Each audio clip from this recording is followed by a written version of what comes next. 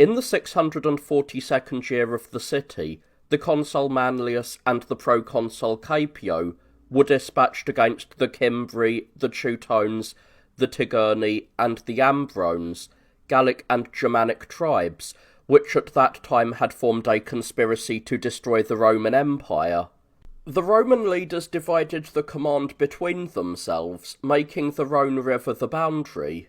While they were disputing and contending over their claims with much ill will, they suffered defeat, thereby bringing great disgrace as well as peril to the Roman nation. In this battle, Aemilius, who was of consular rank, was captured and killed, and the 2 sons of the consul were slain. Antias writes that 8,000 of the Romans and their allies were slaughtered in the disaster, and that 40,000 servants and camp followers were killed. Of the entire army, it is said that only 10 men survived. These men reported the sad news, and thereby increased the distress of the people. Having gained possession of both camps, and of a huge amount of booty, the enemy, by some strange and unusual curse, completely destroyed everything they had captured. Clothing was cut to pieces and strewn about. Gold and silver were thrown into the river. The breastplates of the men were hacked to pieces. The trappings of the horses were ruined. The horses themselves were drowned in whirlpools, and men, with nooses fastened around their necks, were hung from trees. Thus the conqueror realized no booty, while the conquered obtained no mercy. At Rome, there was not only very great sorrow, but also the fear that the Cimbri would immediately cross the Alps and destroy Italy. During those same days, Fabius Maximus sent his youthful son away to his country estate, and there had him put to death by 2 slaves, who were accomplices in this murder. He at once manumitted these slaves as a reward for their part in the crime. Upon the accusation of Gnaeus Pompeius, he was tried and found guilty. Marius, now consul for the 4th time, pitched his camp near the confluence of the Isara and Rhone rivers. The Teutones, Cimbri, Tigurini, and Ambrones fought continuously for 3 days in the neighbourhood of the Roman camp, trying by every means to dislodge the Romans from their ramparts and drive them out onto level ground. They then resolved to invade Italy in 3 armies. After the departure of the enemy, Marius also moved his camp and occupied the hill overlooking the river and the plain where the enemy had spread themselves. When his army lacked drinking water, complaints arose on all sides against him. He answered that there was certainly water in plain sight, but that it would have to be claimed by the sword. The camp servants, shouting loudly, were the first to rush into the fray. Then the army immediately followed. Lines of battle were quickly formed for regular combat. An engagement was fought in which the Romans were victorious. On the 4th day, both sides again drew up lines of battle upon the field. The struggle raged on almost equal terms until midday. Under the burning rays of the sun, the flabby bodies of the Gauls melted like snow, and a massacre rather than a battle continued into the night. 200,000 of the Gallic soldiers, according to report, were slain in that battle. 80,000 were captured, and barely 3,000 fled. Their general, Tudibotus, was killed. Exhibiting a more steadfast spirit than they would have shown if their husbands had been victorious, the wives advised the consul that if their chastity remained inviolate, and if they were assigned the duty of serving the Vestal Virgins and the gods, they would not take their own lives. When their petition was refused, they dashed their children upon the rocks, and then took their own lives by the sword, or by hanging. Such was the fate of the Tigurini and the Ambrones. The Teutones and the Cimbri, however, passed over the snows of the Alps with their forces intact, and swept across the plains of Italy. These hardy peoples became effeminate there under the influence of a milder climate and of an abundance of drink, food, and baths. Catulus and Marius, who was consul for the 5th time, were dispatched against them. Following Hannibal's clever plan of selecting not only the day for battle but also the field, the consuls arranged their battle line under the cover of a mist, but later fought the battle in the sun. The first sign of disorder arose on the side of the Gauls because they realised that the Roman line of battle had already been drawn up ready for action before they came on the field.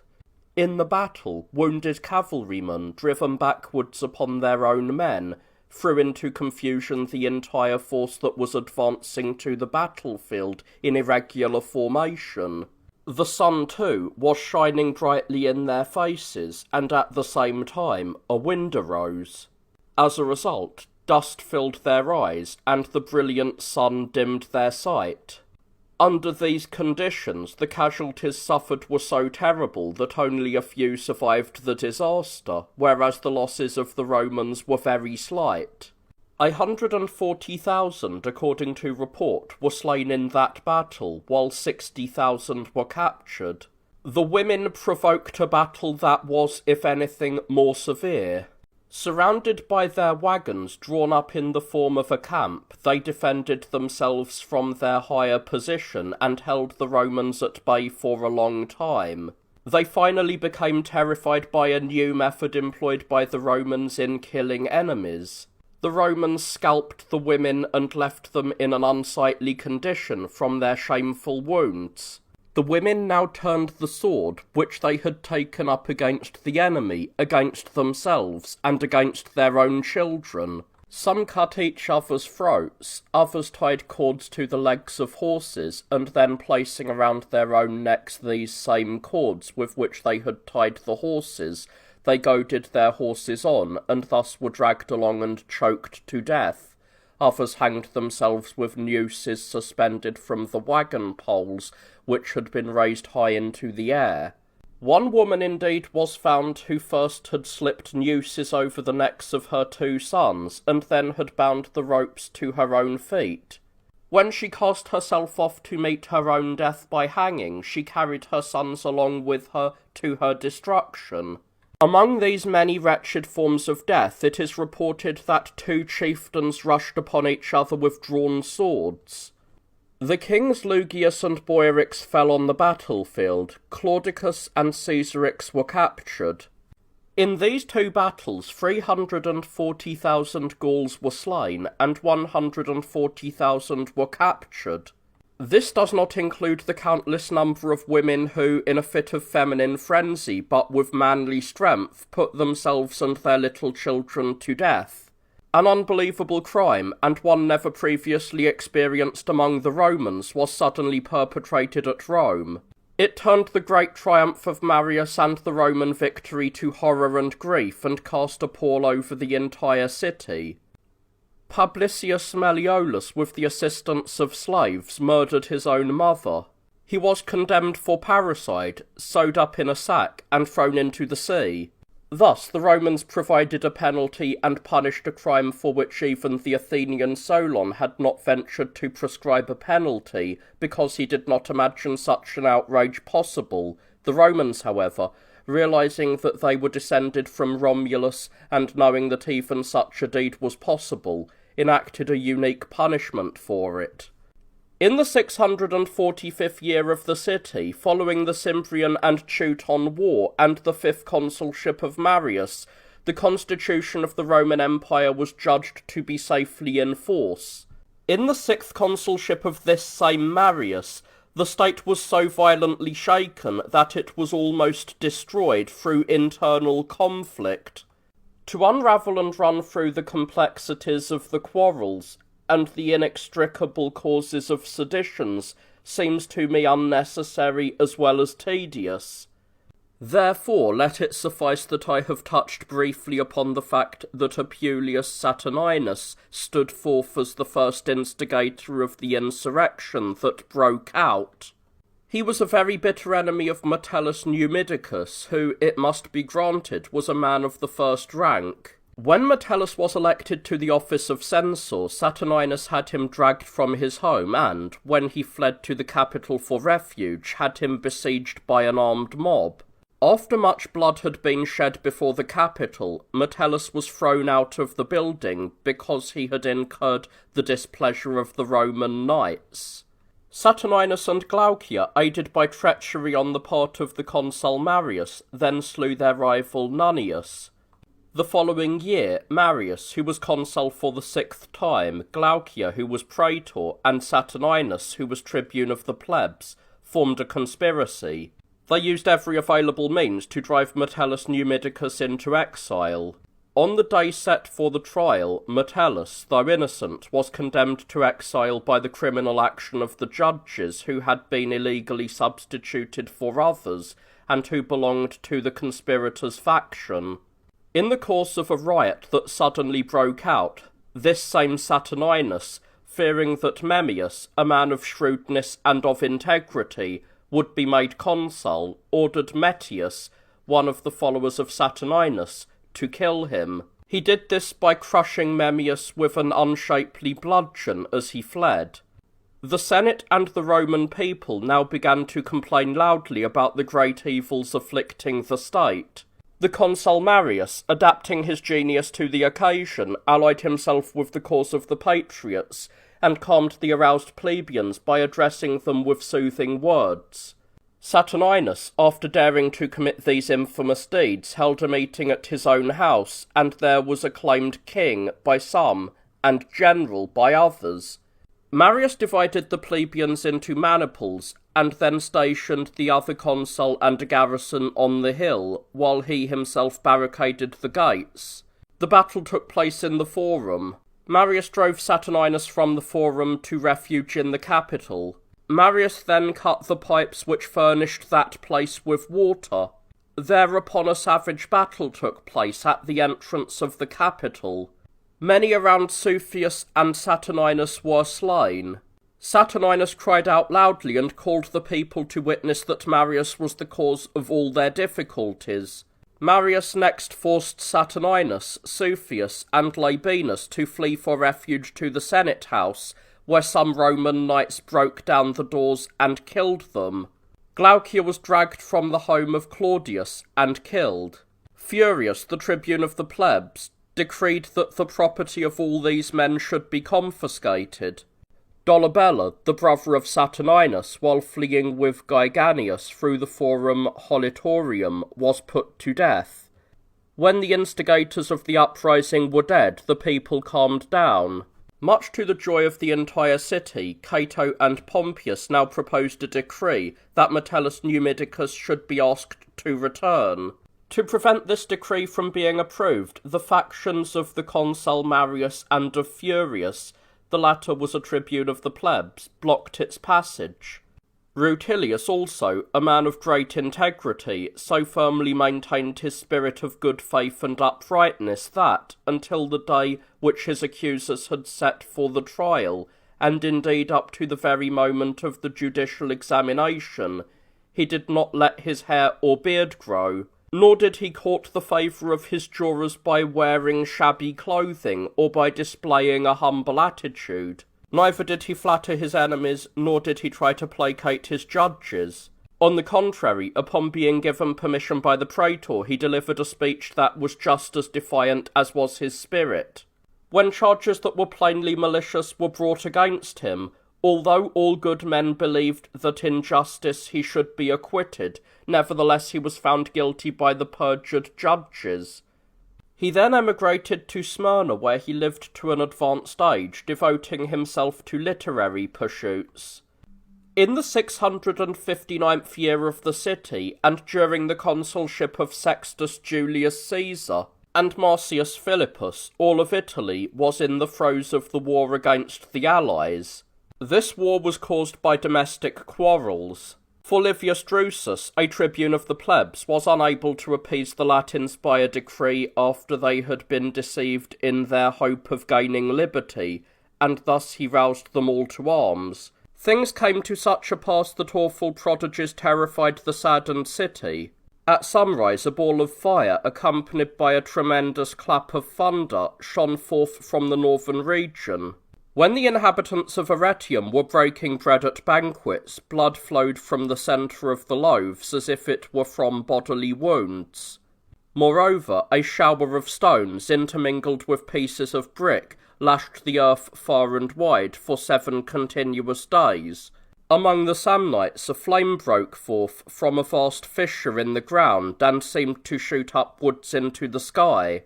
Furthermore, several Romans on a journey saw a golden globe falling headlong from the sky to the earth. When it had become large in appearance, they saw it again carried aloft from the earth towards the rising sun, where its huge bulk hid the sun itself from view. Drusus, who was worried by these ill-boding portents, was killed by an unidentified assassin in his own house. The Picentes, Vestini, Marsi, Pelagini, Marrucini, Samnites, and Lucani, who had long since been planning a secret rebellion, put to death at Asculum the praetor Servius, who had been sent to them as an ambassador. The inhabitants immediately closed the city, instigated a slaughter, and cut the throats of all Roman citizens. Notorious prodigies directly preceded this frightful massacre. Animals of all kinds, which were accustomed to accept caresses from the hands of men, and to live among men, left their stables and pastures. Even the dogs, whose nature is such that they must live among men, wandered about, howling mournfully, and lopping in the manner of wolves. The Samnites placed Papius Mutilius in command of their forces, and the Marsi for their part chose as their leader the arch-pirate Agamemnon. The praetor Pompeius, under orders from the Senate, waged war with the Picentes, and was defeated. Julius Caesar fled after his defeat and the slaughter of his army in a battle with the Samnites. The consul Rutilius chose his kinsman Marius as his lieutenant. Insomuch as Marius was constantly suggesting in private that a delay would prove beneficial to the conduct of the war, and that the young recruits ought to be drilled in camp for a short time, Rutilius thought that the action of Marius was prompted by some hidden motive. He therefore made light of his advice, and carelessly brought himself and an entire column of his army into an ambuscade set up by the Marsi. There the consul himself and many nobles were killed, and 8,000 Roman soldiers were slaughtered. The Tolenus River carried the arms and bodies of the dead within sight of the legate Marius, and thus furnished proof of the disaster. After quickly gathering together troops, Marius took the victors by surprise, and slew 8,000 of these Marsi. Caepio was led into an ambush by the Vestini and the Marsi. He and his army were cut to pieces.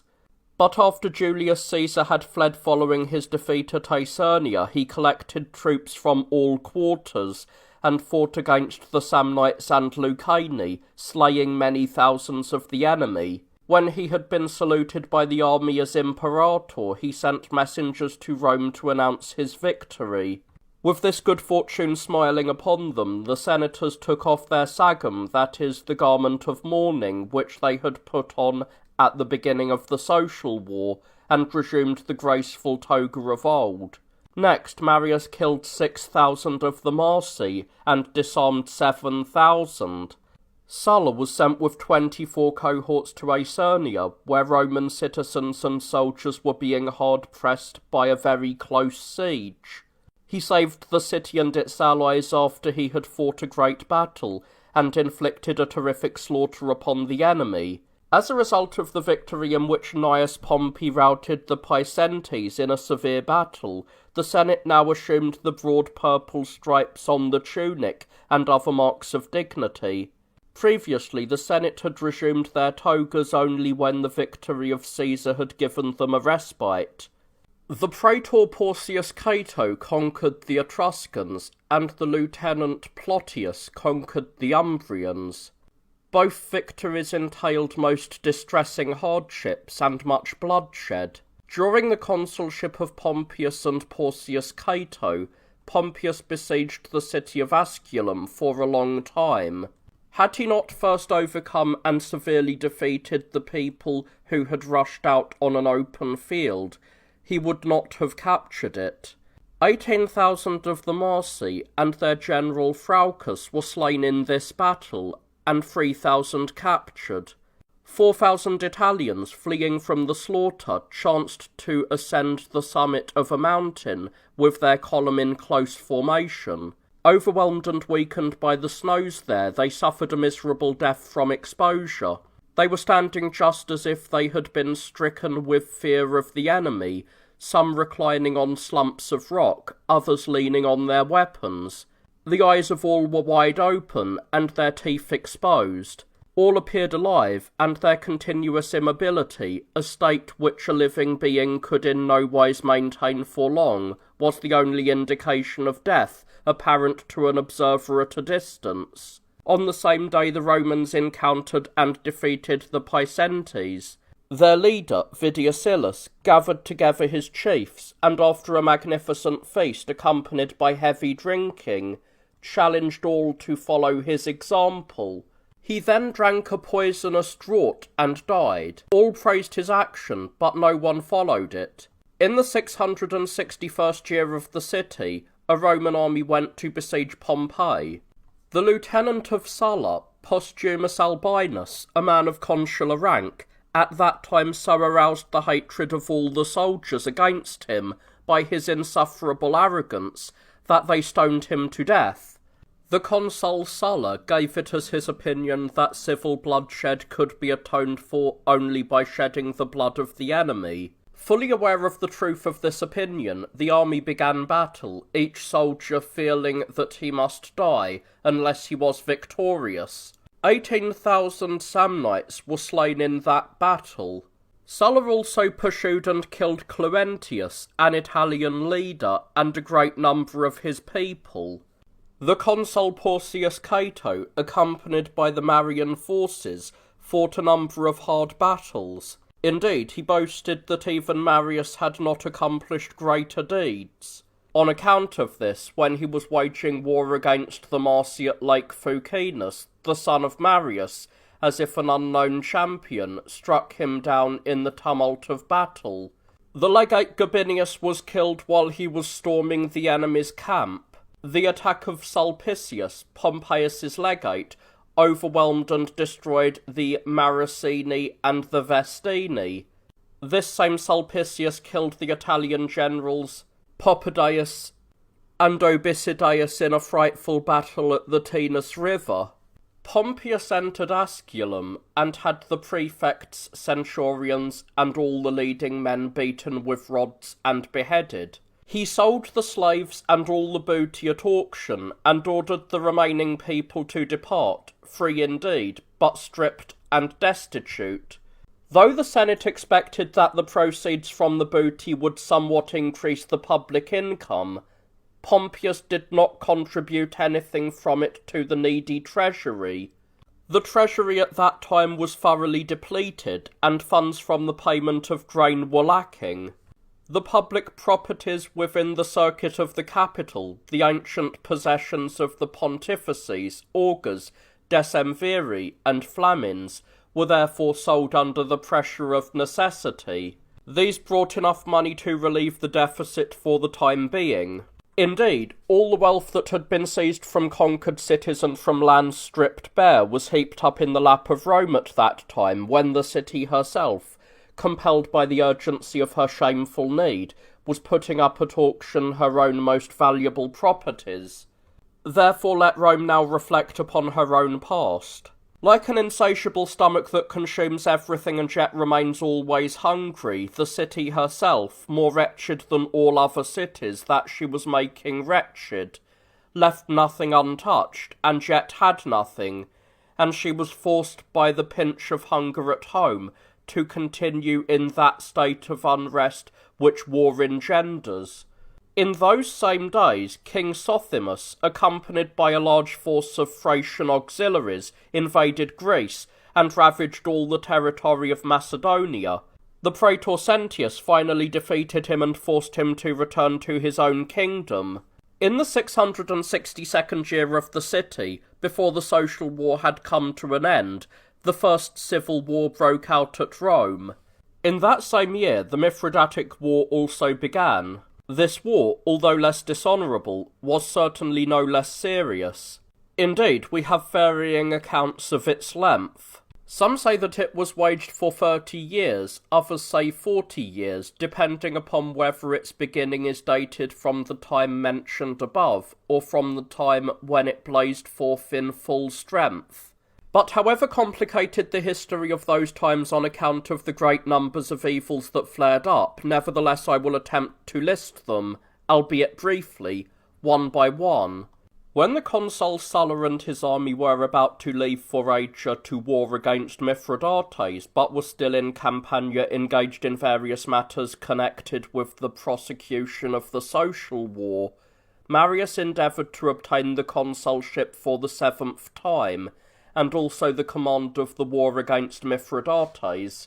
Upon learning this, Sulla, who was a very impatient youth, was seized by an uncontrollable fit of anger. With 4 legions he at once encamped before the city, and there killed Gratidius, the legate of Marius, the first victim, so to speak, of the civil war.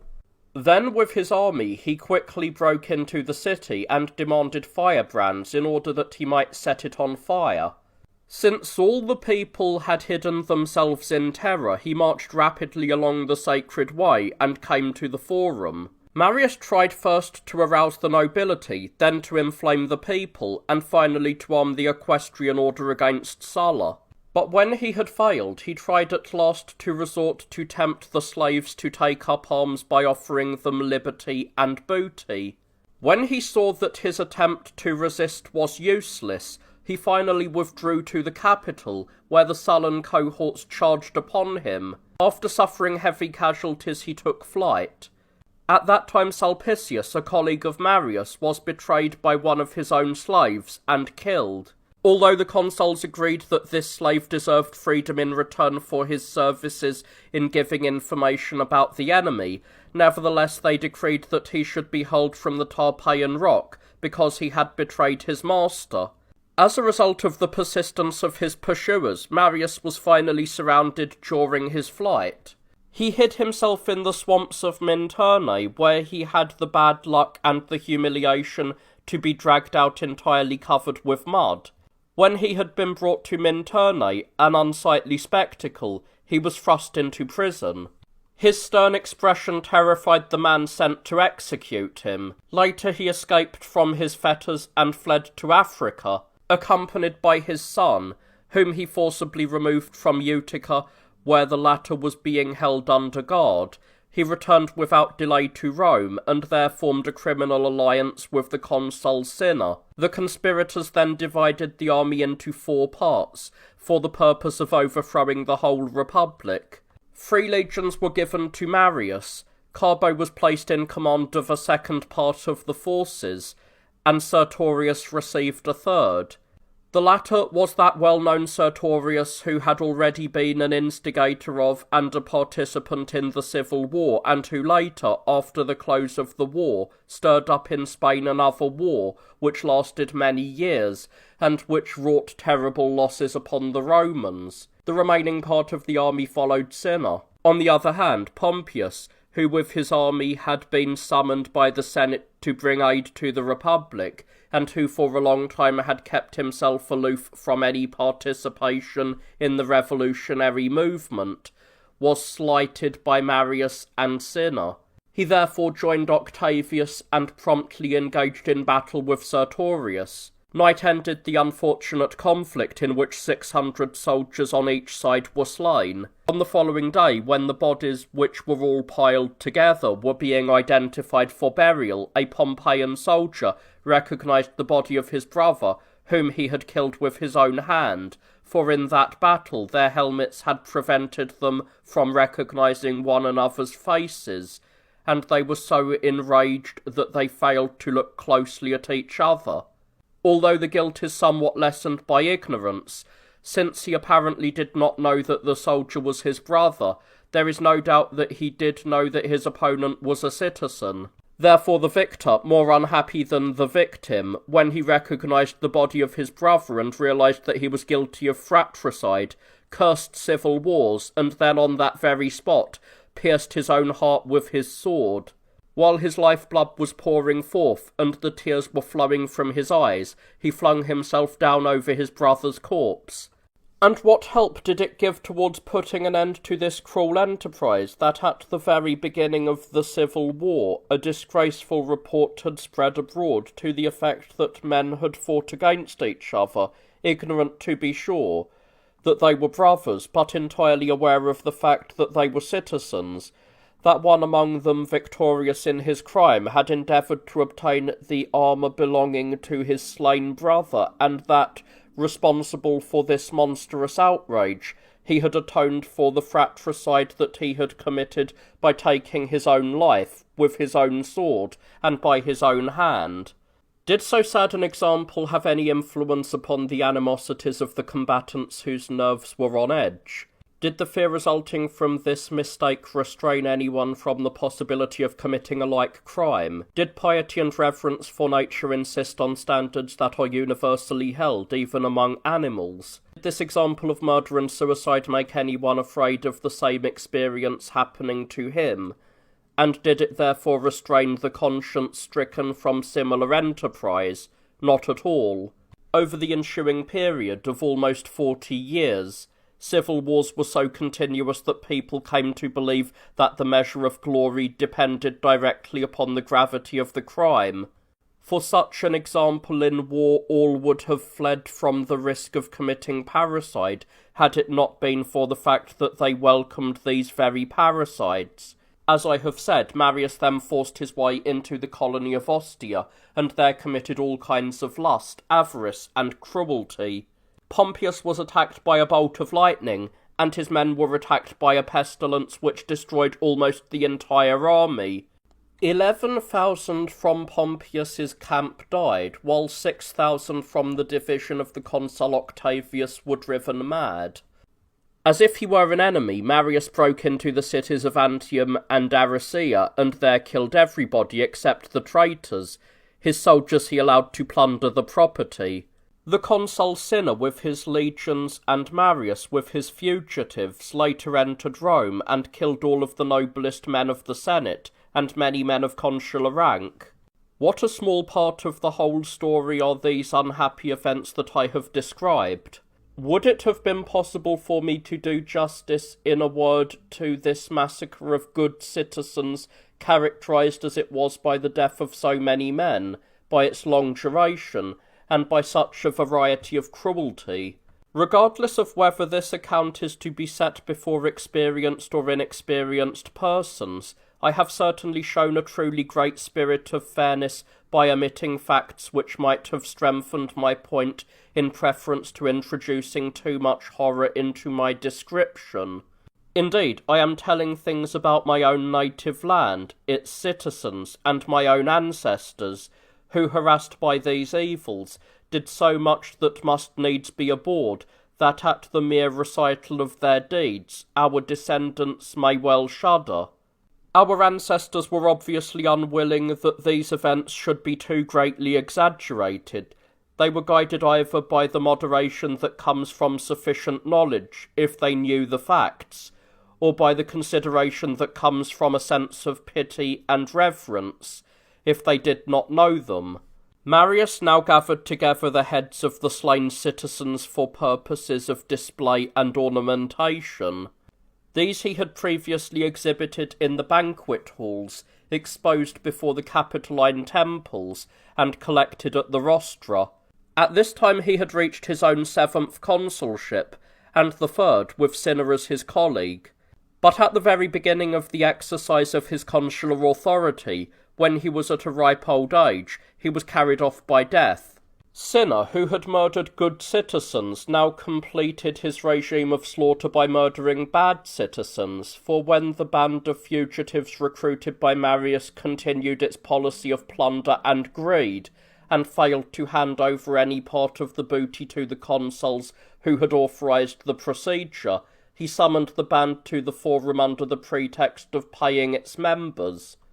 Then he surrounded them with soldiers and, although they were unarmed, slaughtered them. 8,000 of the fugitives were slain on that day in the forum of the city. This same sinner, consul for the 4th time, met his death at the hands of his own soldiers. In the meantime, the rest of the senators, who had fled and had thus escaped the political power of Cinna, the cruelty of Marius, the insanity of Fimbria, and the audacity of Sertorius, crossed over into Greece. There by their entreaties they forced Sulla to bring help to his native land, now in danger and on the verge of utter ruin. Not long after this, Sulla landed on the shores of Campania and overcame Norbanus the consul in battle. Sulla's men slew 7,000 other Romans and captured 6,000. Sulla's losses amounted to 124 killed. Fabius Hadrianus, however, who had the powers of a pro-praetor, strove with the aid of an army of slaves to obtain the rule of Africa, but met his death at Utica. The master of these slaves burned him and his entire household on a pyre of wood. At the instigation of the consul Marius, the praetor Damasippus cruelly put to death Scaevola, Carbo, Domitius, and Antistius, who had been summoned to the Curia upon the pretext that they were to attend a conference. The executioners dragged away their dead bodies by means of hooks and threw them into the Tiber. At the same time, Sulla's generals waged a great many battles against the Marian party, with most unfortunate good fortune. Metellus destroyed the forces of Carinus and captured his camp, while Pompey inflicted heavy losses upon Carbo's cavalry. The greatest battle of the war was fought between Sulla and the young son of Marius at Scariportus, where, according to Claudius, the army of Marius lost 25,000 troops.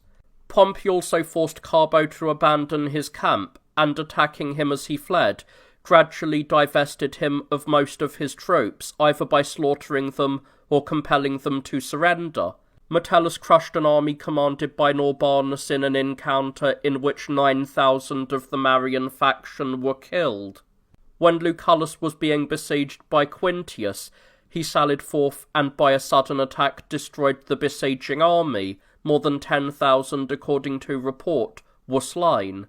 Sulla, at the 9th hour of the day, assembled the standards before the very city of Rome and the Colline Gate, and joined battle with the Samnite general Camponius and the remaining forces of Carinus. There he finally won the victory after a very severe battle, in which 80,000 men, according to report, were routed, while 12,000 surrendered. The victorious citizens, in a spirit of rage that knew no bounds, completed the destruction of the remaining forces that had now turned to flight. As soon as the conquering Sulla had entered the city, he put to death, contrary to divine law and his given pledge, the 3,000 men who had surrendered through envoys, and who, unarmed, felt perfectly safe. Also, a great many other people were slain, who, it is needless to mention, were not only innocent but, what is more, were members of Sulla's own party.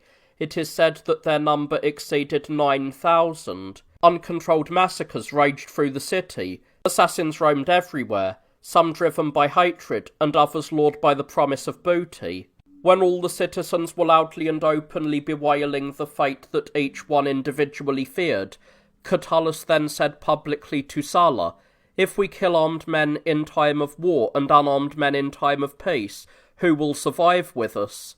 In these days, at the insistence of Phersidius, centurion of the first maniple, Sulla became the first man to introduce the infamous proscription list. The first list contained 80 names, among which were the 4 consuls, Carbo, Marius, Norbanus, and Scipio. Among the proscribed, Sertorius was at that time especially to be feared. Another list of 500 names was also posted. When Lollius was reading it, utterly unconscious of having done anything amiss, and so feeling absolutely safe, he suddenly discovered his own name. While he was stealing away from the forum in terror and with his head covered, he was put to death. Not even the publication of these lists restored confidence and put an end to evils, for the assassins continued to slaughter some whom they had proscribed, and proscribed others after they had slaughtered them. The victims died in various ways. In killing citizens, the assassins, indeed, failed to observe the law that applies even in case of enemies, that the conquered should simply be deprived of their lives.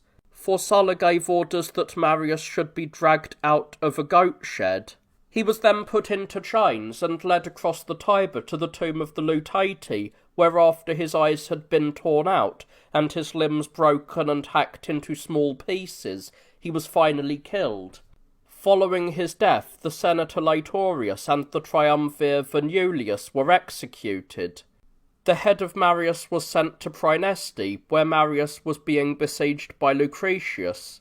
When Marius saw the head, he became utterly despondent, and in order to avoid falling into the hands of enemies, tried to take his own life in a double suicide with Telesinus. He drove his weapon so violently into the body of Telesinus, who was rushing at him, that the wounded Telesinus was powerless to inflict a mortal wound upon him. Telesinus died, but Marius himself was only slightly wounded. He therefore offered his neck to his slave. Sulla also had the praetor Carinus murdered. He then set out for Praeneste, and there gave orders that the leaders of the Marian army, that is, legates, quaestors, prefects, and tribunes, should all be killed. Carbo, who was attempting to flee to Egypt, was brought back to Sicily by Pompey, and put to death together with many of his companions. Sulla was made dictator so that his inordinate desire for power and cruelty might be both armed and cloaked by the reverence due to an honourable and distinguished title. After crossing to Africa, Pompey killed 18,000 men after they had made a sortie near Utica. In this battle, the Marian leader Domitius was slain while fighting in the vanguard. This same Pompey also pursued Hyabas, the king of Numidia, and also forced Bagurdes, the son of Bocchus, who was king of the Moors, to deprive Hyabas of all his troops. Pompey put Hyabas to death as soon as he had captured the town of Balla, to which the latter had returned. When P. Servilius and Appius Claudius had been elected consuls, Sulla finally became a private citizen. This settlement concluded two most destructive wars, the Italian Social War and the Sullan Civil War. These wars, which lasted 10 years, took a toll of more than 150,000 Romans. The census taken in the different ages reveals the fact that in this civil war Rome lost as many of her best citizens and soldiers as she formerly possessed when she was surveying her resources with a view to combating Alexander the Great. The census also shows that 24 men of consular rank, 6 of praetorian rank, 60 with the rank of aediles, and almost 200 senators were destroyed. This does not include innumerable peoples over all of Italy who were slaughtered without any consideration. Therefore let anyone deny, if he can, that Rome's victory did not entail as great a loss as the one Italy suffered when she lost these peoples, for shame. Is there need at this point for a dubious comparison of the two periods? Yes, they say, there most certainly is, for with what can civil wars be so aptly compared as with civil wars? Or perhaps someone will say that indeed in these present times civil wars have not existed.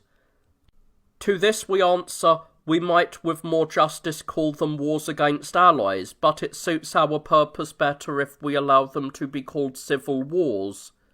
Now if all these wars can be proven similar in respect to cause, name, and aims, then in these recent wars the reverence for the Christian religion can make greater claims for itself in so far as the power of the victor has taken less cruel vengeance.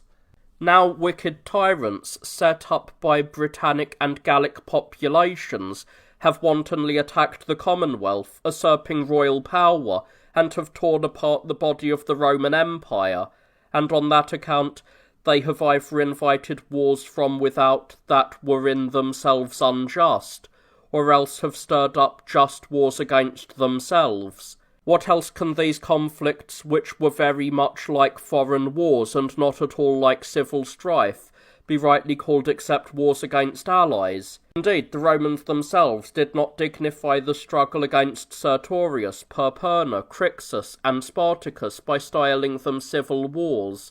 Consequently, in this case, whether it be called properly defection or treason of allies, less hatred would exist if it should happen that either a severe battle or a bloody victory should take place. Nevertheless, in our own day, everything that we do is more apt to be necessary than a source of shame, and so cause battle and victory derive from efforts either to wipe out the insolence of tyrants, to restrain the defection of allies, or to set an example of deserved vengeance. Who, therefore, can doubt that the wars kindled today, I mean those civil disturbances which are repressed rather than actually waged, are waged in a much milder and more merciful manner? For who nowadays has ever heard of a single civil war that has caused a commotion lasting 10 years, or of a single war in which 150,000 men were killed, or enemies slain by enemies, let alone of citizens killed by citizens? Who would believe that this great number of distinguished and famous men, to mention whom individually would take a long time, were slaughtered in times of peace? Lastly, who today would fear, who could read, who could comprehend those monstrous lists of the proscribed? Is it not rather obvious to everyone that all men have been reconciled by one peace and made secure by the same safety, and that conquered and conquerors alike exult in common gladness, while even in the great provinces, in the cities, and among the people of the entire Roman Empire, only a few have ever existed whom a just vengeance condemned, though the victor willed it otherwise? And not to increase the force of my words by more words, I may safely say that the number of the common soldiers wiped out in the present war was only as large as the number of nobles slain at that time amid peace. On the death of Sulla, Lepidus, a supporter of the Marian party, rose up against Catullus, the sullen leader, and fanned the coals of civil war into flame.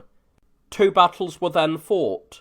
Many of the Romans, now exhausted by the very lack of numbers, and up to now utterly distracted by the fury of that struggle, were slain. The city of Alba, besieged and suffering terribly from hunger, was saved by the surrender of its wretched survivors. Scipio, the son of Lepidus, was captured there and put to death. Brutus, while fleeing to Cisalpine Gaul with Pompey in pursuit, was killed at Rhegium. Thus, this civil war, like a fire in straw, subsided with the same speed with which it had blazed forth, as much because of the clemency shown by Catullus himself, as because of the disgust aroused by the cruelty of the sullen faction. In the 673rd year of the city, the clamours of war were resounding on all sides. One of these wars was in Spain, another in Pamphylia, a third in Macedonia, and a fourth in Dalmatia. At this time, the Roman state, as if fever-ridden, was in a weakened and exhausted condition as the result of internal disasters. Yet Rome was forced to repel with arms the stronger peoples of the west and north. Sertorius, a man who excelled in both cunning and audacity, and a member of the Marian faction, fled before Sulla. He escaped from Africa to the Spains, where he roused the most warlike tribes to arms. Against Sertorius, as I shall explain briefly, the Romans dispatched 2 generals, Metellus and Domitius. Hertulius, a general of Sertorius, overcame Domitius and his army. Manlius, the proconsul of Gaul, accompanied by 3 legions and 1,500 cavalry, crossed to Spain, where he engaged in an unequal battle with Hertulius. Deprived of his camp and troops by the latter, Manlius, almost alone, fled for refuge to the town of Iorda.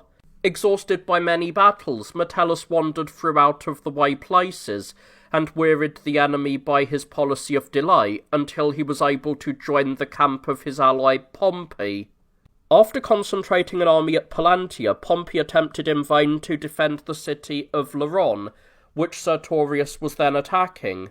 After defeating Pompey and putting him to flight, Sertorius captured Laron and ravaged it with great bloodshed. He brought the remaining body of the Laronians, who had survived the slaughter, to Lusitania as miserable captives. He boasted that he had conquered Pompey, the famous general of the Romans, whom Rome had dispatched, full of great confidence, to this war, not in the capacity of a consul, but in the capacity of both consuls. Galba writes that Pompey had 30,000 infantry at that time and 1,000 cavalry, but also mentions the fact that Sertorius had 60,000 infantry and 8,000 cavalry. Later, however, Hertulius engaged in battle with Metellus near the city of Italica Baetica and lost 20,000 soldiers.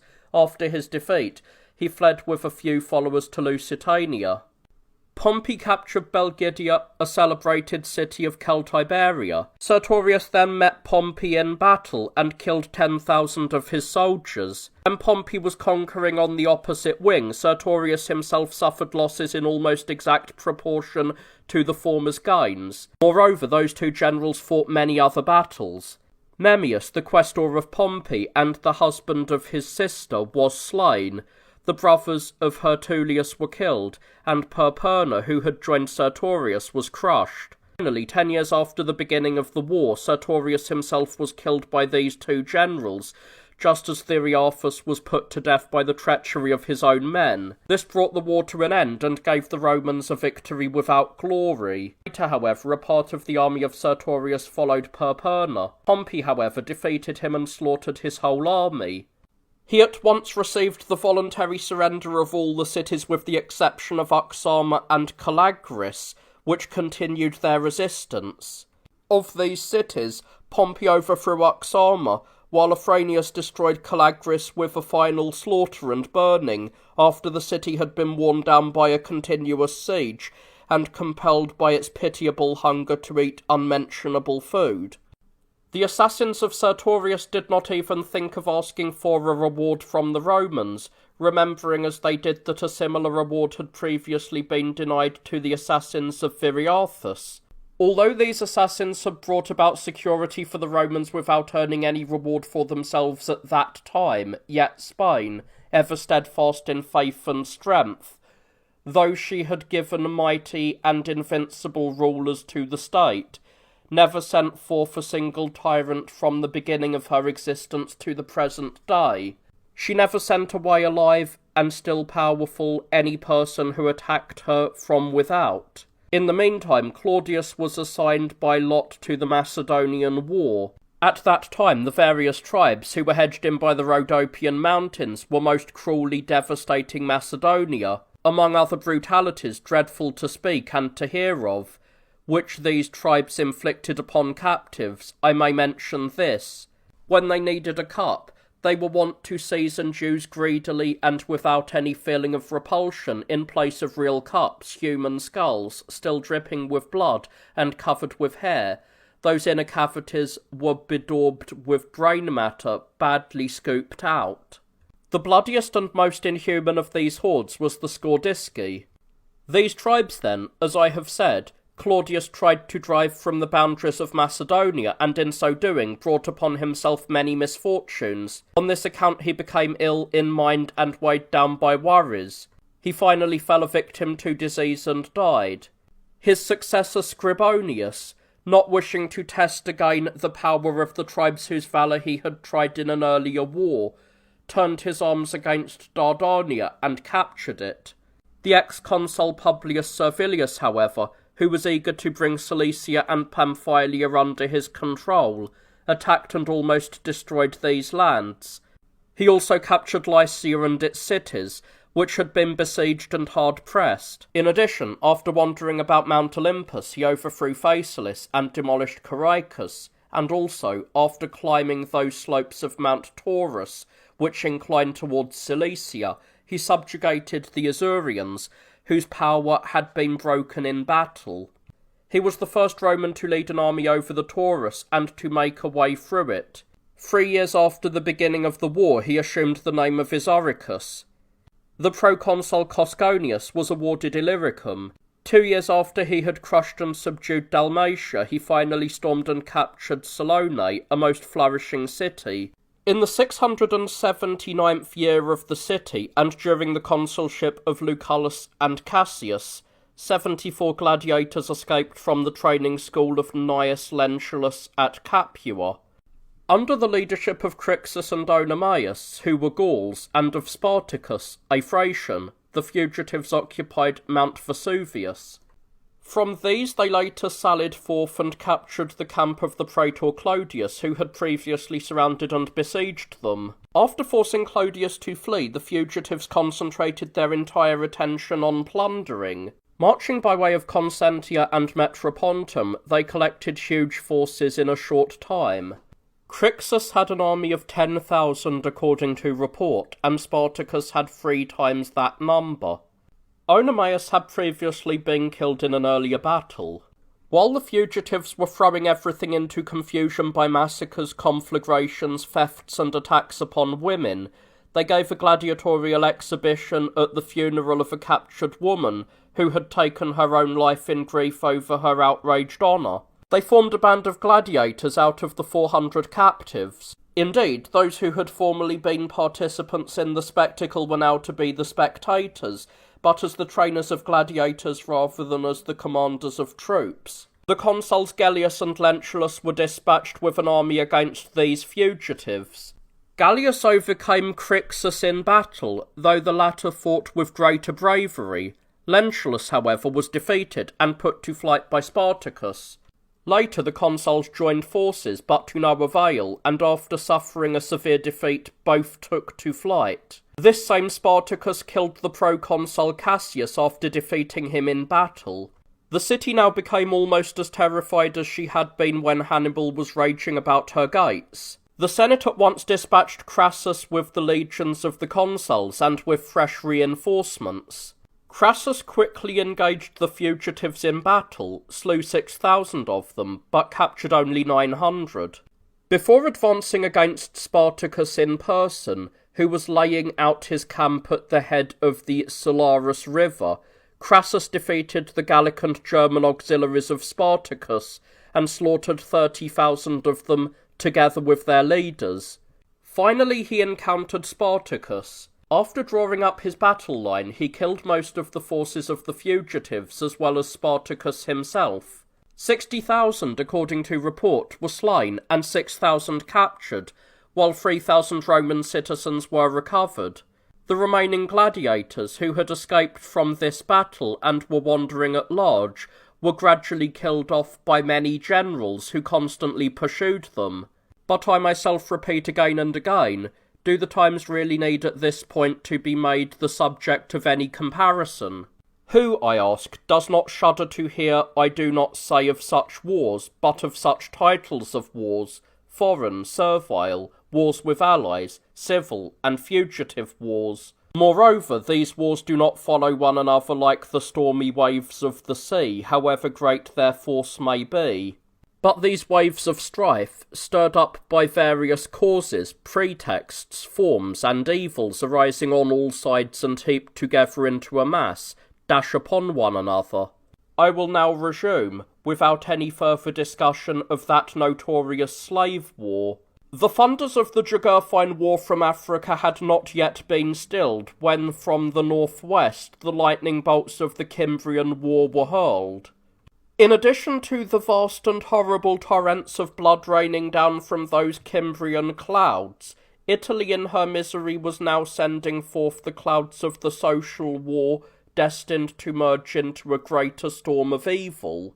Furthermore, after the endless and repeated storms of the Italian War, one could not travel in safety throughout Italy. All the inhabitants except the people of hostile cities, most dangerous whirlpools I might call them, were reeling about as a result of an insecure and hazardous peace. Rome was at that time in the throes of giving birth to the Marian and Sinan conflagration, while another, the Mithridatic, was threatening from a different direction, the east and north. This Mithridatic war started, to be sure, from troubles of an earlier period, but flared up again in later times. The funeral pyre of the sullen disaster was set ablaze by the Marian torch. From that pyre of the sullen and civil war, which was so destructive, flames were scattered throughout most of the parts of the earth, and many conflagrations spread from this one blaze. Lepidus and Scipio in Italy, Brutus in Gaul, Domitius the son-in-law of Cinna in Africa, Carbo in Corcyra and Sicily, Perperna in Liguria, and later Sertorius in Spain, he was the most dangerous of them all in that same Spain, stirred up civil wars, or whatever names these wars should be called, causing many other wars to arise, all from that one war. Apart from those three vast wars which at that time were called foreign, that is, the Pamphylian, the Macedonian, and the Dalmatian, there was also the great Mithridatic War, which, though by far the longest, the most dangerous, and most formidable of all, long kept its true character concealed. After this, but before the end of the Sertorian War in Spain, and while Sertorius was still living, that war against the fugitive slaves, and, in order to express myself more accurately, that war against the gladiators, sent forth its horrors that were not to be seen only by a few, but were to be feared everywhere. Although it was called a war against fugitives, one cannot judge its importance by the name. In that war, frequently one consul and occasionally both consuls who had joined forces in vain were defeated, and a great number of nobles slain, but so far as the fugitives themselves were concerned, they lost more than 100,000. Hence we must bear in mind that Italy has reason to find consolation when she compares the sufferings incurred by the present foreign wars with the recollection of past wars begun by herself, and directed against herself, and of wars that tore to pieces her very being in a manner incomparably more cruel. Therefore I shall bring to an end this fifth book of mine, so that the civil wars, always interrelated with foreign wars, both those which have been mentioned and those which are to follow, although closely connected by the chain of circumstances and by related evils, may be separated at least by the end of the book. All men, whatever their convictions, mode of life, or country, are actuated by a quite natural disposition to follow the dictates of good sense, so that, even if their actions at times do not seem to indicate that the reasoning power of the mind was preferred to the gratification of the flesh, their judgment tells them that it ought to have been. The mind, enlightened by the guidance of reason, rises in the midst of virtues to which it is inclined by an innate predilection, however much it is abased by vices, and perceives the knowledge of God, which towers like a citadel. Any man may despise God for a time, but he cannot forever be ignorant of him. For this reason, some people, envisaging God in many things, were driven by an undiscerning reverence to fashion many gods.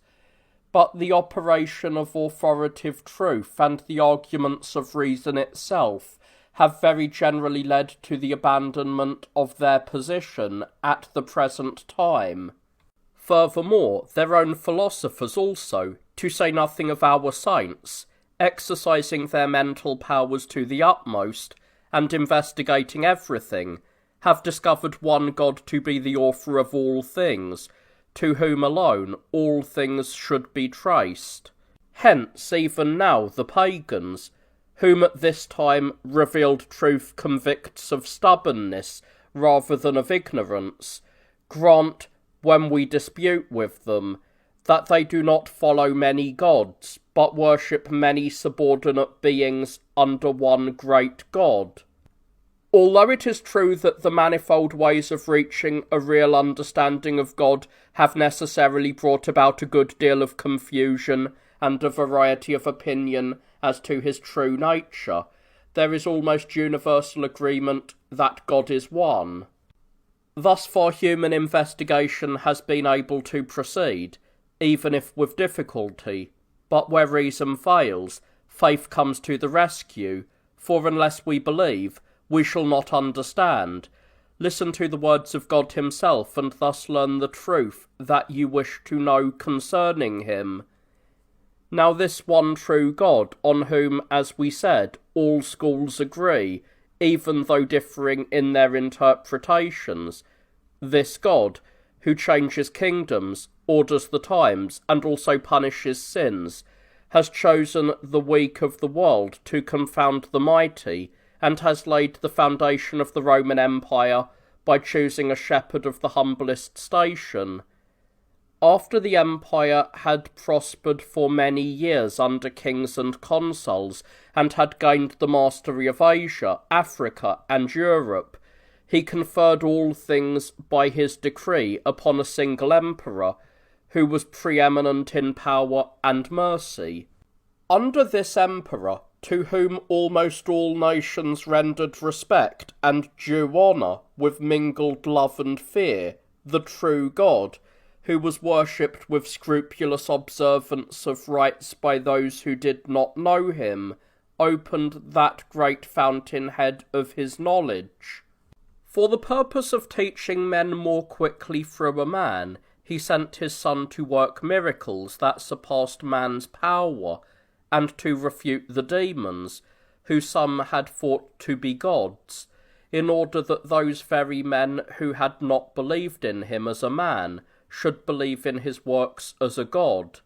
He did this also that the glory of the new name and the swift report of the promised salvation might spread quickly and without hindrance in the midst of the state of great tranquillity and universal peace that prevailed, and also that his disciples, as they passed through different nations and freely offered the gift of salvation to all, might have security and liberty to go about and speak as Roman citizens among Roman citizens. I have thought it necessary to mention this because this sixth book extends to the time of Caesar Augustus, to whom these remarks apply. Now some people think that this absolutely clear reasoning is unsound, and instead give credit to their own gods, whom, as they believe, they first had the good sense to choose and then won over by their extraordinary devotion, so that, through them, they obtained this extensive and magnificent empire.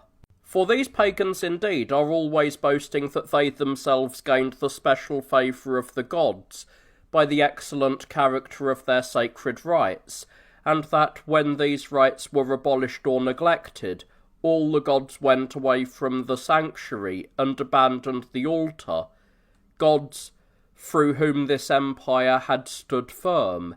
Hence, although your holy reverence has already treated many matters most powerfully and truthfully, the situation demands that I add a few considerations. If the Romans gained the favour of the gods by worshipping them, and lost it by not worshipping them, then who, through worship, assured the safety of Romulus himself, the founder of Rome, amid all the evils that assailed him from his very birth? Was it his grandfather Amulius, who exposed him to die, his father, whose identity was unknown, his mother, Rhea, convicted of fornication, his Alban kinsman, who persecuted the rising power of Rome even from the very beginning, or Italy, which for 400 years, as long as it dared, yearned for Rome's destruction? No, they answer. It was the gods themselves, who, knowing that they would be worshipped, protected their future worshippers. The gods, therefore, know the future. If they do know the future, why, during all these centuries, have they brought this empire to the highest pinnacle of its power, just at that time when he willed himself to be born among men, and to be known as a man? For after his advent these gods fell into contempt as worthless, and departed with their whole world, even those whom these gods had made mighty. But the answer is given. He crept into this world as one meanly born, and entered unregarded. If unregarded and meanly born, whence his universal fame, his undoubted honour, his manifest power? It was by unmistakable signs and miracles that he captured and held fast the minds of men distracted by superstitions. But if a mere man had such power, surely the gods should have wielded still greater power, insomuch as he declared that this power was given to him by his Father. Has anyone ever been able to attain to the knowledge of that known and unknown God? Which knowledge, as I have said, none can apprehend save through him. No one can do this except the man who, after a thorough self-examination and a humbling of self, has become converted to the wisdom of God, and has exchanged all the reason of a searcher for the faith of a believer. I shall, however, argue the matter briefly as follows. The gods of the pagans are represented as being so powerful that the Roman state was thought to have been exalted by their favour, and brought low by their displeasure. Now it is a well-established fact that, at the time when Christ willed to be born, and to make himself known to the nations, the gods were worshipped with the utmost devotion and fervour. Hence, assuming that they were consulting their own interest and that of their worshippers, why were they unable to repress or repel his superstition, which, as they saw, must leave them scorned and their worshippers utterly forsaken? However, if the people did not act willingly, the gods should have pardoned instead of abandoning them. If they acted willingly, the gods should have made use of their own foreknowledge and aided them earlier. This is what was done, they answer. We roused nations, we inflamed kings, we established laws, we appointed judges, we made preparations for punishment by torture and crucifixion. We searched the whole world to see if it was possible in any way to wipe the Christian name and religion off the face of the earth. These things went on for a long time, until this barbarity, multiplying its kind, made such progress amid tortures and through tortures that it finally seized the imperial throne itself, by which alone it might have been restrained. Then what ensued? The Christian emperors, they say, ordered the sacrifices to cease and the temples to close, and thus they all went forth from sanctuary and abandoned altar, the gods through whom the empire had stood firm. Oh, how great, how constant is the light of truth, if weak eyes were not unhappily, alas, closed to its radiance, which so freely offers itself. Now the Christian religion could not in any way be stamped out, although for many generations it was exposed on all sides to the fury of nations, kings, laws, slaughter, crucifixion, and death. But on the contrary, as I have said, it grew in the midst of, and because of, these things. Yet the worship of idols, which was already somehow failing of its own accord, and feeling ashamed of itself, came to an end at the issue of a single most merciful command, given without any threat of punishment. Who, then, can doubt that, by this demonstration of wisdom, those created finally learned those things about their Creator, which up to then they had been seeking, however eagerly, through the employment of various forms of reasoning? Though their reasoning was beclouded by other matters, yet they immediately clung fast to their love for him, whom they had cherished even in their ignorance. In the same way, it is not at all strange that in a large household there will be found some slaves who, having become accustomed to the loose morals of the corrupted, contemptuously abuse the patience of their master. Rightly, therefore, does God reprove the ungrateful, the unbelieving, and also the disobedient with various chastisements. Such, we must agree, has always been the case, but it was especially so at the time when there was as yet no church in all the world which, by the intercessory prayers of her faithful, might have tempered the deserved penalties of the world, and the just judgment of God, by entreating his mercy. Hence it is that all the things that men now regard as misfortunes, of whatever kind they may be, were without doubt more severe in times past, as can be shown by the order in which they began. The Mithridatic War, or to be more exact, the disasters of the Mithridatic War, involving as it did many provinces at the same time, was long drawn out, extending over a period of 40 years, for the Mithridatic War first blazed forth in the 662nd year of the city, as I have said, at the time when the first civil war also began.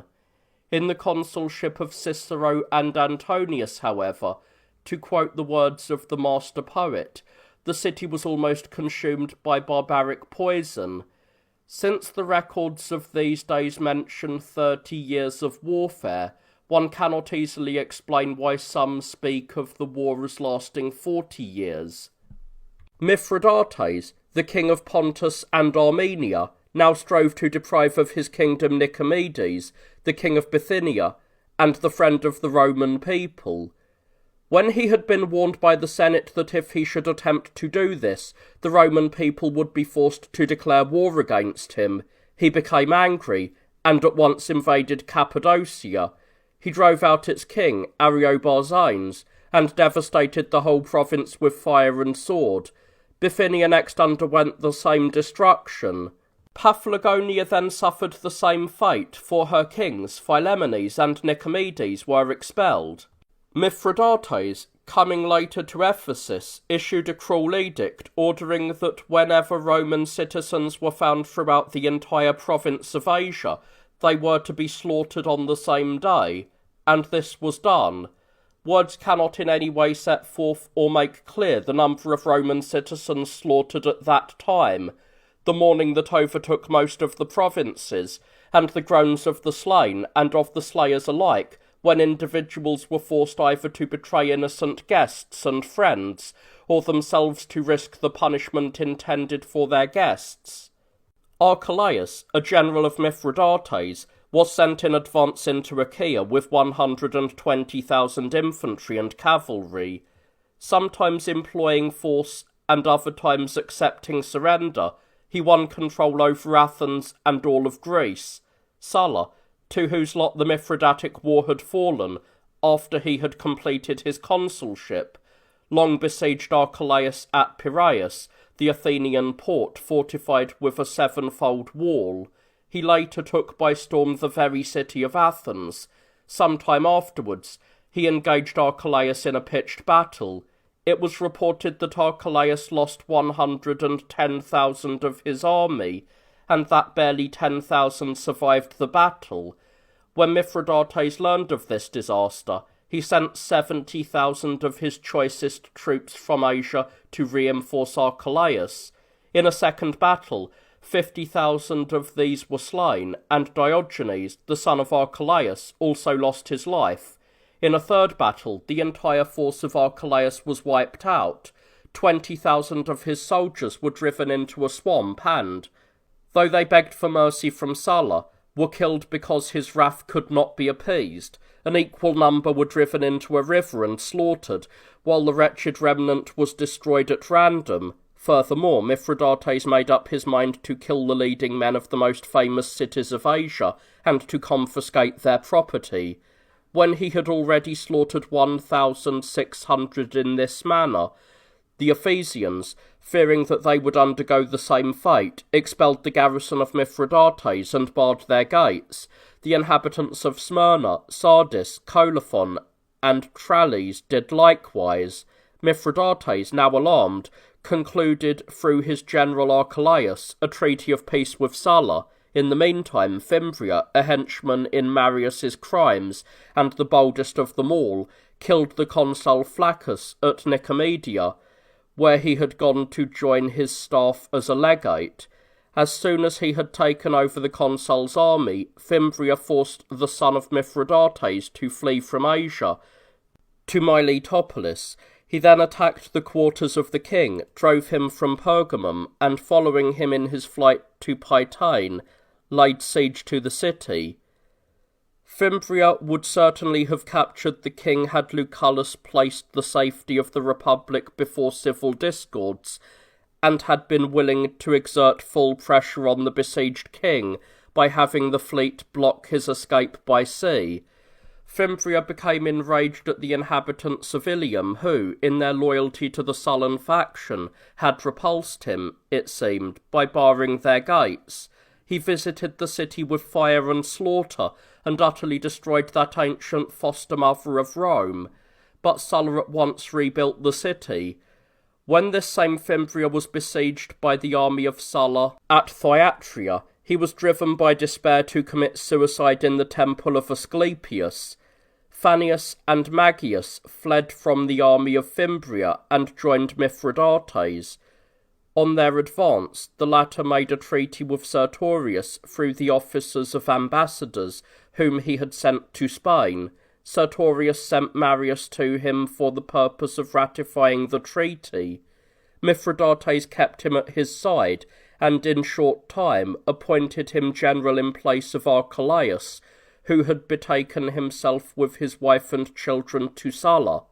Marius and Eumachus, who were dispatched by Mithridates as generals against Lucullus, assembled a great army in a short time, and engaged in battle with Rutilius near Chalcedon.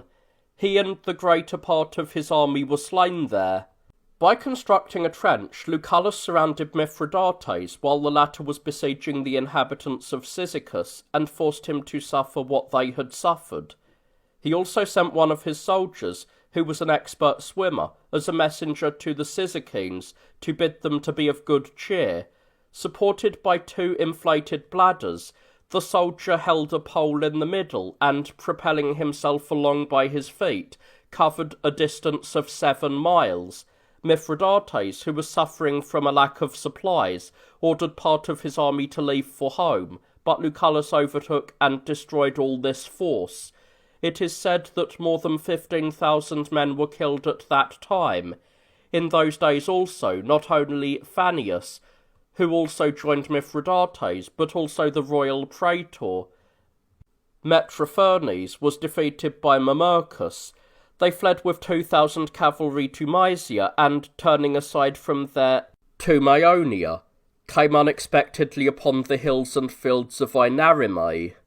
In that region, not only did the mountains look scorched, and the rocks darkened by some kind of soot, but over a space of 50 miles, the fields, wretched in appearance because the soil had been burned by fire, were covered with a deep layer of decaying ashes, although there was no sign of either fire or crater.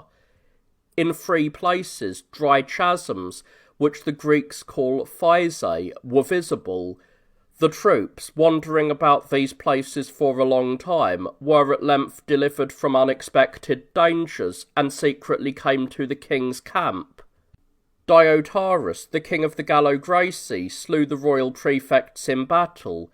In the meantime, Mithridates was blocked at Cyzicus, and underwent as long a siege as had those whom he had blockaded. His army was reduced to great hardship, and became a prey to disease. He is said to have lost more than 300,000 men from hunger and disease during that siege.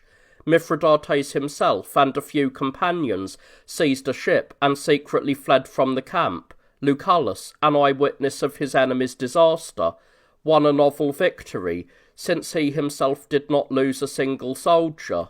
Soon afterwards he attacked and defeated Marius and put him to flight in a battle in which more than 11,000 of Marius's troops, according to report, were killed.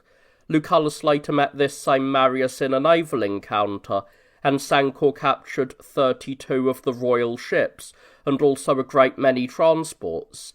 Many of those whom Sulla had proscribed were killed in that battle. On the next day, Marius was dragged out from a cave in which he was hiding, and paid the penalty that his hostile intentions merited. In the same campaign, Lucullus desolated Aparma. After storming and capturing the heavily fortified city of Prusa, situated at the foot of Mount Olympus, he destroyed it. A storm overtook the fleet of Mithridates as it was sailing in battle array towards Byzantium. 80 beaked ships were lost. When his own ship was shattered and was sinking, he leapt aboard a small boat belonging to a pirate named Seleucus, who went to his aid. Mithridates then managed with great difficulty to reach Sinope and later Amissus. In the same year at Rome, Catiline was accused of an immoral act which he was alleged to have committed with Fabia, a Vestal virgin. His friend Catulus, however, exerted influence in his behalf, and thus he escaped punishment. Lucullus laid siege to Sinope, intending to take it by storm. The arch-pirate Seleucus and the eunuch Cleochares, who were in command of the defence, abandoned the city after pillaging and burning it. Disturbed by the destruction now being wrought within the city's walls by his wretched enemy, Lucullus took swift measures to extinguish the fire that had been set ablaze. Thus the unfortunate city, alternately exposed to enemies and allies, was ruined by those whose duty it was to defend it, and was saved by those who sought to destroy it. Lucullus, who had succeeded Curio in Macedonia, accepted the surrender of the whole nation of the Bessi, with whom he had been at war. At that time, Metellus, the praetor of Sicily, discovered that the island had been ruined under the disgraceful praetorship of Verres. He also found that she had been torn to pieces by the criminal depredations and slaughters of the arch-pirate Perganion, who had secured control of the port of Syracuse after the defeat of the Roman fleet. Metellus quickly crushed this man in a naval and land battle, and forced him to leave Sicily. Moreover, Lucullus crossed the Euphrates and Tigris, encountered Mithridates and Tigranes at Tigranocerta, and with a very small force killed a great number of the enemy. 30,000 men were reported to have fallen in that battle. Tigranes barely escaped, with an escort of 150 horsemen. To conceal his identity, he threw away his diadem and tiara. At this juncture, envoys from almost the entire East came as supplicants to Lucullus. On the approach of winter, Lucullus retraced his march through Armenia to Mesopotamia, and there stormed and captured Nisibis, a city which was then famous in those parts. In these days, pirates were scattered over all the seas, and were not only intercepting the supply ships, but were also laying waste islands and provinces. Their numbers were constantly being swelled by people who, prompted by greed for booty, and by the opportunity of committing crime without risk of punishment, were everywhere joining their ranks. After they had long wrought much havoc on land and sea, Pompey crushed these men so quickly that people were utterly astonished. At the same time, Metellus for 2 years wrought destruction upon the island of Crete, which he eventually brought under his power when its resistance had been broken by long wars. He then substituted the laws of Rome in place of the laws of Minos. Pompey, the successor of Lucullus, later surrounded the camp of the king in Lesser Armenia, near Mount Dastarchum. After sallying forth in the night with all his troops, the king decided, as the next move, to repel his pursuer by engaging him in battle. Pompey did his best to overtake them as they fled. Battle was then joined at night. The moon had risen behind the Romans. The royal soldiers, judging the nearness of the Romans by the length of their shadows, hurled their darts in vain. Quite unharmed, the Romans later attacked and easily conquered them. 40,000 of the royal army were slain or captured, while of the Romans only 1,000 were wounded and barely 40 killed. the king slipped away amid the din of battle and, aided by the faint light of the night, made good his escape. Abandoned by all of his friends, philosophers, historians, poets, and doctors, alone he led his horse through unfrequented ways. Terrified by all the noises of the night, he finally took refuge in a certain stronghold, and from there hastened to Armenia. Before following the king between the two rivers, the Euphrates and the Araxes, which rise from one mountain though from different caverns, Pompey founded the city of Nicopolis, where he left the aged people, the camp followers, and the sick, who wished to stay.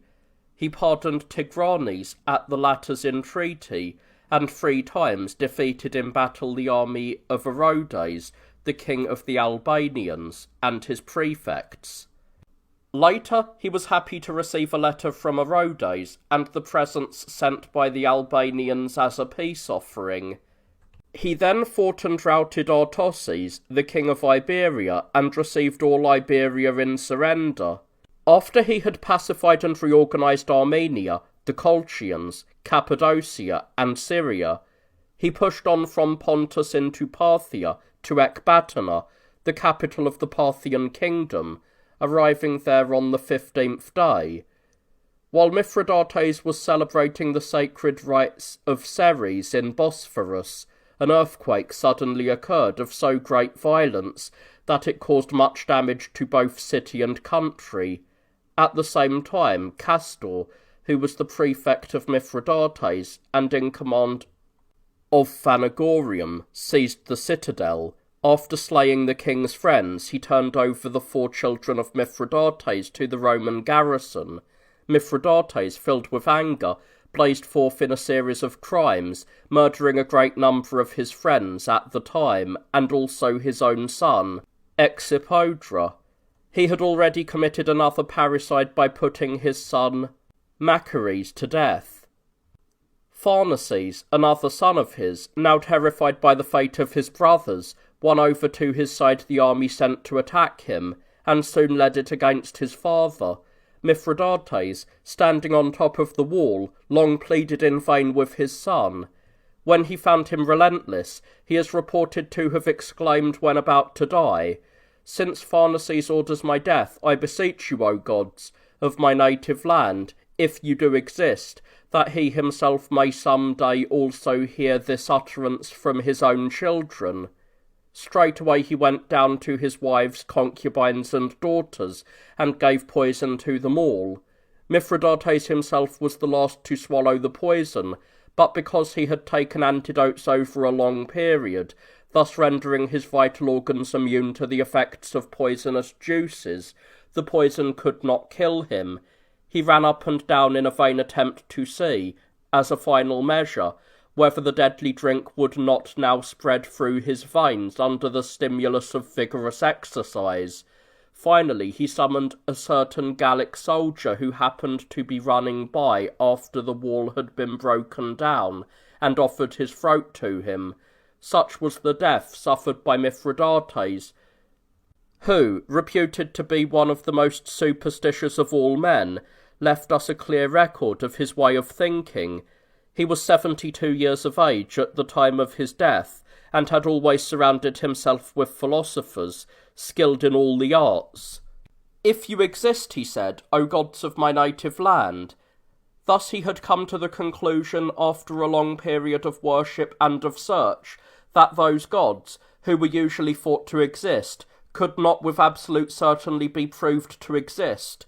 A king of rich experience, and one old in years, did not grasp the fact that there was a true God, to the knowledge of whom one comes only by hearing his word in faith. He had perceived by the light of his reason that those gods were false, but he yielded to some extent to custom, as well as asserting his own convictions. "If you exist, O gods," he said, thereby meaning, "I myself feel that there exists above mankind a power mightier than man himself. Being influenced by the need for prayer, I commend to them my scrupulousness, and I apologize for my own ignorance, For although I invoke a God who exists, actually I find one who does not exist. For this reason, this question must be sorrowfully and anxiously considered. What punishment or what judgment will they deserve, who, contrary to the command of a truth that is at present widely diffused and known to all, eagerly follow and worship those gods whose credibility was already open to doubt in those days when people could have known no divinity other than those same gods? Nevertheless, I present the following brief reflection. What were the conditions that existed in those days over the entire East, when for a space of 40 years the wretched nations were ground to pieces by great generals, who successively ravaged them? Since each city in the midst of this warfare was inevitably endangered, it was therefore destined to inflame a new enemy, by the very means through which it had rid itself of the old, and to suffer disaster from what had been used as a temporary remedy. Terror-stricken embassies from different provinces then went to one Roman general after another, and to Mithridates, who was even harsher than he was reputed to be, bringing different offers to each according as he was temporarily favoured by the fortunes of war, exaggerating the dangers which they were trying to cure. I shall set forth in a few words what Pompey, who indeed was one of the most moderate of all the Romans, accomplished after the close of the Mithridatic War, throughout most of the regions of the East. 689 years after the founding of the city, and during the consulship of Marcus Tullius Cicero and Antonius, Pompey, upon receiving news of the death of Mithridates, invaded Seol, Syria, and Phoenicia. He first subdued the Etrurians and then the Arabians, also capturing their city, which they call Petra. Next he sent Gabinius with an army against the city of Jerusalem and against the Jews, over whom Aristobulus was then reigning in succession to his brother Hyrcanus, who had been driven out. Aristobulus was the first member of the priesthood to become a king. Pompey himself followed closely behind Gabinius, and though he was welcomed into the city by the fathers, nevertheless he was driven away by the people from the wall of the temple. He therefore decided to capture it. The temple was fortified not only by its natural location but also by a huge wall and a great ditch. After throwing legion after legion into the fray day and night without rest, each legion relieving the preceding one, Pompey barely managed to take the temple by storm in the 3rd month. 13,000 Jews, according to the report, were slain there. The rest of the number submitted to the Romans. Pompey gave orders for the walls of the city to be dismantled and levelled to the ground. Later he had a considerable number of the leading Jews executed, restored Hyrcanus to his priestly office, and had Aristobulus led captive to Rome. Appearing in person before an assembly of the Roman people, Pompey told the story of this war which he had waged against 22 kings. In the meantime there arose the conspiracy of Catiline against his native land. This conspiracy was betrayed in the city during these days, but in Etruria it was extinguished by a civil war. In Rome the accomplices were put to death. But this story has been made so well known to all by Cicero's deeds and Sallust's description, and it is enough for me to present a much abridged account of it. The Marcelli, father and son, also instigated a rebellion in the country of the Pelagini, but the uprising was betrayed by Vettius. When the conspiracy of Catiline was detected, it was crushed as if its very roots had been cut off. Punishment was exacted in 2 localities, among the Pelagini by Bibulus, and among the Bruti by Cicero. In the 693rd year after the founding of the city, and in the consulship of Caesar and Bibulus, the 3 provinces of Gallia Transalpina, Cisalpina, and Illyricum, with 7 legions, were awarded by the Lex Vitinia to Caesar for a period of 5 years. Gallia Comata was later added by the Senate. Suetonius Tranquillus has most fully unfolded this history, the significant portions of which I myself have epitomized. By holding out the hope of successfully invading all the Gallic provinces, a certain Orgetorix, the chief of the Helvetii, stirred up war among his people, the bravest of all the Gallic tribes. The Helvetii won this reputation because they were almost continuously at war with the Germans, who were separated from them by the Rhine. After Orgetorix had been seized and compelled to kill himself, the other nobles could not hold the people in check once their minds had been set on booty. They formed a conspiracy, and on the appointed day burned all their villages and homes, so that no inducement to return would remain. They then began their march. Caesar blocked their passage at the Rhone River, and after twice defeating them in great and hard-fought battles, forced them to surrender. The whole number of those who had set out in the first place, that is, the number of the Helvetii, Tulingi, Latabrigi, Rarasi, and Boii, counting both sexes, amounted to 157,000. Of these, 47,000 fell in battle. The rest were sent back to their own lands. In the territories of the Sequani, Caesar later conquered King Ariovistus, who was inciting warfare and bringing with him an incredible number of German troops. The king boasted that with these troops he had recently subjugated all the Gallic peoples, while Caesar's army, terrified by the vast number and courage of the Germans, had long declined to challenge them in battle. After his defeat, Ariovistus immediately seized a skiff, crossed the Rhine to Germany, and escaped. His 2 wives and 2 daughters, however, were captured. In the army of Ariovistus were the Herudes, Marcomanni, Tribosi, Vangiones, Nemetes, Sedeuci, and Suebi. The battle fought was especially severe on account of the formation adopted by the Germans. They were drawn up in the form of a phalanx, protected on all sides with advance columns in close formation and with shields interlocked above their heads, in order to shatter the attack of the Roman battle line. But after some Roman soldiers, noted for their nimbleness and daring, had leapt over the overspreading Tetsudo, and had torn away the shields one by one, as if they were scales, they pierced the exposed shoulders of the enemy, who were caught unawares, and without adequate covering. In their terror at this new peril threatening their lives, the Germans broke up their awe-inspiring formation and fled. The Romans pursued them over a distance of 50 miles, and inflicted upon them a slaughter that never seemed to be satisfied. It is impossible to estimate either the number of the enemy engaged in that battle, or the number slain. After these events, the tribe of the Belgae, who constituted a third of the Gauls, broke out in rebellion against Caesar. The distribution of their forces was as follows. The Bellovaci, who enjoyed the reputation of excelling in numbers and courage, had 60,000 picked troops, while the Soissons had 50,000 from 12 towns. The Nervi likewise had 50,000 soldiers. Their untamed barbarity was a matter of common knowledge, it being everywhere known that never up to that time had they permitted merchants to bring into their territories wine or other articles of luxury, the enjoyment of which might paralyse their courage.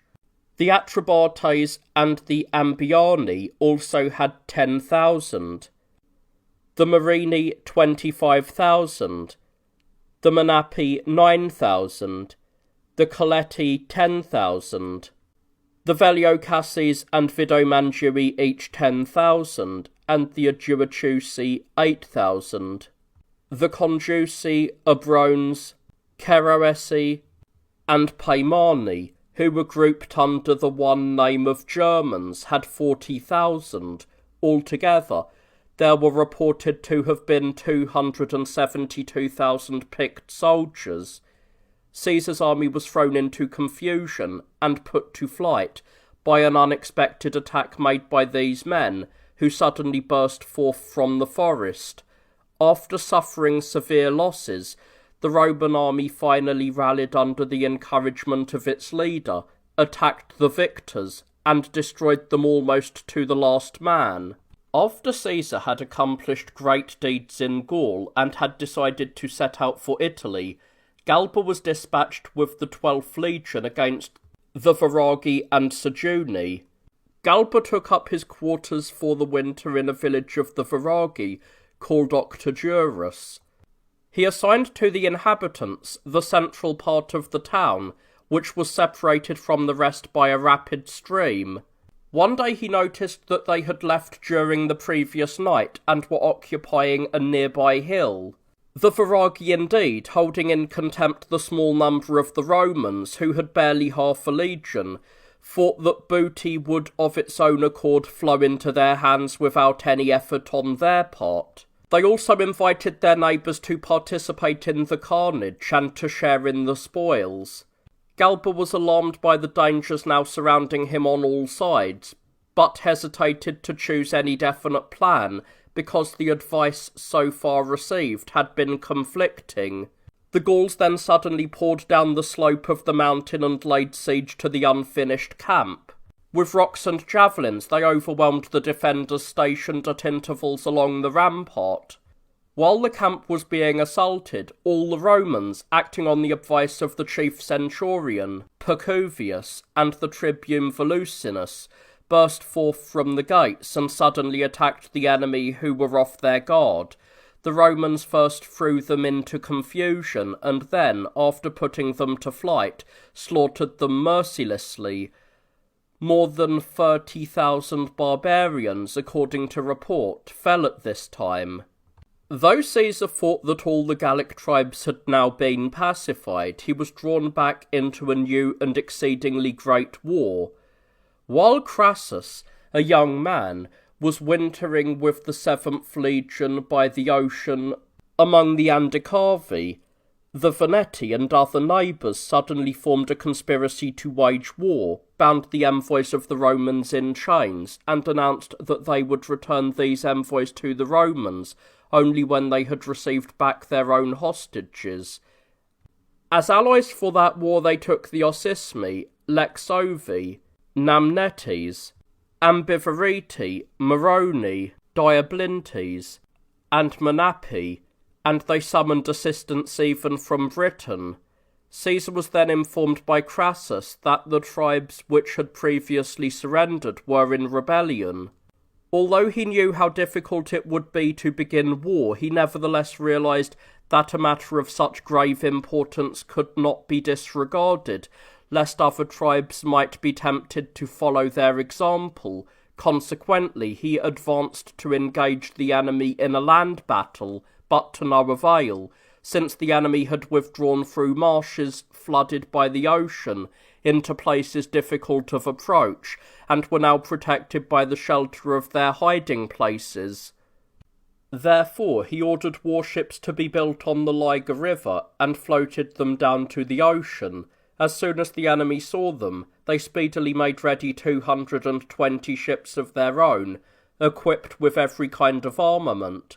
Leaving the harbour, these ships took position opposite the Romans. Brutus was aware that the naval conflict would be waged on very unequal terms, because the ships of the barbarians had been joined with beams of solid oak, and their mighty hulls, having the strength of rock, weakened the force of blows struck by the beaks of the opposing ships.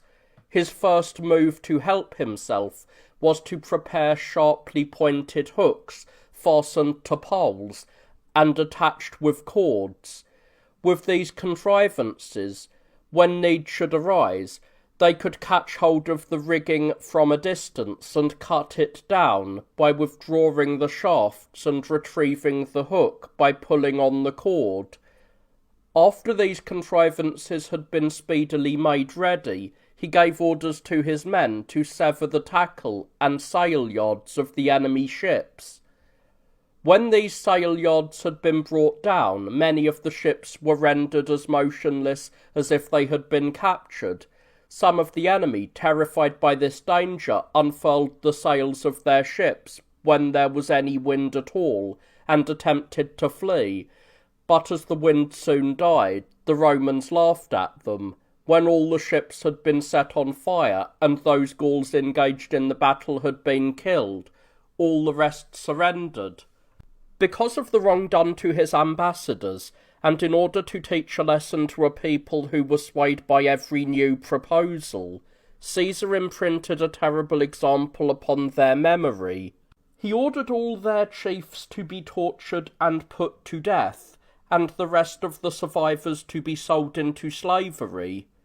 In these same days, Titurius Sabinus made a sortie and destroyed with unbelievable slaughter the Aulerci, Eburovices, and Lexovi, who had put their own chiefs to death because the latter were unwilling to recommend a renewal of the war.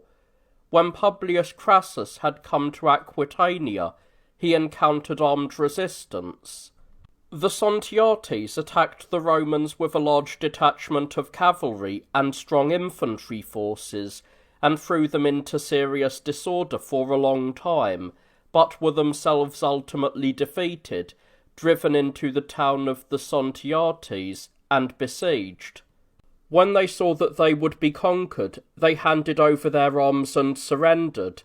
Alarmed by this disaster, the Aquitani assembled an army from all sides, summoning assistance even from hither Spain. They appointed as commanders for that war the same leaders who had served with Sertorius. While they were all making preparations to besiege him, Crassus succeeded in overpowering and destroying them in their own camp. Out of the army of the Aquitani and Cantabri, 50,000 of the latter had come as auxiliaries. 38,000, according to report, lost their lives. Caesar then attacked and reduced almost to the last man the Germans who had crossed the Rhine with huge forces, and who at that very time were preparing to bring all of Gaul under their control. It is said that they numbered 440,000. After constructing a bridge, Caesar then crossed to the country of the Germans and delivered the Segumbri and Eubi from a siege. His arrival brought terror to the entire country and also to the Suebi, the largest and fiercest tribe, who, according to information given by many people, had 100 cantons and districts. Caesar then destroyed the bridge and withdrew to Gaul.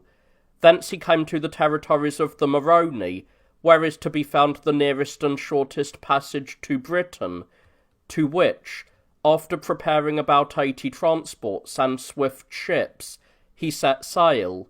In Britain, he was first harassed by a bitter conflict, and then overtaken by a disastrous storm. In the end, he lost the greater part of the fleet, a considerable number of soldiers, and almost all of his cavalry. Returning to Gaul, he sent the legions into winter quarters, and ordered 600 ships to be built of every kind needed. With these ships, at the beginning of spring, he again sailed to Britain.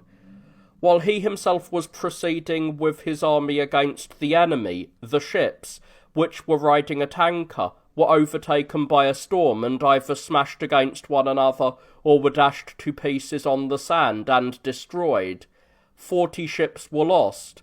The rest were refitted with great difficulty. Caesar's cavalry was defeated by the Britons in the first battle, in which the tribune Labienus lost his life.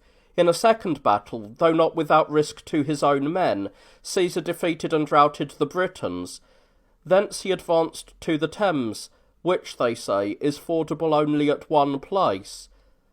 On the further bank, a vast host of the enemy under the leadership of Cassivellaunus had taken its position, and had planted very sharp stakes under the water along almost the entire ford. When the Romans detected and avoided these obstacles, the barbarians, unable to withstand the onset of the legions, hid themselves in the woods, whence they severely harassed the Romans with their frequent sallies. In the meantime, the powerful city of the Trinobantes and their leader Mandubracius surrendered to Caesar, and gave him 40 hostages. Several other cities followed this example and entered the Roman alliance. Acting according to their advice, Caesar, after a severe struggle, finally captured the stronghold of Cassivellaunus, which was situated between two swamps, and fortified by the covering of the wood, and well stocked with supplies of all kinds. After his return to Gaul from Britain, Caesar dispatched his legions to winter quarters. He was then beset and harassed on all sides by unexpected uprisings and wars. Ambiorix had formed a conspiracy with the Eubrones and the Duachuci. Acting upon the plan suggested by the Treveri, Ambiorix led the legates Cotta and Sabinus into an ambush in the territory of the Eubrones and slew them. Elated by his victory, Ambiorix hurriedly persuaded the Duachuci, Nervi, and many other tribes to take up arms, and marched quickly against Cicero, the legate at that time commanding the legion in winter quarters. The number of the enemy can be deduced from the following incident. They had been taught by Roman prisoners that when they were besieging a camp they should surround it with a rampart, but not having any farming implements with them, they had to dig up the soil with their swords and carry it away in military cloaks. It took them barely 3 hours to complete a rampart 10 feet high, and a ditch that was 15 feet wide and 15 miles in circumference. In addition, they erected 120 towers of unusual height. Just when the enemy, fighting in wedge formation, were about to break, after a battle lasting 7 continuous days and nights, a strong wind began to blow. They then used their slings to fling glowing tiles into the camp, and also threw darts which had become red hot and ablaze from the heat of the fire. The breeze quickly swept through the straw thatch and fanned the fires which had already begun to spread. But not even then did the Romans, though overwhelmed on every side, yield to the hardship caused by wounds, long watches, hunger, and fire. Finally, news came to Caesar that one legion had been wiped out, and that the other was about to be destroyed. When Caesar arrived on the scene with 2 legions, the enemy abandoned the siege and, uniting their forces, rushed out to engage him. Caesar, purposely concealing himself in a small camp, sent ahead the cavalry and ordered them to feign flight, and thus lure the enemy, now contemptuous of him, to cross the intervening valley, which appeared to him to be fraught with danger.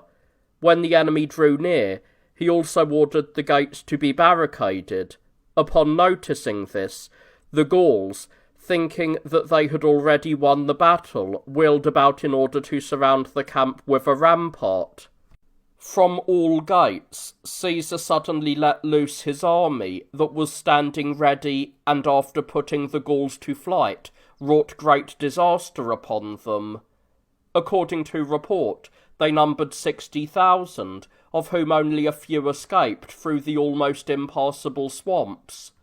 Indutiomarus, the chief of the Treveri, who had a large number of troops with him, after being assured of the unanimous accord of all Gaul, decided first to destroy the camp of Labienus and the legion which the latter commanded, in the belief that this could be accomplished easily. Next he planned, in conjunction with the Eubrones and Nervi, to overwhelm Caesar. Labienus practised all sorts of wiles to make Indutiomarus believe that he was afraid, then made a sudden sally and crushed him, while the barbarian, accompanied by his troops, who were offering insults, was rather carelessly wandering in front of the fortification. This victory of Labienus checked any further attempts on the part of the Gauls, and Caesar spent the remaining part of the winter in comparative peace. Caesar, however, knew that greater difficulties still lay ahead of him in war, especially since the larger part of his army was lost and the remainder was incapacitated by wounds, and that he was apparently in no condition even to maintain his own position, to say nothing of smashing the attack of the Gauls. Therefore he requested the proconsul Pompey to enrol legions for him, and to dispatch them to his assistance. Before the end of the winter, 3 legions arrived at his camp.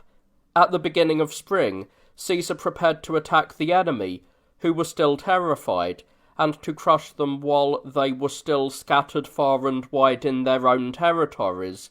He planned to do this before their forces could unite into one body. His first move was to ravage the territory of the Nervi, whose rich country he permitted his army to plunder. Then, with 3 columns, he made an attack upon the Menapi, who appeared to be well protected by immense swamps and almost impassable forests. After he had inflicted great slaughter upon them everywhere, he received in surrender the remnant who came to him as supplicants. In another battle, Labienus slew all the troops of the Treveri. He tricked them into battle before the approaching Germans could join them, and speedily captured the city. Caesar, who wished to avenge the death of his legate Sabinus and Cotta, whose legion Ambiorix and the Eubrones had destroyed, then learned that they had taken refuge in the Arduena forest. This forest was the largest in all Gaul, and stretched from the banks of the Rhine and the territories of the Treveri to the lands of the Nervi, extending in length over 50 miles. He calculated that the undertaking would seriously endanger his own men, who were unacquainted with the region. Therefore he sent messengers to all the Gallic tribes, and invited each, according to its pleasure, to seek and to plunder the booty hidden in the Arduina forest. This was done, and the Gauls, killing one another as their armies fought, avenged the great injuries that they had inflicted on the Romans without the loss of a single Roman soldier. By thus employing a method of conquest which was absolutely free from danger, Caesar returned to Italy in safety. After Caesar had returned to Italy, the Gauls again formed a conspiracy to go to war, and many tribes straightway entered into an alliance.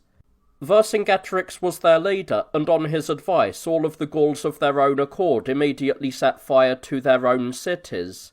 Biturigo was the first city to be burned by its own people. The Gauls then made an attack upon Caesar, who had secretly hurried back by forced marches through the province of Narbonensis. Caesar at this time had invested a town named Caenapum. After this town had been under attack for a long time, and the Romans had suffered many disasters, it was finally captured and destroyed by towers that had been brought into action on a rainy day. The rain caused the strings and thongs of the enemy war machines to become slackened. Of the 40,000 men reported to have been in the engagement, barely 80 slipped away in flight, and came to the nearest camp of the Gauls. The Arverni and other neighbours, even the Aedui, were induced to join them, also fought many battles against Caesar. When the enemy had retired to a certain fortress, the soldiers, wearied from fighting, yet still eager for booty, were determined to storm the town, even after Caesar had pleaded in vain with them, pointing out the unfavourable character of the terrain. On this occasion, Caesar was hard-pressed by the enemy, who were making sorties from above, and, after losing a large part of his army, was defeated and took flight. While these events were taking place at Alesia, Vercingetorix, who had been chosen king by the unanimous consent of all, persuaded everyone throughout the entirety of Gaul, capable of bearing arms, to make ready to serve in this war. For this was a war which would result in perpetual liberty, eternal slavery, or death for all. Besides that countless multitude which he had brought together earlier, there were assembled about 8,000 cavalry and 250,000 infantry. The Romans and the Gauls then occupied 2 hills opposite each other. From these hills they carried on battle by frequent sorties with changing fortunes, until the Romans won a victory thanks to the splendid courage of the German cavalry, whom they had summoned to their aid, and who were friends of long standing. On another day, Vercingetorix brought together all who had escaped by flight, and said that he had in good faith been the prime mover of this war in defence of their freedom, that he had caused the treaty to be broken, and that he now would be ready to await their decision, whether all the Gauls should offer themselves to the Romans to be killed, or whether they should surrender him alone in behalf of all. The Gauls then brought to the surface the wish which through shame they had concealed for a long time. Pretending that they were acting on the advice of their king, they asked pardon for themselves and surrendered Vercingetorix as the sole perpetrator of the great crime. In the opinion of the Gauls themselves, the Bellovaci were braver than any other Gallic tribe. Under the leadership of Corius, these same Bellovaci resumed the war, securing as their allies for this new war the Ambiani, Aularici, Coleti, Veliocases, and Atrebates. They occupied a certain stretch of ground that was surrounded and rendered unapproachable by marshes. In the battle that followed, they slew a large band of the Remi, who were serving as Roman auxiliaries. They themselves then occupied a favourable position, and one well suited for ambuscades. When the Romans discovered this, they advanced, equipped and drawn up in full battle array, to the place where the ambuscades were set. Battle was joined. The Romans surrounded the Gauls as they were fleeing from the fortified places in which they had been enclosed, and slew them almost to the last man. Corius, disdaining both flight and surrender, forced the Romans who wished to capture him to kill him on the spot. When Caesar thought that the whole of Gaul was pacified and would not dare to raise any rebellion, he dispatched the legions into winter quarters, and he himself ravaged the territories of Ambiorix, who had stirred up so many wars, and inflicted a horrible slaughter upon the inhabitants. The legate Canininus, however, upon arriving in the territory of the Pictones, discovered a war raging there. A vast host of the enemy had surrounded the legion while it was encumbered on the march, and placed it in great peril. But the legate Fabius received a letter from Canininus, and at once set out for the territory of the Pictones, where he was informed by prisoners about the local situation. He took the enemy unawares, overwhelmed them after terrific slaughter, and carried off a great amount of booty. When Canininus had been notified of the legate's arrival, his soldiers suddenly rushed out from every part of the camp, and threw themselves upon the enemy. Pressed by Fabius on one side and by Canininus on another, the countless Gallic forces were slaughtered in a great and long-drawn-out battle. Fabius then set out against Carnutes, for he knew that Domnachus, their ancient leader and the instigator of the whole rebellion, had escaped from that battle, and that if he were to join the Armorican peoples, a great rebellion would again be set in motion in Gaul. By a remarkable display of courage and speed, Fabius subdued these tribes, while they were dumbfounded by the unprecedented character of his tactics. In the meantime, Drapes and Lucterius, seeing that Canininus and his legions were present in their territories, collected forces from all sides, and seized the town of Uxellodonum. This town was situated on the highest peaks of a mountain, and was bordered on two sides by precipitous slopes, and by a fair-sized river. It was well supplied with water from an abundant spring situated in the middle of the slope, and also had a large supply of grain stored for winter. From its secure position, the city looked with contempt upon the ineffectual manoeuvres of the enemy far off. Canininus accomplished all that could be done by Roman foresight. He induced both Gallic generals with the greater part of their troops to come down to the plain, where he overcame them in a great battle. When one of these generals had been slain, the other took flight with a very small number of men. No one returned to the town, but to capture that town they had to call upon Caesar. When Caesar had learned through messengers how matters stood, he hastened to the place and, viewing the situation from all angles, saw that if he should try to force his way into the town by an assault, his army would become subject to the ridicule of the enemy. One thing alone could assist him, namely depriving the enemy in any way whatsoever of their supply of water. But Caesar could not accomplish this if the spring which they were using for drinking purposes continued to pour forth its waters from the middle of one of the sloping sides of the mountain. Caesar ordered mantlets to be moved as near as possible to the spring, and a tower erected. A great crowd from the town assembled on the spot. Although the Romans fought stubbornly and repeatedly made successful advances, yet many were slain, since the enemy from their position fought without danger to themselves. A rampart was therefore thrown up, and a tower 60 feet high constructed, the top of which was on a level with the spring, so that the Romans could hurl missiles from the same level as the enemy, without fear that showers of rocks might be thrown down upon them from above. When the townsfolk saw that not only their flocks but even their aged men were dying of thirst, they filled tubs with grease, pitch, and shingle, and then, having set them afire, sent them hurling down the slope. They themselves swarmed out from the entire town, and followed closely after them. When his machines caught fire, Caesar saw that the battle would have serious consequences, and could be very dangerous to his men. Therefore he ordered some cohorts to go secretly and swiftly around the town, and suddenly to raise a loud shout from every quarter. When this was done, the townsfolk became alarmed, and wanting to run back to defend the town, gave up the attack on the towers, as well as the work of demolishing the rampart. But the soldiers, working under the safe protection of the rampart, continued to extend the passages they were digging underground, and were able to reduce the volume of water encountered in hidden channels by leading it off in many different channels, thereby destroying the supply. When their spring had become dry, the townspeople were filled with despair and surrendered.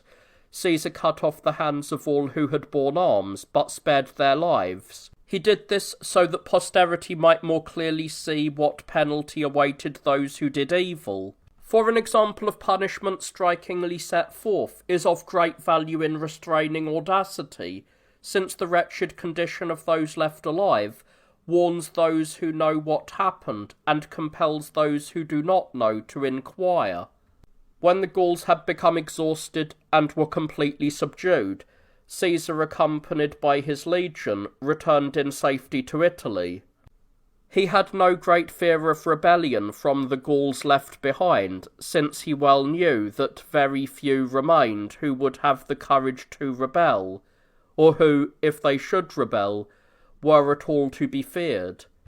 At this point I should like to set forth the condition of a Gaul that had been drained of blood, and worn out after those blazing fevers and internal fires had scorched her very vitals. I should now like to envisage how emaciated and pale she was, how dejected and enervated she lay, how she feared even the activities of necessary business, lest they bring back another onset of misfortune. For the Roman army, attacking unexpectedly, fell upon her just as sometimes a plague far stronger than itself besets an extremely healthy body, a plague whose virulence increases the more impatiently the disease is borne. Wretched Gaul panted when she was forced at the point of the sword to acknowledge an agreement entailing perpetual slavery, besides submitting to have hostages torn from her.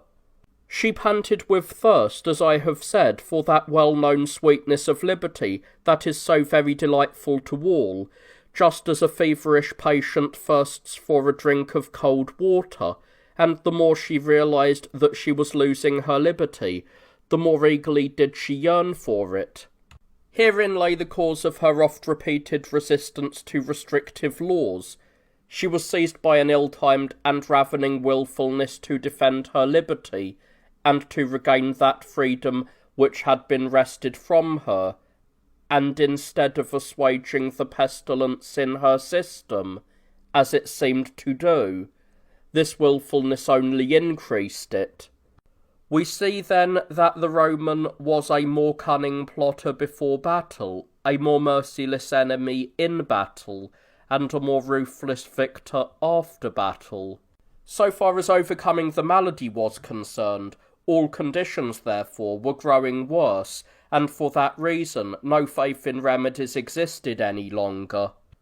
Thus, if I could ask this nation what she thinks about the days when she was suffering these ills, she would in my opinion answer and say, "The present fever has left me so feeble and made me so cold that even the present change, which has afflicted almost all people, has been unable to warm or to stir me. Moreover, the Romans have so severely oppressed me that I am unable to rise against the Goths."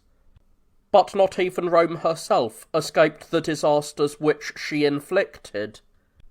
The illegal extension of powers by military leaders has been so exercised, and the strength of the legions has for a long time been so increased in every part of the world, that whenever these legions came into conflict, their victory resulted in injury to Rome, and their defeat endangered her. For the return of victorious Caesar from Gaul was followed by civil wars, and preceded by other great evils, the murder of Crassus, and the butchery of his army by the Parthians. In the 697th year of the city, Crassus, who shared the consulship with Pompey, obtained by lot the command against the Parthians.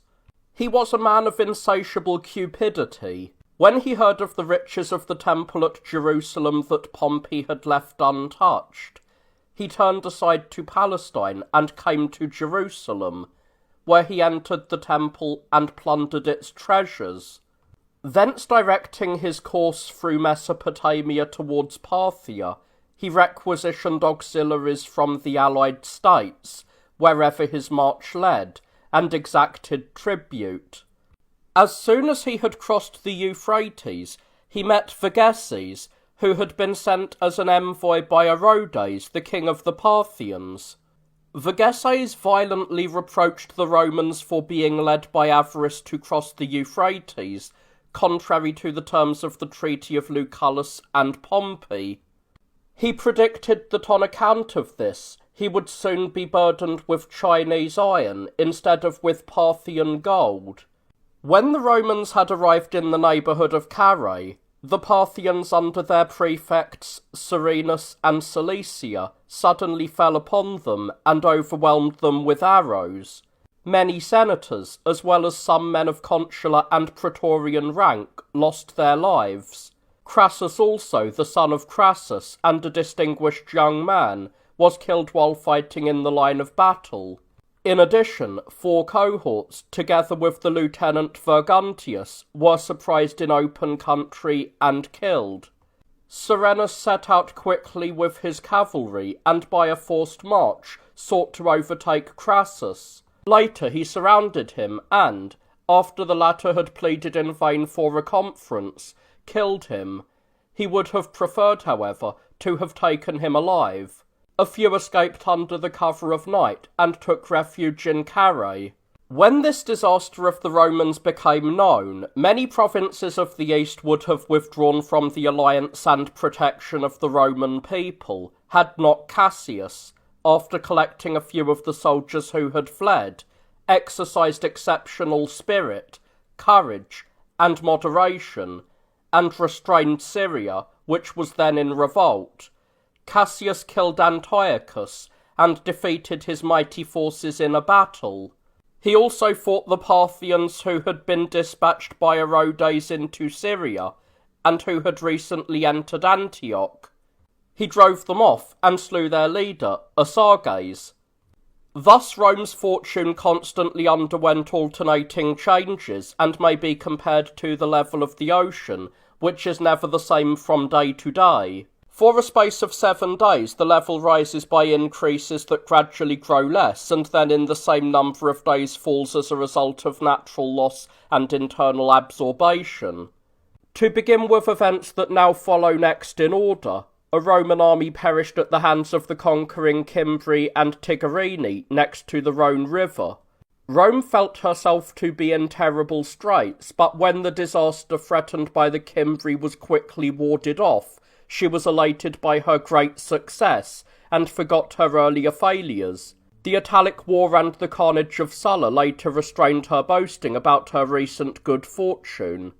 Yet after this domestic and internal calamity, by which she was almost disembowelled and consumed to her very marrow, not only was Rome again restored in about an equal space of time, but her boundaries were also enlarged. When Lucullus had subdued Asia, when Pompey had subdued Spain, and when Caesar had subdued Gaul, the Roman Empire stretched to almost the extreme boundaries of the earth. This wide movement of expansion was followed by disasters far-reaching in scope. The Roman consul was killed and his army wiped out in the territory of the Parthians. The seeds of that terrible civil war between Pompey and Caesar were sown, and in the midst of all this, the city of Rome herself was suddenly swept by fire and reduced to ashes. In the 700th year after her founding, the greater part of the city was attacked by a fire of uncertain origin. People say that never before had so great a fire swept and devastated the city. Tradition tells us that 14 sections of the city, together with the Vicus Jugarius, were completely destroyed. At this time the civil war, which had long been in the course of preparation as a result of grave dissensions and important movements, now commences. When returning as a conqueror from Gaul, Caesar requested that a second consulship be voted him, even while he was still absent. This request was denied by the consul Marcellus with the support of Pompey. The Senate then decreed that Caesar should not come into the city until he had first disbanded his army. By the authority of the consul Marcellus, Pompey was sent with the imperium to the legions stationed at Lucaria. Caesar then betook himself to Ravenna. Antony and Cassius, the tribunes of the plebs, intervened in Caesar's behalf, but upon becoming barred from the Curia and Forum by order of the consul Lentulus, they set out, accompanying Curio and Caelius, to join Caesar. After crossing the Rubicon River, Caesar came to Arminium, where he at once instructed the 5 cohorts, the only body of troops he had with him at that time, what he expected them to do. With these cohorts, according to Livy, he set out to attack the whole world. Bitterly bewailing the injustices done to him, Caesar openly declared that the restoration of the tribunes to Rome was the cause of the civil war. He then received from Lucretius, through Antony, the 7 cohorts stationed at Salmo. The 3 legions stationed at Corfinium with Domitius he transferred to his own party. Alarmed at the increasing strength of Caesar, Pompey and the entire Senate were driven, so to speak, from Italy and crossed over into Greece, where they selected Dyrrachium as the base from which to carry on the war. Caesar came to Rome, where after breaking down the doors of the treasury, he seized the money that had been refused him. He took away 4,135 pounds of gold and nearly 900,000 pounds of silver. He then left for Arminium to join his legions, and crossing the Alps rapidly, came to Massilia. Leaving Trebonius there with 3 legions to storm the city because it had refused to receive him, Caesar hastened to the Spanish provinces that the Pompeian generals, Afranius, Petreius, and Varro, were holding with their legions. After overcoming Petreius and Afranius in many battles, Caesar concluded a pact with them and let them go. In further Spain, however, he took over 2 legions from the hands of Varro. Moreover, his own generals were equally successful. Curio drove Cato from Sicily, Valerius drove Cotta from Sardinia, and Varus expelled Tubero from Africa. Upon his return to Massilia, which had been captured after a siege, Caesar thoroughly sacked the city, conceding to the inhabitants only their lives and liberty. In Illyria, however, Dolabella, a member of Caesar's faction, upon being defeated by Octavius and Libo and deprived of his troops, fled to Antonius.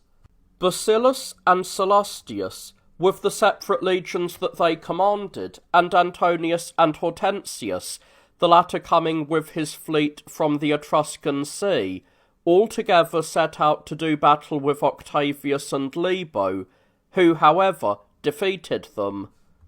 When Antonius had surrendered himself and his 15 cohorts to Octavius, all were led away to Pompey by Libo.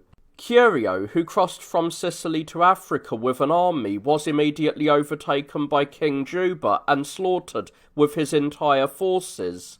While he was attempting to storm Salone, Octavius lost almost all the troops that he was leading. Caelius revolted from Caesar and joined Milo in exile. Both were killed when they were trying, with the help of a band of slaves, to carry Capua by assault. Bibulus died from lack of food and sleep, being overwhelmed with shame at Corcyra, because the enemy had made a laughingstock of the defences that he had constructed along the sea and before the town. Appius Claudius Censorinus, who was guarding Greece at Pompey's order, wished to test the already discredited credibility of the Pythian oracle. He compelled the prophetess to descend into the grotto, where she is said to have replied to his query about the war, "O Roman, this war does not concern you. You will obtain the hollows of Euboea." Now these hollows people call the Eubœan Gulf. So Appius departed, confused by the perplexing prophecy. The consulting of the oracle by Appius reminds me to take up with my critics a point they have raised. They complain everywhere that through the Christian faith their sacred rites have been forbidden them and their ceremonies abolished. They complain especially on the ground that when the consultation of entrails and prophecies was discontinued, future disasters were not avoided, since they could not be foreseen. Why then, long before the reign of Caesar and the birth of Christ, as their own authorities bear witness, had the credibility of the Pythian oracle vanished? It vanished indeed, because it was despised. To carry the argument further, why was it despised unless it had proven false or groundless, or at least dubious? Hence, wisely the poet foretold, men depart without counsel, and detest the seat of the Sibyl.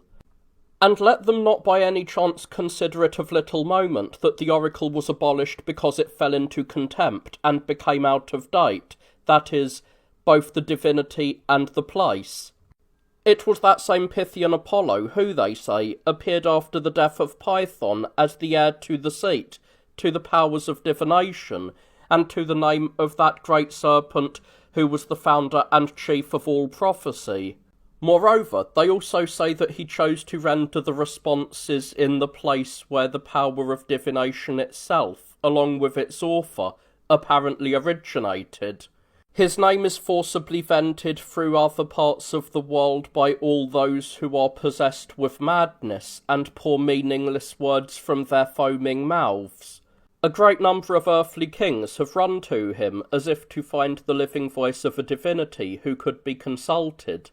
Even the Romans have very often sent the richest of gifts to him, and if this Pythian Apollo, due to the slow infiltration of knowledge, came to be despised, given up, and abandoned, what life can be expected of a dead animal?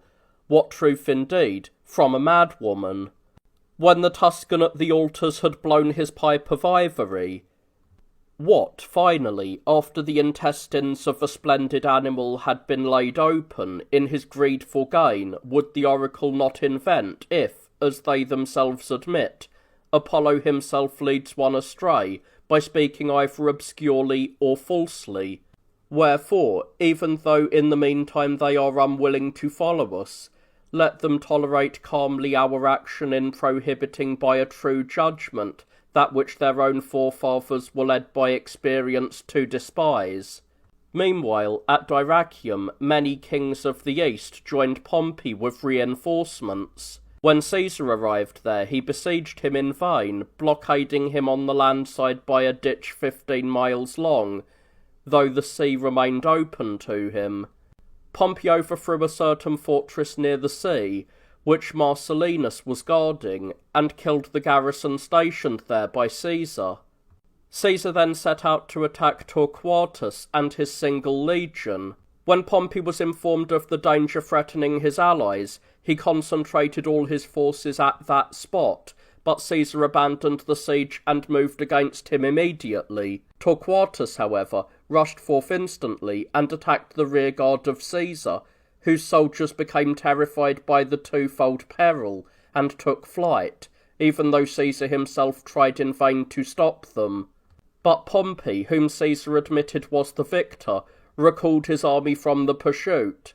4,000 of Caesar's soldiers, 22 centurions, and some of the Roman cavalry fell in that battle. When Caesar proceeded to Thessaly by a forced march through Epirus, Pompey followed with huge forces and engaged him in battle. The lines of battle were then drawn up on both sides. Pompey stationed 88 cohorts in a triple line. There were 40,000 infantrymen and 600 cavalry on the left wing, and 500 on the right, not to speak of many kings, a great many Roman senators and knights, and a large force of light-armed troops. Caesar in like manner drew up his 80 cohorts in a triple line.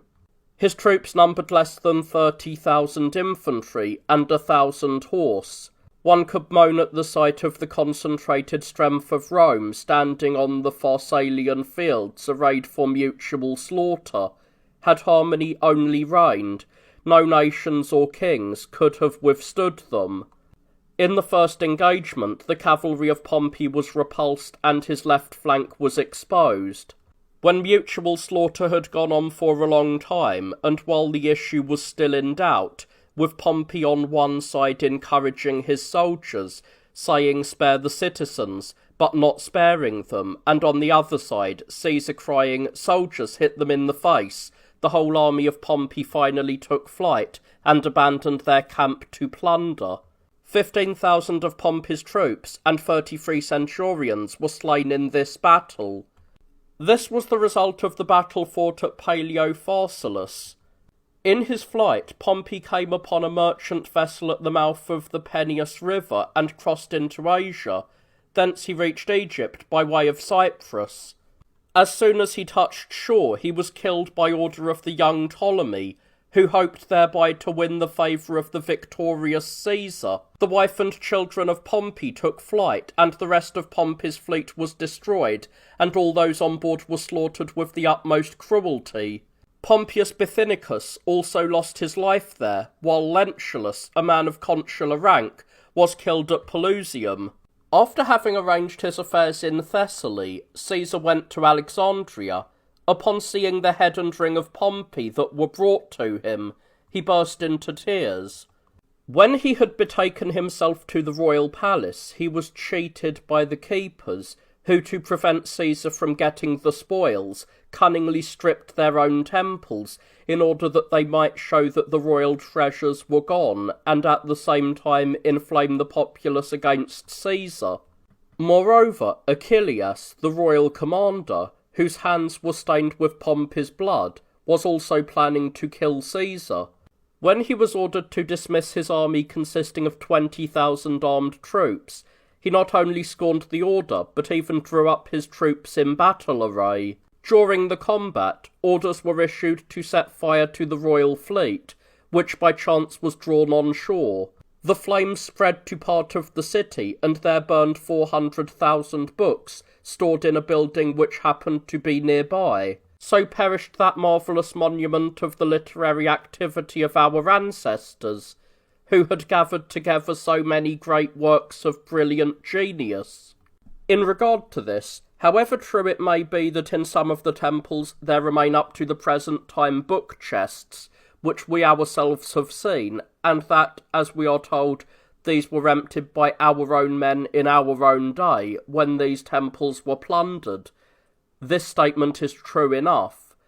Yet it seems fairer to suppose that other collections had later been formed to rival the ancient love of literature, and not that there had once been another library which had books separate from the 400,000 volumes mentioned, and for that reason had escaped destruction. Later, Caesar captured the island on which Pharos was situated. Achillas came there with the soldiers of Gabinius, and he fought a great battle, in which a great number of Caesar's troops fell, and all the slayers of Pompey were killed. When hard pressed by the force of the enemy's attack, Caesar boarded a skiff. This quickly became heavy from the added weight and sank, but Caesar swam 200 yards to a ship, holding high the hand that held his papers. Soon afterwards he was compelled to engage in a naval encounter, and by a great stroke of luck sank or captured the vessels of the royal fleet. In reply to the Alexandrians, who were making entreaties on behalf of their king, Caesar gave warning that the king would do better to cultivate Roman friendship. Nevertheless, the king, as soon as he was free, immediately declared war. He and his army were at once destroyed in a battle in which 20,000 men, according to report, were slain, while 12,000 men and 70 warships surrendered. 500 of the victors were also said to have fallen. The young king entered a boat in order to escape, but so many jumped into the skiff that he was forced under the water and drowned. His body, which was washed ashore, was identified by a golden breastplate. After sending this breastplate in advance to Alexandria, Caesar forced all the Alexandrians, who were in despair, to surrender, and he bestowed the kingdom of Egypt on Cleopatra. Thence he overran Syria and conquered Pharnaces in Pontus. When Caesar later came to Rome, he was made dictator and consul. He then crossed to Africa and at Thapsus engaged in battle with Juba and Scipio, a great number of whose men he killed. The camps of both were plundered and 60 elephants were captured. Cato committed suicide at Utica. Juba paid a man to cut his throat, and Petreius transfixed himself with the same sword. Scipio, hurriedly taking ship for Spain, was turned back by the wind to Africa, where he cut his own throat. On the same ship, Torquatus was likewise slain. Caesar ordered the grandchildren of Pompey the Great to be killed, and, at the same time, the daughter of Pompey, together with Faustus Sulla, Afranius, and his son Petreius. Thereupon Caesar entered the city and was given 4 triumphs. Having set in order the affairs of the restored republic, Caesar immediately set out for the Spains against the sons of Pompey. 17 days after leaving the city, he arrived at Saguntum, and at once engaged the 2 Pompey, Labienus and Attius Varus, in many battles with varying successes. The last battle was fought at the Munda River. There, huge forces contended, and the slaughter of the combatants was so great that even Caesar, since his own veterans were not ashamed to yield ground, seeing that his battle line was being cut to pieces and forced back, was beginning to entertain the idea of suicide, anticipating the disgrace of coming defeat, when suddenly the army of the Pompey broke and turned to flight. Indeed, this battle was finished on the very day that Pompey, the father, had fled from the city to wage war, and for 4 years afterwards, the thunders of this civil war reverberated incessantly over the whole earth. Labienus and Attius Varus were slain in the line of battle, but Gnaeus Pompeius escaped with 100 horse. His brother Sextus Pompeius, quickly gathering together a considerable band of Lusitani, engaged in battle with Caesonius, but after being defeated he was killed in flight. The city of Munda, after its inhabitants had suffered severe casualties from Caesar's assault, was finally captured with great difficulty. Caesar returned to Rome. There he attempted to make minor changes in the form of the government of the Republic, which were contrary to the precedents set by the forefathers. While he was in the Senate House, he was stabbed 23 times and died. This conspiracy was instigated by Brutus and Cassius, but they also say that the greater part of the Senate knew of it, and that there were more than 60 accomplices. The two Brutuses, Cassius, and the other conspirators with drawn daggers withdrew to the Capitol. For a long time the people deliberated whether they should burn the Capitol together with the perpetrators of the murder. In their grief, the people took up Caesar's body and cremated it in the Forum on a pyre erected from pieces broken from the tribunal benches. Rome spread her own misfortunes over the length and breadth of her realm, and, turning to accomplish her own ruin, rendered satisfaction to all the separate nations in the very places where she had conquered them, in Asia, Europe, and Africa. I do not say in the free parts of the world, but in all the corners of the free divisions. Rome exhibited her own sons as gladiators, and presented to enemies, who were enjoying the holiday, a spectacle of a vengeance that arouses pity. And yet the matter did not end when the cause of war and those responsible for them had been destroyed.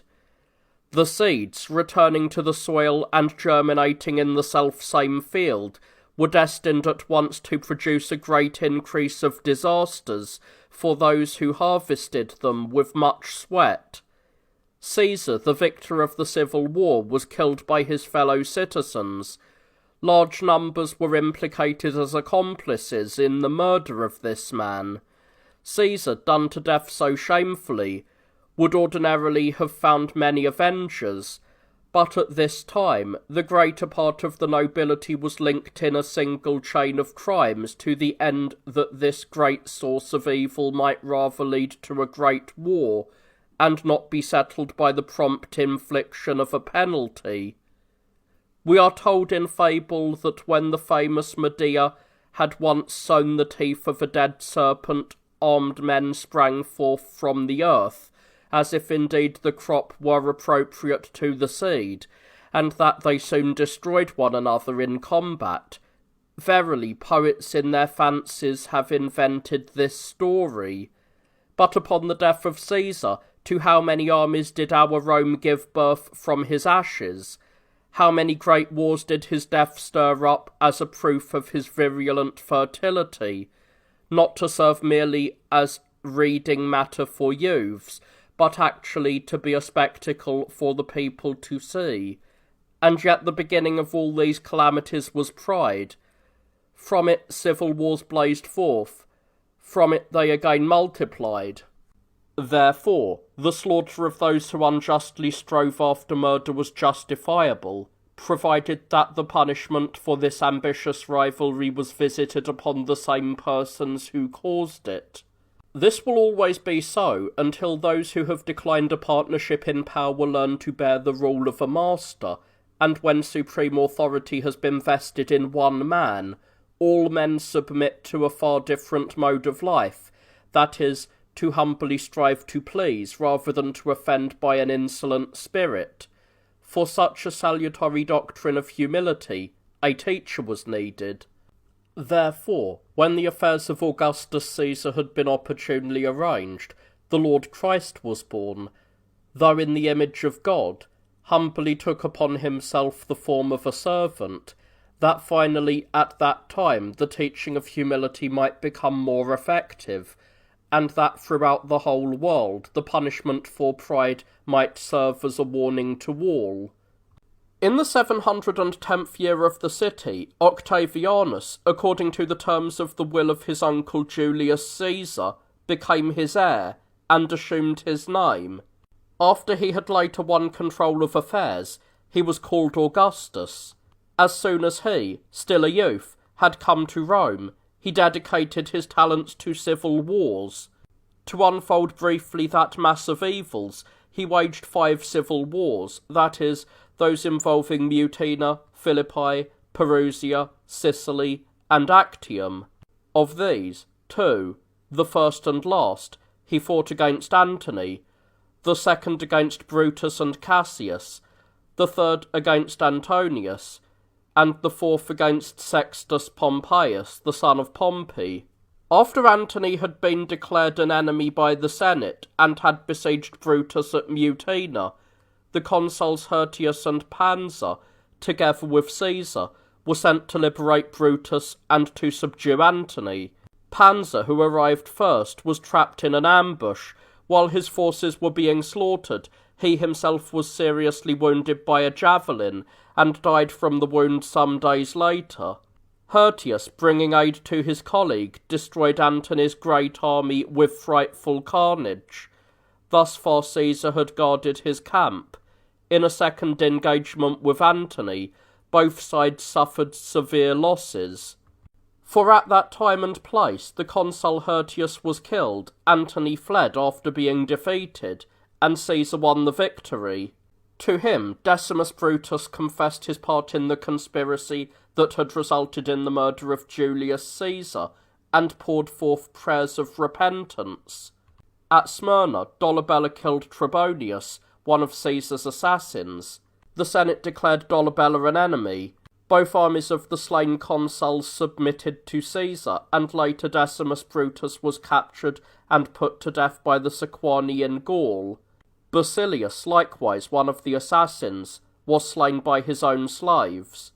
Through the intercession of Lepidus, Caesar took Antony into his favour, and as a pledge of their friendly reconciliation, married the latter's daughter. When they had reached the city, a rumour about a future proscription arose. Thoranius, a man of praetorian rank, fearing nothing of that kind, was killed in his own home by an attack of the soldiery. Many others were also slain, and in order that indiscriminate slaughter might not rage on a wider scale, and without restraint, the names of 132 senators were posted on the proscription list. The first list included those ordered and named by Lepidus, the second those by Antony, and the third those by Caesar. On his list, Antony had proscribed his enemy, Marcus Tullius Cicero, and also his own uncle, Caesar, and, what made the crime worse, he did this while his mother was still alive. To his list, Lepidus added the name of his own brother Paulus, and later 30 knights were added to the number of the proscribed.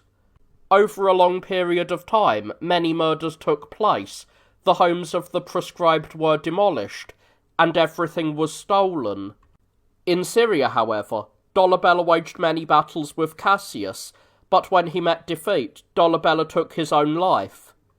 After assembling great armies, Brutus and Cassius united their forces at Athens and laid waste all of Greece. Cassius forced the Rhodians to surrender after attacking them on land and sea. He left them nothing but their lives. Caesar and Antony then pursued Brutus and Cassius into Macedonia with a great military force, and compelled them to commit suicide.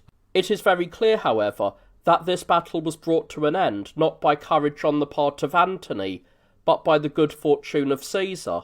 The latter, feeling ill at the time, decided to confine himself to his camp so that he might rest. However, on the advice and entreaty of his physician, who confessed that he had been warned in a dream to lead Caesar from his camp on that day in order to save his life, Caesar made a great effort and set out with his troops for the field. Forthwith his own camp was captured by the enemy, but the troops of Caesar in turn captured the camp of Cassius. Reduced to desperation, Brutus and Cassius both resolved to commit suicide before the battle came to an end. Cassius offered his head to the executioners whom they had summoned, while Brutus offered his side. At Rome, Fulvia, the wife of Antony and mother-in-law of Caesar, exercised her authority after the manner of a woman. Nobody knows whether in this change from the rank of a consul to that of a king, she is to be counted as the last representative of a declining power, or the first of a rising power, but certainly she acted in a haughty manner towards those who were placing her in a position to be arrogant. She even assailed Caesar with insults, party strife, and plots after he had returned to Brundisium. When he warded off her attacks, she betook herself to Greece to join Antony. After Sextus Pompeius had found his name among the number of those proscribed, he turned to piracy and laid waste the whole coast of Italy with slaughter and pillage. He quickly seized Sicily, and by cutting off the flow of provisions, brought famine upon Rome. The triumvirs, not to say tyrants, Lepidus, Caesar, and Antony, speedily made peace with him. But once Pompeius, contrary to the terms of the agreement, had allowed fugitives to join his forces, he was regarded as an enemy.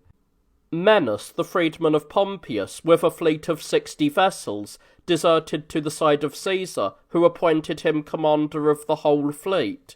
He and Statilius Taurus immediately fought a naval engagement against Monocrates, the Pompeian leader. Caesar himself then fought a very bloody naval battle against those same Pompeians, but very soon after, he lost almost all his victorious fleet by shipwreck at Scylacium. Ventidius, in 3 great battles, routed the Persians and Parthians who had broken into Syria, and killed their king Pacorus in the battle line, on the very day indeed on which Crassus had been slain by the Parthians. After capturing only one fort, Antony made peace with Antiochus in order that he himself might appear to have been the one who had brought so important an affair to a conclusion. He placed Ventidius in charge of Syria and ordered him to make war upon Antigonus, who at that time had by chance vanquished the Jews, and who, after the capture of Jerusalem, had despoiled the temple and transferred the rule to Herod. Ventidius at once defeated Antigonus and accepted his surrender. The freedman Menas, who had returned with 6 ships to Pompeius and had been kindly received by him, then set fire to the fleet of Caesar. Incidentally, Caesar only a short time before had lost another fleet by a second shipwreck. This menace was later overcome by Agrippa in a naval engagement, and went over to the side of Caesar with 6 triremes. Caesar for the 3rd time spared the deserter's life, but he left him powerless. After that, Agrippa fought a naval engagement against Demochares and Pompeius between Myale and the Lipara Islands, and was victorious in an encounter in which he sank or captured 30 vessels, and damaged the remainder. Pompeius then took refuge in Messana. Meanwhile, Caesar crossed over to Tauromenium, but Pompeius defeated him by a sudden attack. After many of his ships had been sunk and a great number of his troops lost, Caesar fled to Italy and then immediately returned to Sicily, where he met Lepidus, who was coming from Africa. The latter by terror, threats, and a display of arrogance made good his claim to the greater part of the troops. Several days later, at the order of Caesar, who had drawn up his battle lines and was watching the engagement from the shore, Agrippa fought a terrific naval battle against Pompeius, and was victorious, sinking or capturing 163 ships. Pompeius with 17 ships barely managed to slip away and escape. Lepidus, who was now much puffed up with pride on account of the fact that he had 20 legions, plundered Messana, which had been turned over to his soldiers. Later he twice spurned Caesar himself, who had come in person, and even went so far as to give an order that spears be hurled at him. By wrapping a cloak around his left arm, Caesar managed to ward off the attack, and then made his escape. He quickly spurred his horse, and riding back to his own men, then drew up his forces, and marched against Lepidus, the greater part of whose legions went over to Caesar's side as soon as they had suffered a few casualties. When Lepidus finally realized where his pride had led him, he laid aside his military cloak, put on a dark grey garment, and humbly petitioned Caesar. He was granted his life and property, but was condemned to perpetual exile. Taurus, Caesar's prefect, accepted the allegiance of almost all Sicily, after it had been thoroughly cowed and subdued by warfare, 44 legions were now under the sole command of Caesar.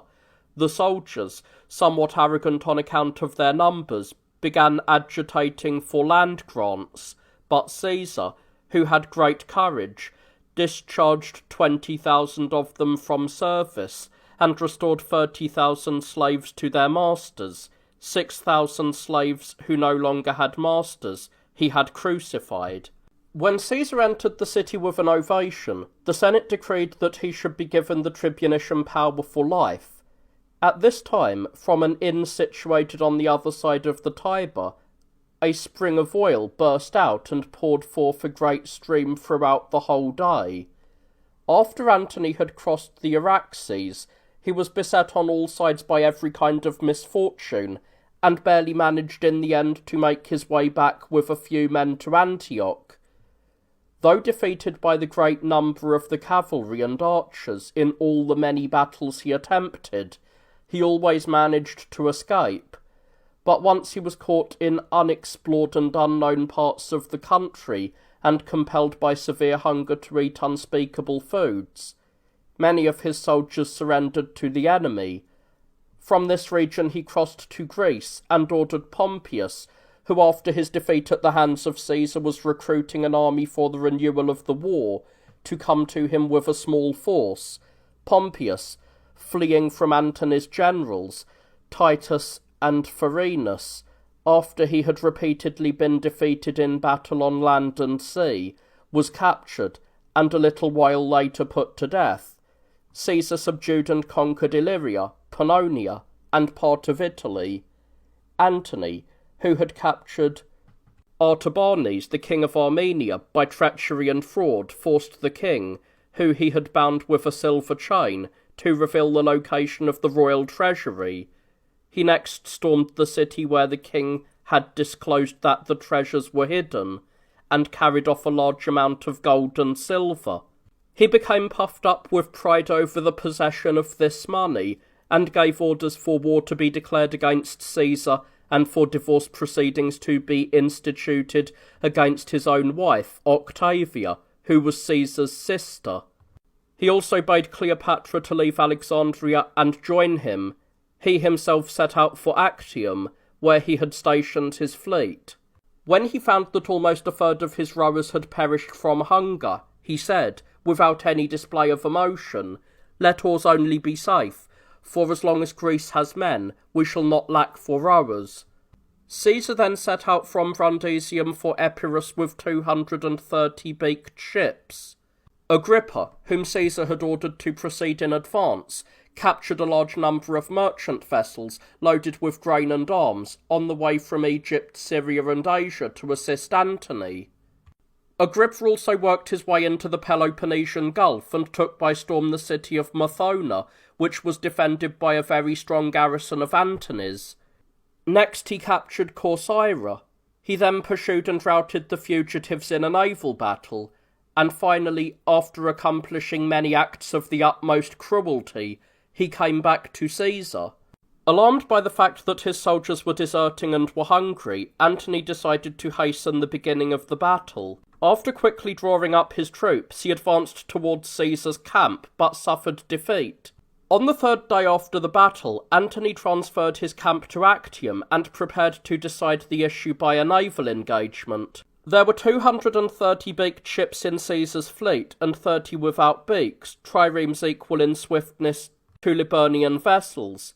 8 legions, not counting 5 Praetorian cohorts, were stationed on board the fleet. Antony's fleet had 170 ships, but this smaller number was offset by their exceptional size, for in height they stood 10 feet above the level of the sea. The Battle of Actium was both famous and great. From the 5th to the 7th hour, it raged with terrific losses on both sides, and with the issue still undecided. The later hours of the day and the following night turned the scales of victory in Caesar's favour. Queen Cleopatra was the first to flee, with 60 of her swiftest vessels. Antony then pulled down the standard of the command ship, and followed his wife in flight. At daybreak, Caesar completed his victory. On the side of the conquered, 12,000, according to report, lost their lives, 6,000 were wounded, and of these, 1,000 later, despite medical care, died. Antony and Cleopatra decided to send part of the royal treasure and the children born of their marriage on ahead to the Red Sea.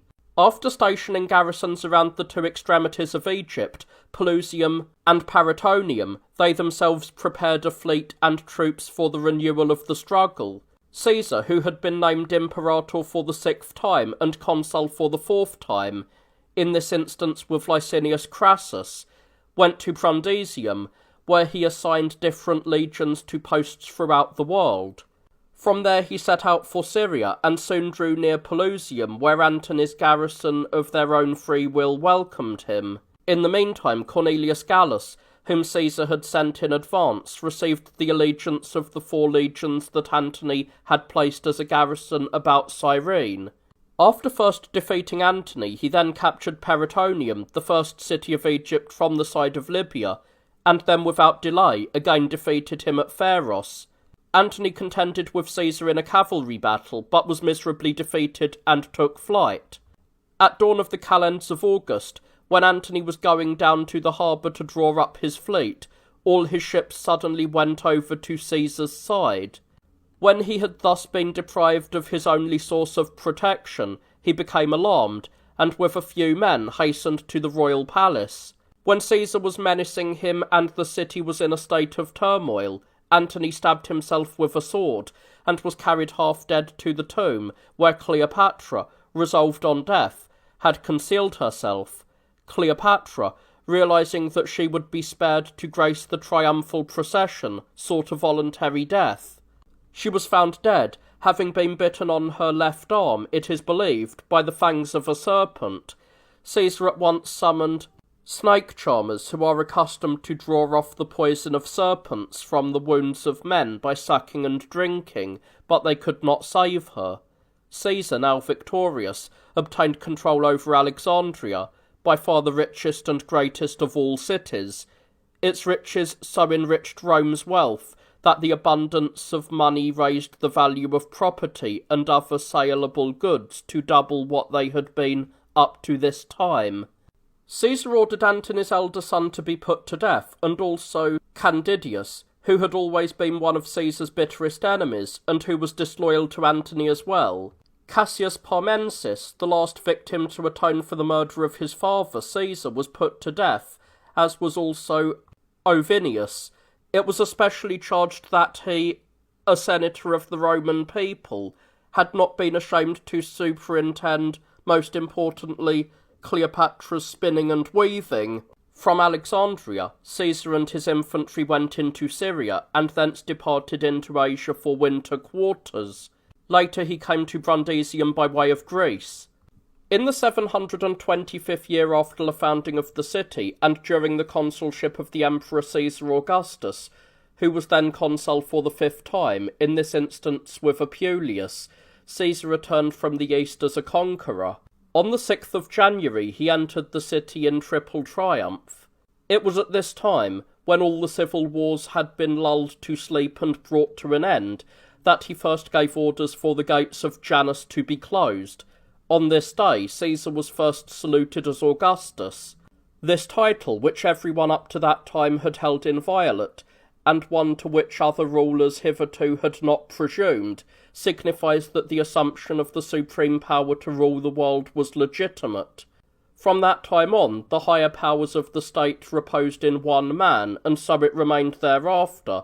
This type of government the Greeks call monarchy. Furthermore, every believer, or even disbeliever, knows that this is also the same day, namely the 6th of January, on which we observe the Epiphany, that is, the feast of the apparition and manifestation of the sacrament of the Lord. There is no reason, nor does the occasion now call for a fuller discussion of this sacred rite, which we most faithfully keep. Let it now appear that we have left it for interested inquirers to look into, and that we have not forced it upon those who are indifferent. Yet it was fair to have recorded this event faithfully, so that the empire of Caesar might be proven in every respect to have been prepared for the future advent of Christ. In the first place, when Augustus was entering the city on his return from Apollonia after the murder of his uncle, Caesar, though the sky was clear and cloudless at the time, about the third hour a circle resembling a rainbow suddenly formed around the sun's disk. This phenomenon apparently indicated that Augustus alone was the most powerful man in the world, and alone was the most renowned in the universe. It was in his time that Christ would come, he who alone had made and ruled the sun itself and the whole world. In the second place, when Augustus, after receiving in Sicily the legions from Pompeius and Lepidus, had restored 30,000 slaves to their masters, and by his own authority had distributed 44 legions for the protection of the world, he entered the city with an ovation. He decreed that all the former debts of the Roman people should be remitted, and the records of account books should also be destroyed. In those same days an abundant spring of oil, to use my former expression, flowed through the course of a whole day from an inn.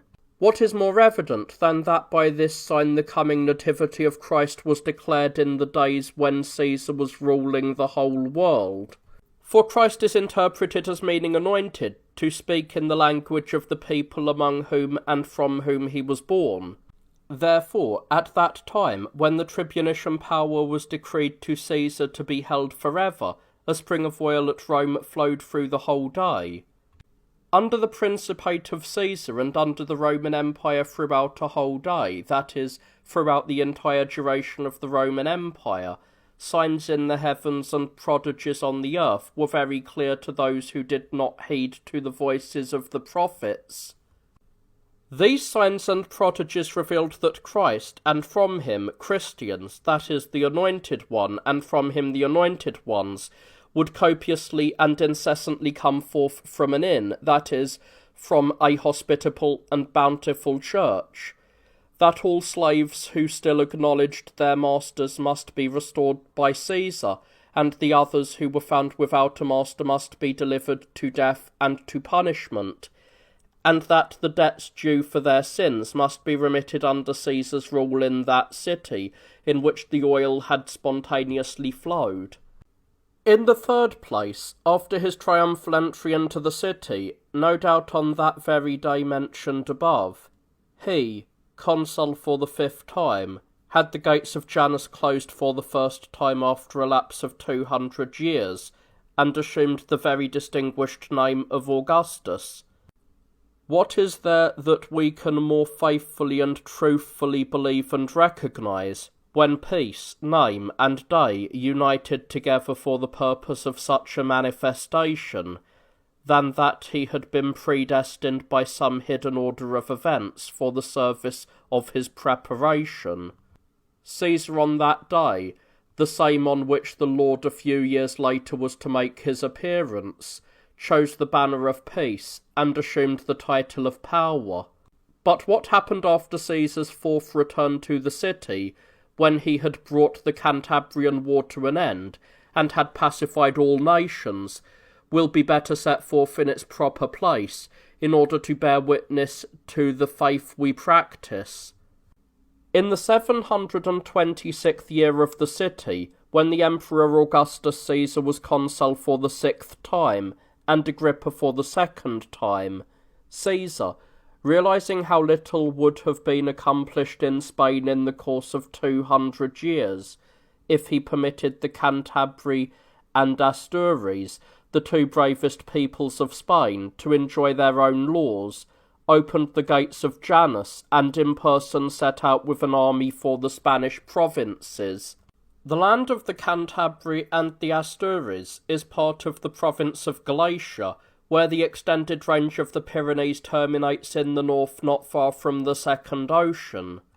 These tribes, who not only were ready to defend their own freedom, but also dared to take away the liberty of their neighbouring tribes, were ravaging the Vassii, Termagidi, and Autrigones by incessant raids.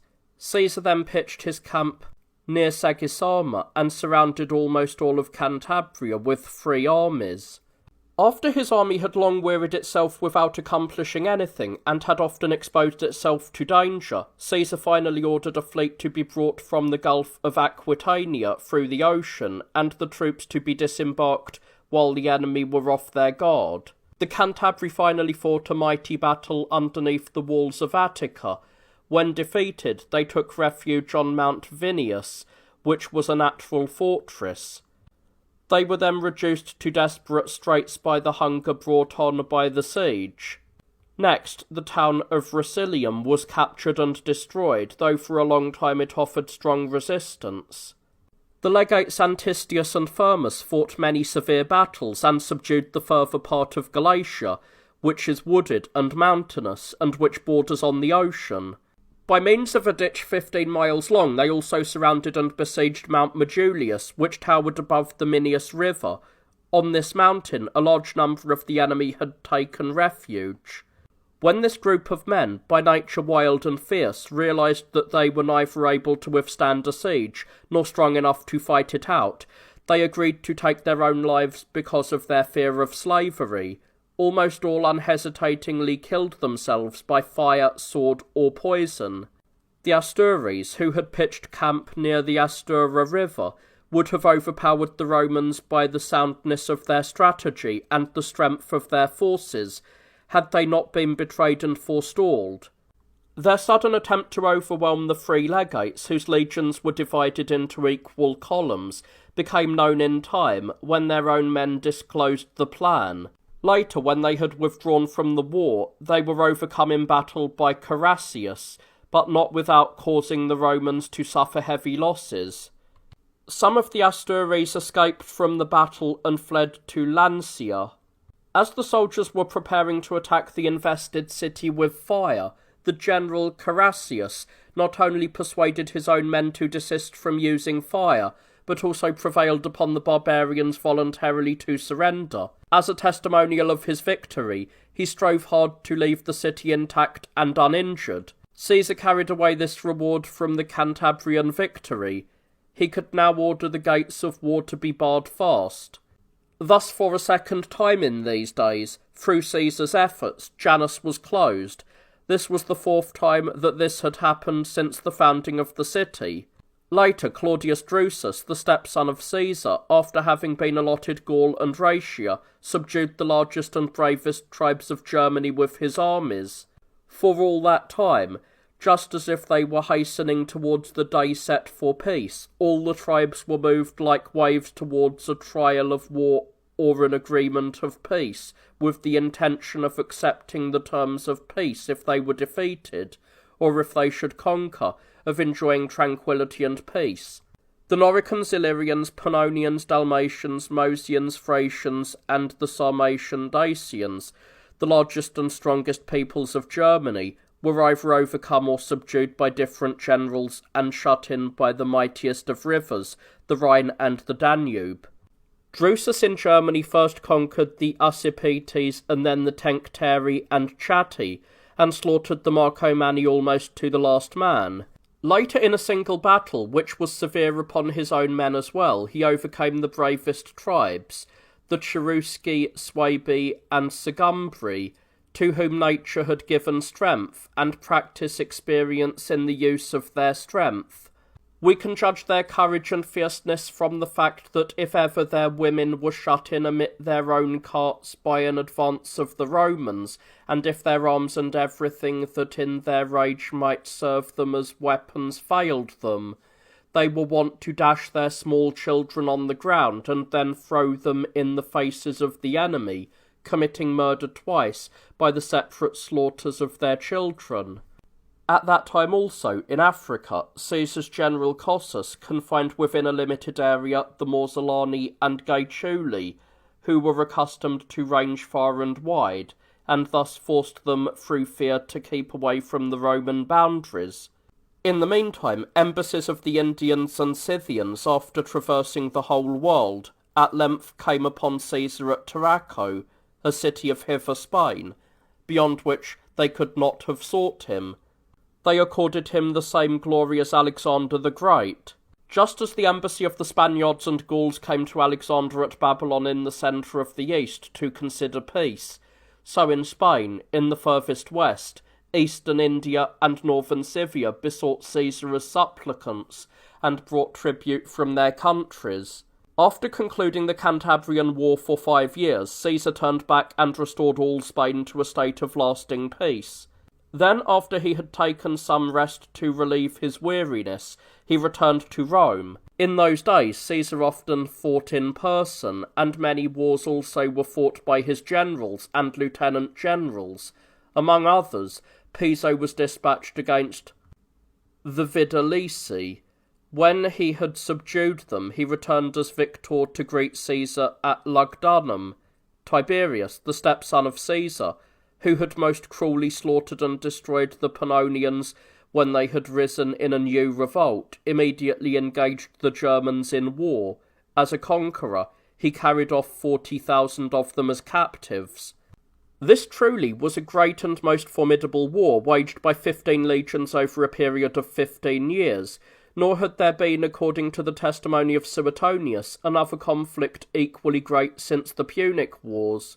In these same days, Quintilius Varus treated the conquered peoples in an exceedingly haughty and avaricious manner.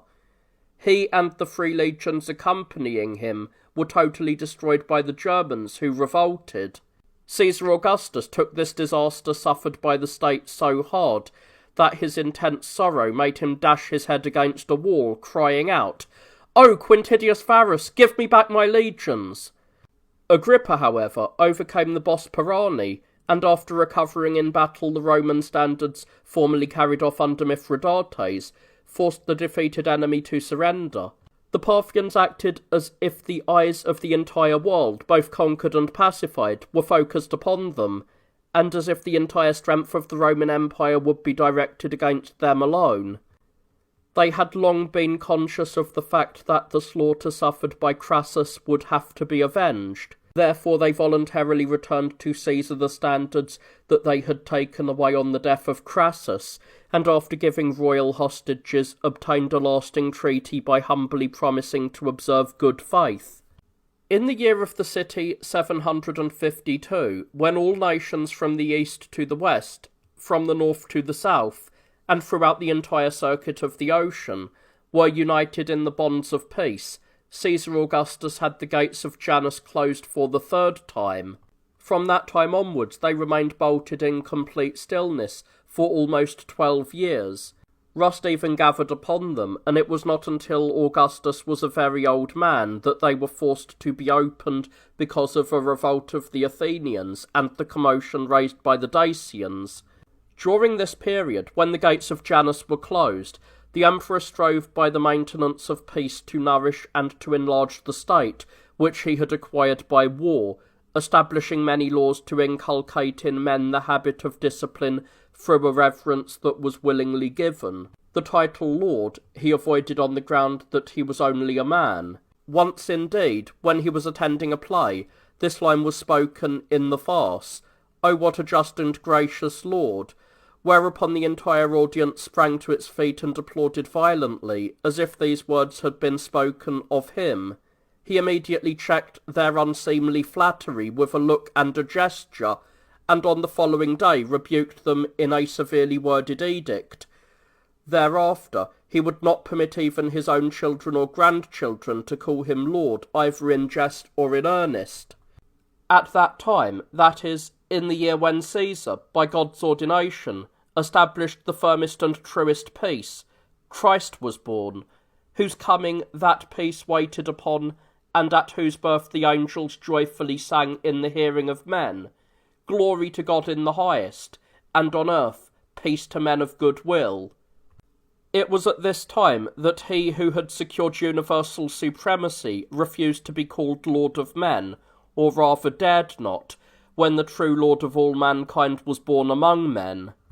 It was also in this year, when God had deigned to assume the appearance and nature of man, that this same Caesar, whom God had predestined for this great mystery, for the first time ordered a census to be taken of each and every province, and that all men should be enrolled. In these days, then, Christ was born, and his name was entered in the Roman census list immediately after his birth. This is that earliest and most famous acknowledgment which designated Caesar first of all men, and the Romans lords of the world, for in the census list all men were entered individually, and in it the very Maker of all men wished to be found, and enrolled as a man among men.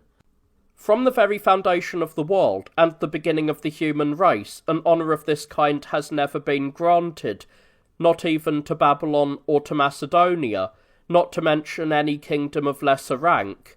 Neither is there any doubt that it is clear to everyone from his own knowledge, faith, and investigation, that it was by the will of our Lord Jesus Christ that this city prospered, was protected, and brought to such heights of power, since to her, in preference to all others, he chose to belong when he came, thereby making it certain that he was entitled to be called a Roman citizen, according to the declaration made in the Roman census list. Now I have reached the epoch when the Lord Jesus Christ first brought light into this world by his coming, and granted a very peaceful reign to Caesar. Let me conclude the 6th book of mine.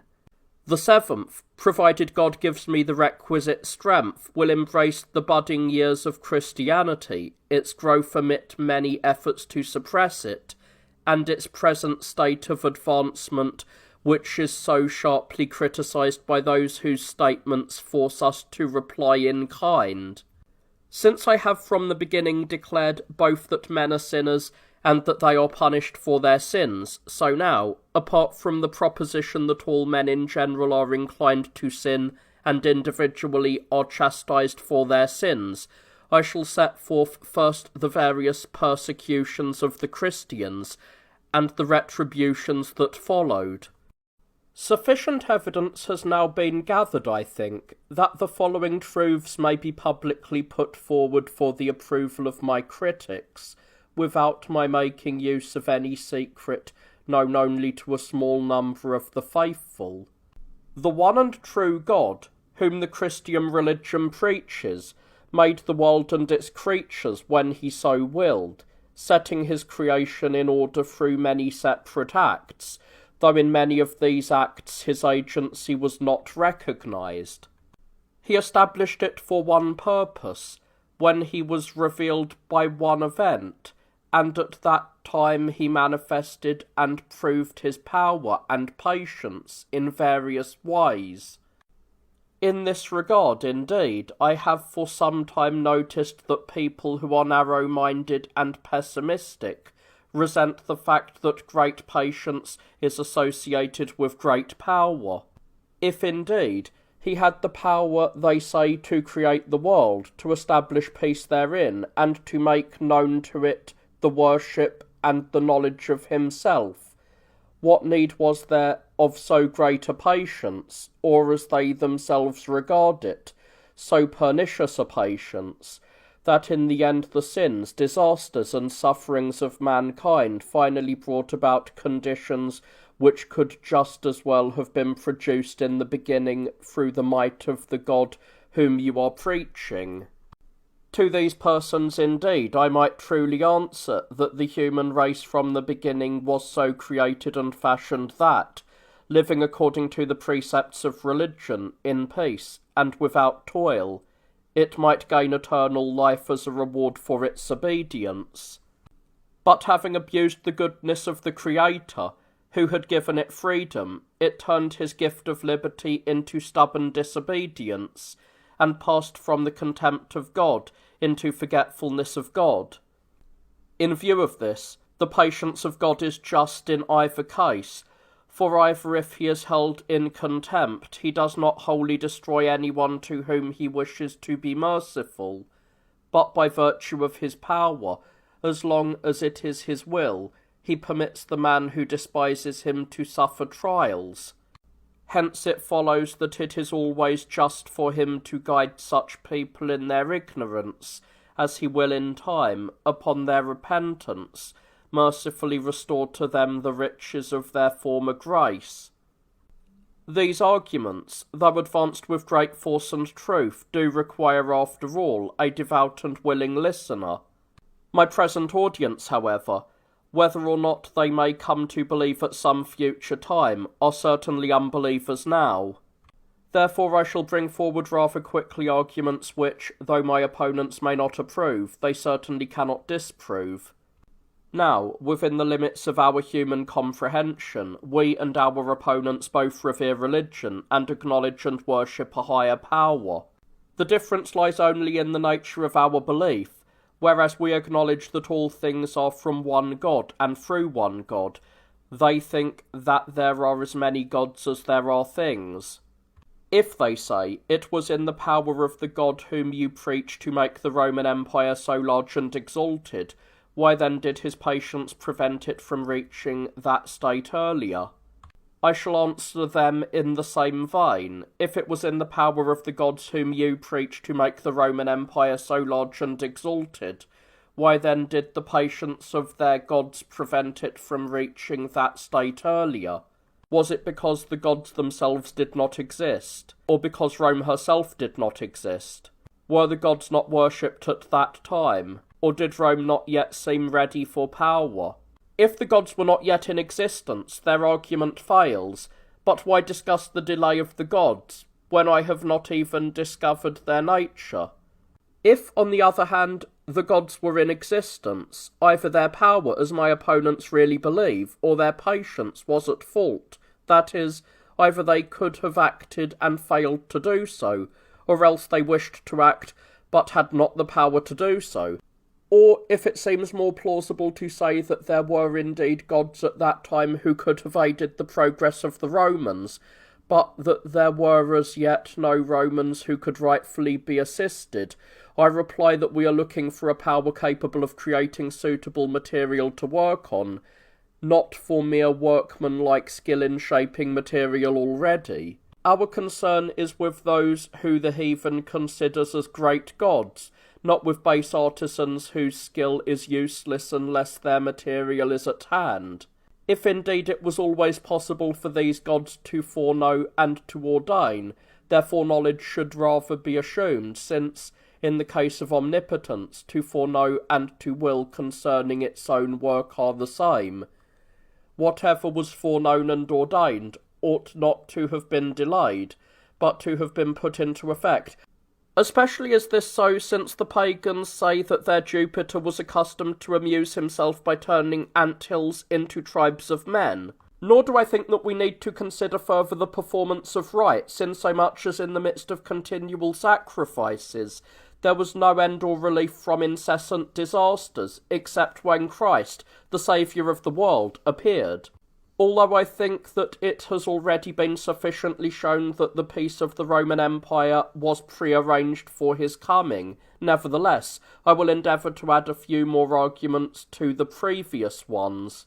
At the beginning of the second book, I touched briefly upon the period of the founding of Rome, and there I consistently noted many points of similarity between the Assyrian city of Babylon, then first among the nations, and Rome, now holding the same position of primacy.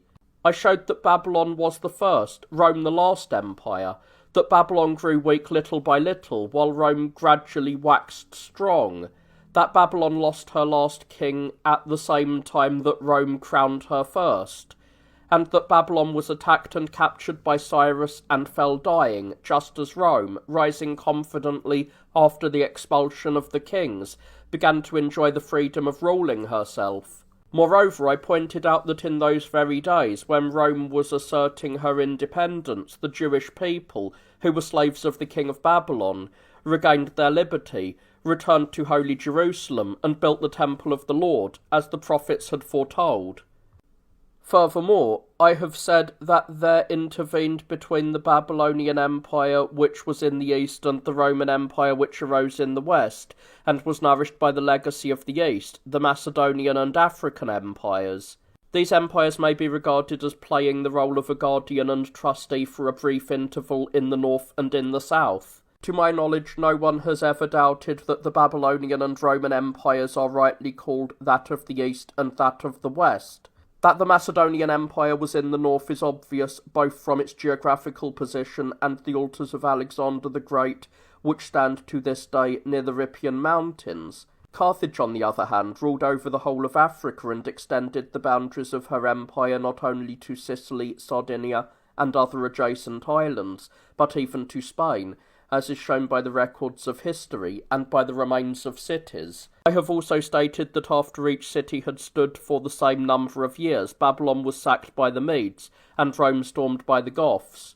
To these arguments I now add the following proofs to make it clear that God is the sole ruler of all the ages, kingdoms, and regions. The Carthaginian Empire, from its founding to her overthrow, lasted a little more than 700 years. The Macedonian, from Carinus to Perseus, a little less than 700. Both, however, came to an end in the number 7, by which all things are decided. Rome herself endured to the coming of the Lord Jesus Christ with her empire unbroken. Nevertheless, she too suffered somewhat when she arrived at that same number, for in the 700th year after the founding of the city, a fire of unknown origin consumed 14 districts. According to Livy, a worse conflagration never visited Rome. So great were its ravages that some years later Caesar Augustus granted a large sum of money from the public treasury for the reconstruction of the burnt areas. If I were not restrained by a consideration of the present state of affairs, I could also show that Babylon had existed for twice that length of time, when more than 1400 years after her founding, she was finally captured by King Cyrus. I should like, however, to add this. Holy Abraham, to whom the promises were renewed and from whose seed Christ would come, was born in the 43rd year of the reign of Ninus. Ninus was the first of all the Babylonian kings, though there is a doubtful report that his father Belus was a king before him. Later, Christ was born at the time of Augustus Caesar, who was the first of all the Roman emperors, though his father Caesar had preceded him, but more as a surveyor of the empire than as an emperor. Toward the close of the 42nd year of his imperial rule, I say, Christ was born, who had been promised to Abraham in the time of Ninus, the first king. Since, however, he was born on the 25th of December, when all the increase of the coming year begins, the result is that, whereas Abraham was born in the 43rd year, the nativity of Christ fell at the end of the 42nd, and so, instead of his being born in some part of the 3rd year, the 3rd year was born in him. The greatness, novelty, and extraordinary character of the blessings in which that year abounded must, I think, surely be well enough known without my repeating them. One peace reigned over the whole earth as a result of the fact that wars had not merely ceased, but had been totally abolished. After the causes of war had been wholly removed rather than merely checked, the gates of twin-faced Janus were closed. The first and greatest census was then made. The great nations of the whole world took an oath in the one name of Caesar, and were joined into one fellowship through the participation in the census. In the 752nd year of the city, Christ was born, and brought the religion that gives salvation to the world. He is in truth the rock, placed in the centre of things. Whosoever opposes him shall be dashed to pieces, and whosoever believes in him shall be saved. He is in truth the glowing fire which illuminates those who follow him, and consumes those who assail him. He is Christ himself, the head of the Christians, the Saviour of the good, the punisher of the wicked, the judge of all. He set a pattern in word and in deed for those who were to follow him, and in order to teach them patience in the persecution that they would undergo for the sake of eternal life, he began his own sufferings as soon as he was brought into the world by the Virgin's labour. For no sooner had Herod, king of Judea, learned of his birth than he resolved to slay him, and, while he was seeking out this one infant, had a great many infants put to death. Hence we see the wicked suffer a just punishment for their malicious attacks, and hence we see that, when the course of the world is peaceful, it is so because of those who believe, and when the world is vexed and disturbed, it is due to the punishments of blasphemers. Faithful Christians, however, are safe in any event, since at least they have either the assurance of rest in the life to come, or the advantage of peace in this life. I shall show this more clearly by the facts themselves as I relate them in order. After the Lord Jesus Christ, the Redeemer of the world, had come to earth and had been enrolled in Caesar's census as a Roman citizen, the gates of war were kept closed 12 years, as I have said, in the happy serenity of peace. In the meantime, Caesar Augustus sent his grandson Gaius to govern the provinces of Egypt and Syria. As Gaius was passing by the borders of Palestine on his way from Egypt, he disdained, as Suetonius Tranquillus tells us, to worship at Jerusalem in the temple of God, which was at this time venerated and much frequented. When he told Augustus about his conduct, the latter had the poor judgment to praise it as wise. Then so dreadful a famine visited the Romans in the 48th year of Caesar's rule that Caesar ordered the gladiatorial bands, all foreigners, and also great numbers of slaves, to be expelled from the city. Physicians and teachers were excepted. Thus, when the princeps sinned against the Holy One of God, and the people were seized by famine, the greatness of the offence was shown by the nature of the punishment. Let me next quote the words of Cornelius Tacitus. Janus was opened in the old age of Augustus, and remained so until the rule of Vespasian, while new tribes were sought at the ends of the earth, often with gain and sometimes with loss. So much for Cornelius. After the capture and overthrow of Jerusalem, as the prophets had foretold, and after the total destruction of the Jewish nation, Titus, who had been appointed by the decree of God to avenge the blood of the Lord Jesus Christ, celebrated with his father Vespasian the victory by a triumph, and closed the temple of Janus. Now, although the temple of Janus was opened in the last days of Caesar, nevertheless, there were no alarms of war for long periods thereafter, even though the army was ready for battle. Our Lord Jesus Christ himself also had these facts in mind in the Gospels. For when the whole world in those days was enjoying great quiet, and all nations were united under the shelter of peace, he was asked by his disciples about the end of the coming times, and replied in part as follows: And you shall hear of wars and rumours of wars. See that you be not troubled, for all these things must come to pass, but the end is not yet. For nation shall rise against nation, and kingdom against kingdom, and there shall be pestilences, famines, and earthquakes in divers places. All these are the beginning of sorrows. They shall then deliver you up to be afflicted, and shall kill you, and you shall be hated of all nations for my name's sake. Thus he taught in his divine foresight, and not only strengthened the faithful by his warning, but also confounded the unbelieving by his prediction. In the 767th year of the city, after the death of Augustus Caesar, Tiberius Caesar assumed the sovereignty, and held it for 23 years. He waged no wars in person, nor did his commanders wage any important wars, except that uprisings of peoples in some localities were anticipated and quickly crushed.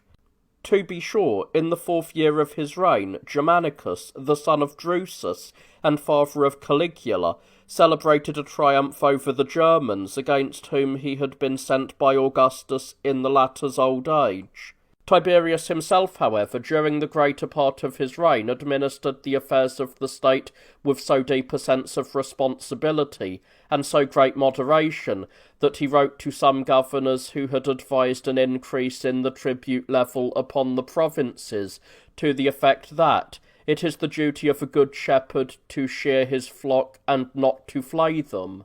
When the Lord Jesus Christ had suffered and risen from the dead, and had sent forth his disciples to preach, Pilate, the governor of the province of Palestine, made a report to the Emperor Tiberius and to the Senate concerning the passion and resurrection of Christ, and also the subsequent miracles that had been publicly performed by him, or were being done by his disciples in his name. Pilate also stated that a rapidly increasing multitude believed him to be a god. When Tiberius, amid great approval, proposed to the Senate that Christ should be considered a god, the Senate became indignant because the matter had not been referred to it earlier in accordance with usual custom, so that it might be the first to pass upon the recognition of a new cult. The Senate therefore refused to deify Christ and issued an edict that the Christians should be banished from the city. There was also the special reason that Sejanus, the prefect of Tiberias, was inflexibly opposed to the recognition of this new religion. Nevertheless, in an edict, Tiberius threatened denouncers of Christians with death. Now it came about that the emperor little by little abandoned his most praiseworthy policy of moderation in order to take revenge upon the Senate for its opposition, for he took pleasure in doing whatever he wished, and from the mildest of princes he became the most savage of wild beasts. He proscribed a great army of senators and drove them to death. Of the 20 noblemen whom he had selected as his counsellors, he left scarcely 2 unharmed, and destroyed the others on various pretexts. He put to death his prefect Sejanus, who was trying to stir up a revolution. There were clear indications that he poisoned both Drusus, his son by birth, and Germanicus, his son by adoption. He also killed his grandchildren, the sons of Germanicus. To recite his deeds one by one would be too horrible and scandalous. Suffice it to say that his lusts and cruel rage grew so violent that those who had scorned to be saved under the rule of Christ were punished under the rule of Caesar. In the 12th year of Tiberius, a strange and unbelievable disaster occurred at the city of Fidenae. While the people were watching a gladiatorial performance, the seats of the amphitheatre collapsed and killed more than 20,000 persons. In truth, the ages to come may well heed the lesson of this great catastrophe that befell those who had so eagerly assembled to witness the death of their fellow men, and this at the very time when God had been pleased to become man for the sake of securing man's salvation. In the 17th year of this emperor, the Lord Jesus Christ of his own free will submitted to his passion. Nevertheless, it was through their own impiety that the Jews arrested him and nailed him to the cross. At that time, a very severe earthquake shook the whole world. The rocks upon the mountains were rent, and many sections of the largest cities were overthrown by its unusual violence. On that day too, at the 6th hour, the sun was also entirely obscured, and a hideous darkness suddenly overshadowed the earth. In the words of the poets, a godless age feared eternal night. It is, however, perfectly plain that the sun's light was not cut off either by the moon or by clouds. For we are told that the moon, being 14 days old at the time, was in the opposite quarter of the heavens, furthest from the sun, and that the stars were shining through the entire sky at that hour of the daytime, or rather, in that awful night.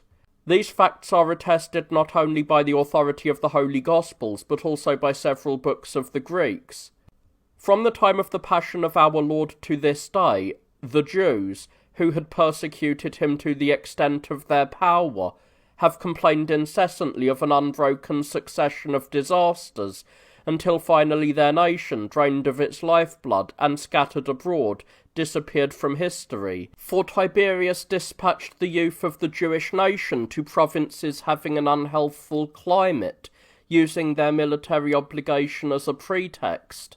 He also forced the remainder of the Jews, as well as those who practiced similar rites, to leave Rome, threatening to make them slaves for life if they failed to obey. When the earthquake mentioned above demolished many cities of Asia, he remitted their tribute and made a donation to them from his own purse as well. The circumstances of the death of Tiberius led to suspicion that he had been poisoned. In the 790th year of the city, Gaius Caligula, the third emperor counting from Augustus, began his reign. He ruled for barely 4 years. He was more wicked than all his predecessors, and seemed well worthy to be an instrument of vengeance upon the blaspheming Romans and the persecuting Jews. Let me show in a word the extent of his savagery by quoting the exclamation that is attributed to him. Would that the Roman people had but a single neck. Furthermore, he often complained bitterly about the state of his times because they had been marked by no public disasters. O blessed beginnings of Christianity! So great was your power over the affairs of men that even the cruelty of man could only wish for disaster without finding it. See how hungry savagery loudly complains of the general peace. Within impious rage, sitting on savage arms, his hands, bound behind his back with 100 brazen knots, will send forth horrible roars from bloody lips. Up to this time, mutinous slaves and runaway gladiators terrified Rome, overturned Italy, ruined Sicily, and were dreaded by mankind throughout almost the whole world. But in the days of salvation, that is, in Christian times, not even a hostile Caesar could break the peace. Caligula, after making almost incredible preparations, set out to find an enemy in order to give his idle troops an opportunity to fight.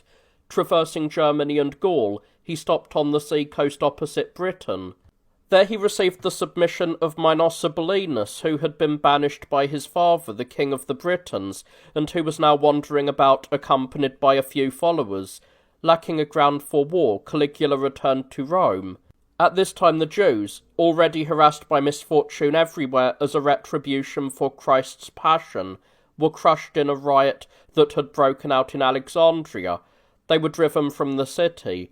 Thereupon they commissioned a certain Philo, unquestionably a scholar of the first rank, to go as their representative to the emperor and set forth their grievances, but Caligula, who hated mankind in generally, particularly detested the Jews.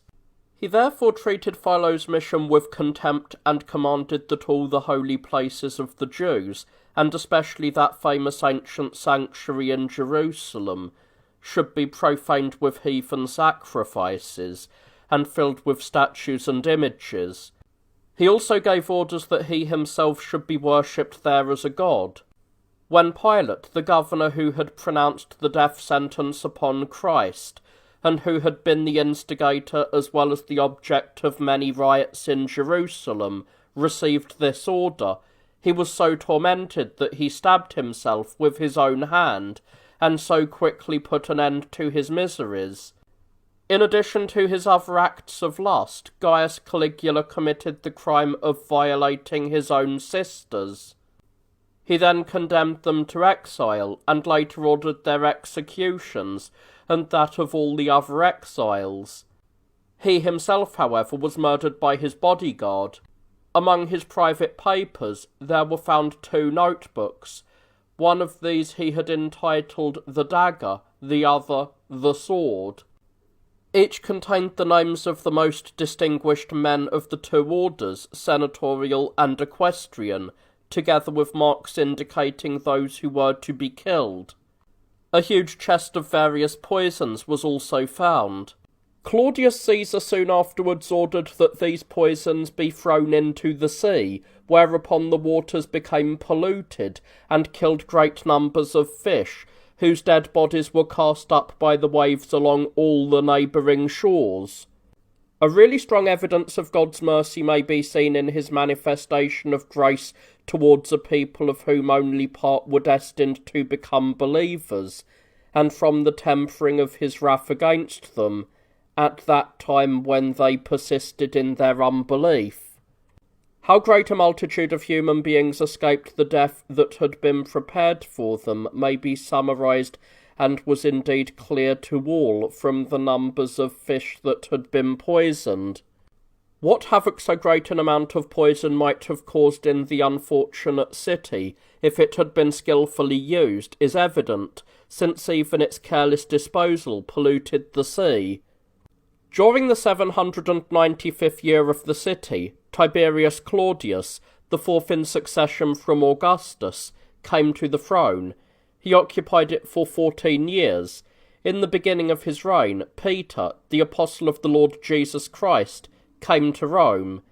There he taught by the true word the religion that brings salvation to all believers, and attested it by mighty miracles. From that time on, there began to be Christians in Rome. Because of its faith, the city felt that a favour had been bestowed on it. The Senate and the consuls passed many resolutions after the murder of Caligula, with a view to abolishing the empire, restoring the Commonwealth to its former status, and wiping out completely the entire family of the Caesars. As soon as he established his rule, Claudius exercised a clemency previously unknown in Rome. To prevent vengeance from venting its rage, if it should get a start, upon so many of the nobility, he consigned to oblivion the memory of those 2 days, during which those unhappy measures and acts had been passed regarding the form of government, and decreed that all that had been done or said during that period should be pardoned and forever forgotten. This was the renowned and glorious Athenian custom of amnesty, which the Senate, on the advice of Cicero, had tried to introduce at Rome after the death of Julius Caesar, but which at that time had come to naught because of the onslaught made by Antony and Octavian in their efforts of avenging Caesar's murder. Yet Claudius, without being asked by anyone, assented because of his humanity, though he had severe provocation to execute those who had conspired against him. Now at this time, by the grace of God, a great miracle occurred. Furious Camillus Scribonianus, the governor of Dalmatia, had been plotting a civil war, and had persuaded many of the strongest legions to break their allegiance. But on the day appointed for their assembling at the side of the new emperor, they found it impossible either to adorn the eagles or to pull up and move the standards. This unique miracle so impressed the soldiers that they gave up their plan, abandoned Scribonianus, killed him 4 days later, and returned to their former allegiance. Now it is well known that nothing has ever brought more sorrow and destruction upon Rome than civil wars.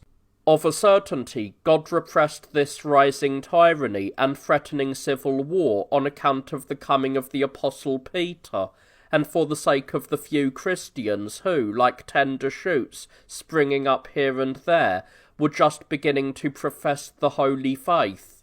If anyone would deny this fact, let him produce a similar instance of the suppression of civil war in past ages. In the 4th year of his reign, Claudius looked about everywhere for an opportunity to engage in successful war, for he wanted to appear as a prince who was of some service to the state. Accordingly, he undertook a campaign in Britain, which was in the throes of an insurrection. This insurrection had apparently arisen because certain deserters had been barred from returning home. He crossed over to the island, which no one before had ventured to approach except Julius Caesar. There, to quote the words of Suetonius Tranquillus, Claudius, within a few days, reduced the greater part of the island to submission without fighting or bloodshed. He also added to the Roman Empire the Orkney Islands, situated in the ocean beyond Britain, and within 6 months of the date of his departure, he returned to Rome. Any person of the present day who pleases may make comparisons in regard to this one island, period with period, war with war, Caesar with Caesar. I say nothing of the outcome, since in this case it was the most fortunate of victories, previously the bitterest of disasters. Thus Rome may finally come to see that the God through whose providence she formerly enjoyed partial success in her undertakings is the God through whose recognition she now enjoys success in all its fullness, to the extent that she does not become corrupted through the stumbling block of her blasphemies. In the same year of this emperor's reign, as the prophets had foretold, there was a terrible famine throughout Syria.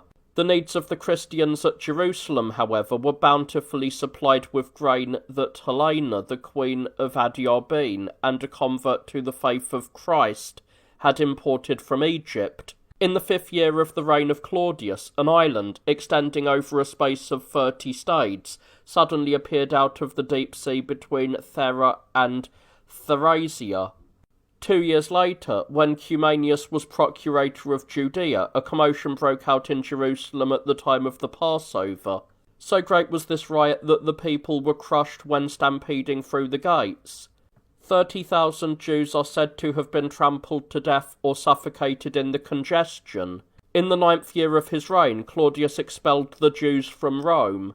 Both Josephus and Suetonius record this event, but I prefer, however, the account of the latter, who speaks as follows. Claudius expelled the Jews from Rome because, in their resentment against Christ, they were continually creating disturbances. As a matter of fact, however, no one can say whether the emperor ordered the Jews to be restrained and repressed because they were creating disturbances against Christ, or whether he wished the Christians to be expelled at the same time, on the grounds that they were members of an allied religion. Nevertheless, during the following year, there was so great a famine in Rome that the emperor was taunted and insulted by the people in the middle of the forum, and shamefully pelted with pieces of bread. He barely managed to escape the fury of the excited mob by fleeing through a private entrance into the palace. Not long afterwards, Claudius, acting upon the flimsiest pretext, put to death 35 senators and 300 Roman knights at one time. In the matter of his own death, however, there was clear indication that he had been poisoned. In the 808th year of the city, Nero Caesar, the 5th in succession from Augustus, became princeps. He held the office for almost 14 years. In every vice and crime he followed his uncle Gaius Caligula, and indeed he even surpassed him. There was no form of wickedness that he did not practice: wantonness, lust, extravagance, avarice, and cruelty.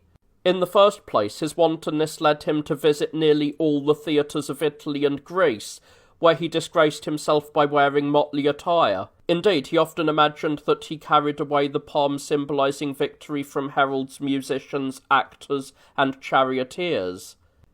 Then the violence of his lusts became so great that he is said to have respected neither his mother's nor his sister's honour, nor any blood relationships. Also he took a man to wife, and was himself received as a wife by a man. His extravagance was so unbridled that he fished with nets of gold, which were drawn up by cords of purple, and he bathed in hot and cold perfumed waters. It is even said that he never travelled with less than 1,000 carriages. He caused Rome to be burned in order to enjoy the spectacle, and for 6 days and 7 nights feasted his eyes on the blazing city. The warehouses built of square stone, and the huge tenements of a bygone day, which the spreading flames could not reach, were demolished by a great machine originally designed for use in foreign wars, and these buildings were then set on fire. The unfortunate plebeians were driven for shelter to monuments and tombs. The emperor himself viewed the conflagration from the lofty tower of Maecenas, and while enjoying the beauty of the flames, it is said that he declaimed the Iliad in a tragic actor's costume. The avarice of Nero was likewise so uncontrolled that, after the burning of the city, which Augustus, according to his boast, had changed from brick to marble, he would not allow anyone to approach the remains of his own property, but himself seized everything that had been, by any chance, able to escape the flames. He also ordered the Senate to appropriate 10 million sesterces a year for his expenses. He deprived a great many senators of their property without cause, and in one day wiped out the entire wealth of all the merchants and inflicted torture upon them as well. His insane cruelty made him so savage that he killed the greater part of the Senate, and almost annihilated the equestrian order. He did not even refrain from murdering members of his own family, and without scruple killed his mother, brother, sister, wife, and all the rest of his blood relations and kinsmen. All this massive crime was crowned by Nero's daring impiety towards God. He was the first emperor to torture and put to death Christians at Rome, and he ordered them to be harassed by a similar persecution throughout all of the provinces. In his attempt to root out their very name, he put to death Peter and Paul, the most blessed apostles of Christ, one by the cross and the other by the sword. Soon wretched Rome was engulfed by disasters pressing in upon her from every side. The following autumn, so great a plague visited the city that 30,000 funerals were entered in the register of the goddess Libertina. Britain at once suffered a disaster. 2 of the principal towns were sacked and a great number of Roman citizens and their allies were slaughtered and destroyed. In the east, moreover, the important Armenian provinces were lost. Roman legions were forced to pass beneath the Parthian yoke, and Syria was retained only with great difficulty. In Asia, an earthquake destroyed 3 cities, Laodicea, Hierapolis, and Colosia. In the meantime, Nero learned that the army in Spain had proclaimed Galba emperor. His courage and hope utterly collapsed. In the midst of his wicked and unbelievable attempts to ruin and even destroy the state, the Senate declared him a public enemy. He ignominiously fled and killed himself 4 miles from the city. With Nero, the entire family of the Caesars became extinct. In the 824th year of the city, Galba assumed the imperial title in Spain. As soon as he learned of Nero's death, he came to Rome. Here he offended everyone by his avarice, cruelty, and indolence. He adopted as his son and successor Piso, a highborn and industrious young man, but both were slain by Otho after a reign of 7 months. Thus Rome atoned for the wrongs done to the Christian religion through the slaughter of her rulers and the breaking out of civil war. When the Apostle Peter came to the city, the legionary standards, you will recall, were held fast by the will of heaven, and could not be pulled up by any means whatsoever to set in motion the civil war Scribonius had planned. But after Peter had been killed in the city, and the Christians had been mangled by every sort of punishment, the standards were loosened from the ground throughout the world. Galba now raised the standards of revolt in Spain. Upon his downfall, Otho in Rome, Vitellius in Germany, and Vespasian in Syria all assumed the imperial title and took up arms at the same time. Here truth compels those who decry the Christian era to acknowledge, even against their own will, both the power and the mercy of God. Let them but consider how suddenly the fires of war flared up, and how swiftly they were quenched. Formerly slight causes stirred up great and long-lasting disasters. Now the mighty peals of thunder resounding on all sides from great evils are stilled with but slight difficulty. For in spite of persecution, the Church already existed at Rome, and from there she made supplications to Christ, the judge of all, even on behalf of her enemies and persecutors. Otho made his way to the throne amid rioting and bloodshed after the murder of Galba and Piso at Rome. He began a civil war as soon as he learned that the legions of Germany had proclaimed Emperor Vitellius, who was in Gaul. At first Otho won 3 unimportant victories over the generals of Vitellius, one in the Alps, another near Placentia, and a third at a place called Castores. But when he saw that his troops had been defeated in a 4th battle at Bedriacum, he took his own life. This occurred 3 months after he had begun his reign. Vitellius the victor came to Rome. There, after much cruelty and vileness, he brought disgrace upon humanity by his unbelievable gluttony. As soon as he learned what Vespasian was doing, he tried to abdicate. Later, encouraged by certain persons, he forced the partisans of Vespasian, including the latter's brother Sabinus, who had not suspected any trouble, to take refuge in the capital. He set the temple on fire, and let the flames and falling walls together envelop all in a common death and a common tomb. Later he was abandoned by his army, which went over to the cause of Vespasian. In his fright at the enemy's approach, he hid himself in a small storeroom near the palace. From this hiding place he was ignominiously dragged forth and, naked as he was, led along the sacred way to the forum, while the bystanders pelted his face with dung. 8 months after he had usurped the throne, he was tortured to death at the Gemonian steps by countless tiny pricks and stabs. He was then dragged away with a hook and flung into the Tiber without even receiving the usual privilege of burial. For a number of days thereafter, amidst scenes of general lawlessness, the soldiers of Vespasian vented their fury upon the Senate and people of Rome by an indiscriminate massacre. During the 825th year of the city, after the passing of violent but brief storms in the form of illegal attempts to seize the throne, peace and calm returned under the rule of Vespasian. To go back a little in my story, the Jews, who after Christ's passion first were utterly forsaken by the grace of God, and then beset on all sides by every kind of misfortune, were led astray by certain oracular responses given on Mount Carmel.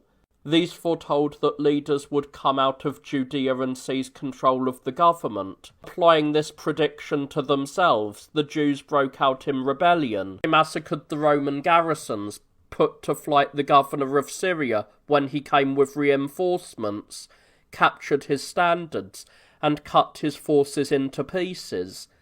Vespasian, whom Nero sent against them, took his elder son Titus with him as one of his lieutenants. He also brought with him to Syria a number of strong legions. After taking many of the towns, he blockaded the Jews in Jerusalem, where they had gathered in large numbers because it was a feast day. On learning of Nero's death, he declared himself emperor. He was strongly urged to take this step by numerous kings and generals, but most of all by the words of Josephus, a leader of the Jews. This man, when made prisoner and put in chains, had most confidently declared, as Suetonius tells us, that he would be released directly by the same person who had imprisoned him, but that person would be the emperor. Vespasian, leaving his son Titus in camp to manage the siege of Jerusalem, set out for Rome by way of Alexandria. But when he heard that Vitellius had been killed, he stopped at Alexandria for a short time. Titus, on his part, wore down the Jews by a long, close siege. He finally made a breach in the city walls by using engines and all kinds of military apparatus, though not without the loss of many of his men. But it took more strength and a much longer time to capture the inner fortification of the temple. A number of priests and chief men had shut themselves up there and were maintaining its defence. When Titus had finally gained control of it, the construction and antiquity of the temple aroused his admiration. He was for some time undecided whether he should burn it, since its survival would encourage the enemy, or whether he should preserve it as a memorial of his victory. But now that the Church of God had already blossomed forth richly throughout the world, it was his will that this building should be removed as an empty shell that had outlasted its usefulness. Therefore, Titus, after being acclaimed imperator by the army, set on fire and destroyed the temple at Jerusalem, which, from the day of its founding to its final overthrow, had endured for over 700 years. All the walls of the city were levelled to the ground. According to Cornelius Tacitus and Suetonius, 600,000 Jews were killed in this war. But Josephus the Jew, who was in command of the war at that time, and who later found pardon and favour with Vespasian by predicting his ascension, writes that 1,100,000 perished by the sword and by famine, and that the remainder of the Jews were driven off in various conditions of misfortune and scattered throughout the world. These are said to have numbered about 90,000. The emperors Vespasian and Titus celebrated their victory over the Jews by a magnificent triumphal entry into Rome. Of all the 320 triumphs that had been held from the founding of the city until that time, so fair and strange a sight had not been seen by man, father and son riding in the same triumphal chariot after their glorious victory over those who had offended the father and the son. Now that all wars and uprisings had been put down at home and abroad, these emperors without delay proclaimed universal peace, and decreed that double-faced Janus should be confined by the barring of his gates. This was the 6th time this had occurred since the founding of the city. It was indeed right that the same honour should be paid to the avenging of the Lord's passion, as had been bestowed upon his nativity. The Roman state then made great progress without suffering any of the tumults of war. Achaea, Lycia, Rhodes, Byzantium, Samos, Thrace, Cilicia, and Comain were all for the first time reduced to provinces, and obeyed the judges and the laws of Rome. In the 9th year of this emperor's reign, an earthquake destroyed 3 cities of Cyprus, and at Rome there was a great plague. Vespasian died of dysentery at his country place, among the Sabines, in the 9th year of his principate. In the 828th year of the city, Titus, 8th in the succession from Augustus, if we exclude Otho and Vitellius from the list of emperors, succeeded Vespasian. He reigned for only 2 years. His reign was so quiet that it is said that he did not shed the blood of a single person during his administration of the government. At this time, however, a conflagration suddenly broke out at Rome and consumed a great number of public buildings. It is also related that the top of Mount Vesuvius blew off and poured forth masses of molten lava, and that these torrents of fire destroyed the surrounding country with its cities and their inhabitants. Titus succumbed to disease in the same country estate where his father had died. He was deeply mourned by all. In the 813th year of the city, Domitian, the 9th in succession from Augustus, succeeded his brother Titus on the throne. For 15 years this ruler progressed through every degree of wickedness. Finally, he dared to issue edicts for a general and most cruel persecution to uproot the Christian Church, which was now very firmly established throughout the world. He even fell into such a state of pride that he ordered the people to speak, to write of, and to worship him as Lord and God. Moved by envy and greed, he put to death the noblest men of the Senate. Some he killed publicly, others he forced into exile and there butchered them. Whatever uncontrolled lust suggested to him, he did. In Rome he erected many buildings upon the ruins of the people's property. Equally harmful to the state was the war which his legates waged against the Germans and the Dacians. While Domitian himself in the city was a scourge to the Senate and the people, his enemies abroad were continually cutting to pieces his badly led armies. I should like to tell in detail of the great battles fought by the Dacian king Diarrhapanes against the general Fuscus, as well as of the extent of the Roman losses. But Cornelius Tacitus, who wrote an exhaustive history of these events, has declared that Sallustius Crispus and very many other authors established the practice of keeping silent about the numbers of the slain, and that he himself preferred to do likewise.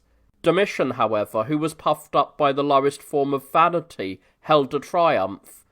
Nominally, this triumph celebrated his victory over the enemy, but in reality it celebrated the loss of his legions. Crazed by his pride, which made him want to be worshipped as a god, he was the first emperor after Nero to order a persecution of the Christians.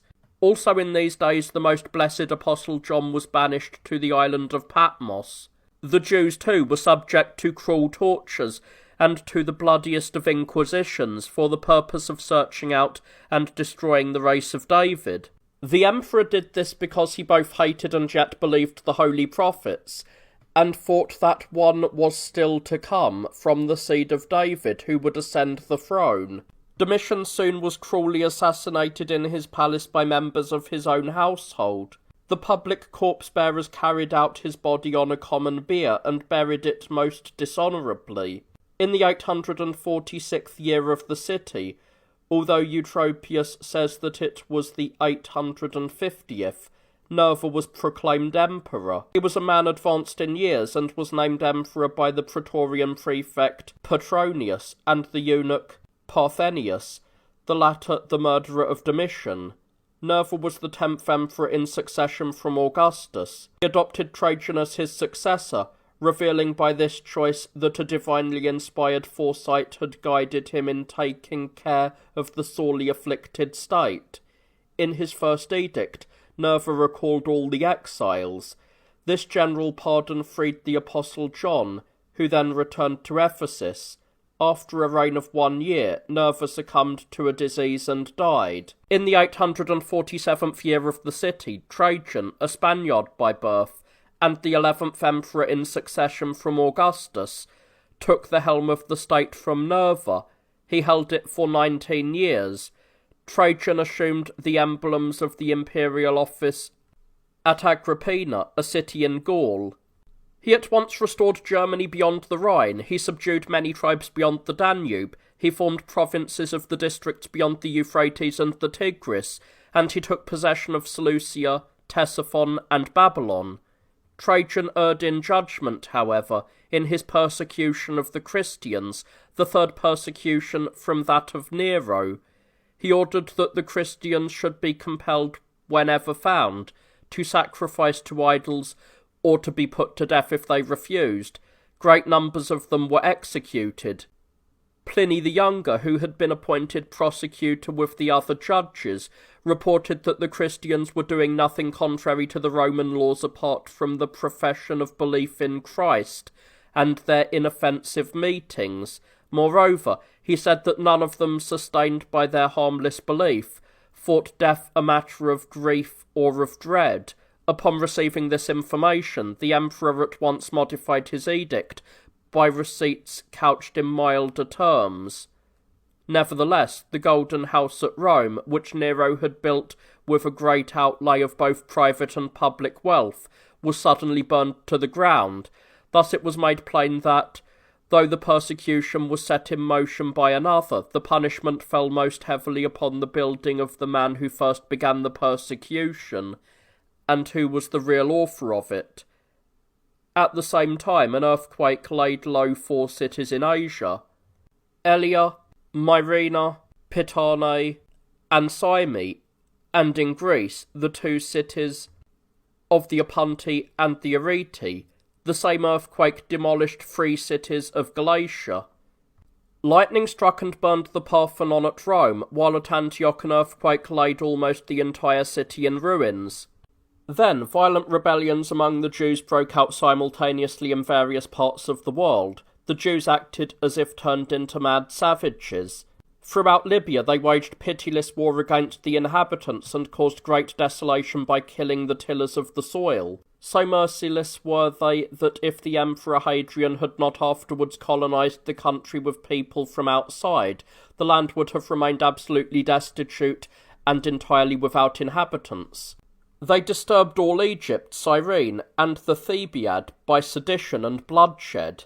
In Alexandria, however, the Jews were defeated and crushed in a pitched battle. When they also rebelled in Mesopotamia, the emperor ordered war to be declared against them. Many thousands of them were exterminated in a vast carnage. Nevertheless, they did destroy Salamis, a city of Cyprus, after they had killed all the inhabitants. Trajan, according to some authors, died of dysentery at Seleucia, a city of Isauria. In the 867th year of the city, Hadrian, the nephew of Trajan on his mother's side, became the 12th emperor in succession from Augustus. He ruled for 21 years. Hadrian underwent instruction and came to know thoroughly the doctrines of the Christian faith through treatises written by Quadratus, a disciple of the Apostles, by Aristides of Athens, a man full of faith and wisdom, and by Serenus Granius, a legate. He therefore gave orders in a letter to Minucius Fundanus, the proconsul of Asia, that no one should have the authority to condemn the Christians without allegation and proof of a crime. In violation of a precedent, Hadrian soon received in the Senate the title of Father of his country, and his wife the title of Augusta. He governed the state very justly, and conducted a successful war against the Saramati.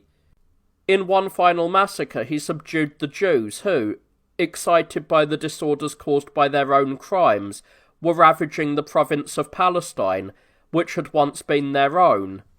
In this way he avenged the Christians, whom the Jews, under the leadership of Cocobas, were torturing because they would not join them against the Romans. The emperor gave orders that no Jew should be permitted to enter Jerusalem, and that only Christians should be permitted to occupy the city.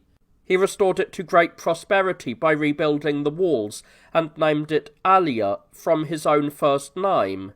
In the 888th year of the city, Antoninus, surnamed Pius, was proclaimed the 13th emperor in succession from Augustus. Jointly with his sons Aurelius and Lucius, he governed the state for almost 23 years. So peaceful and sub-upright was his rule that he was well named the Pious, and the father of his country. It was in his time that Valentinius, the heresiarch, and Curdo, the teacher of Marcion, came to Rome. The philosopher Justin, however, submitted to Antoninus his book in defence of the Christian religion, and so disposed the emperor kindly towards the Christians. Antoninus was attacked by disease and died at a place 12 miles from the capital. During the 911th year of the city, Marcus Antonius Verus, the 14th emperor in succession from Augustus, came to the throne with his brother, Aurelius Commodus. They occupied it jointly for 19 years and were the first to govern the state on terms of equal authority. They waged war against the Parthians with admirable bravery and success. Vologesus, the king of the Parthians, had invaded Armenia, Cappadocia and Syria and was causing frightful devastation.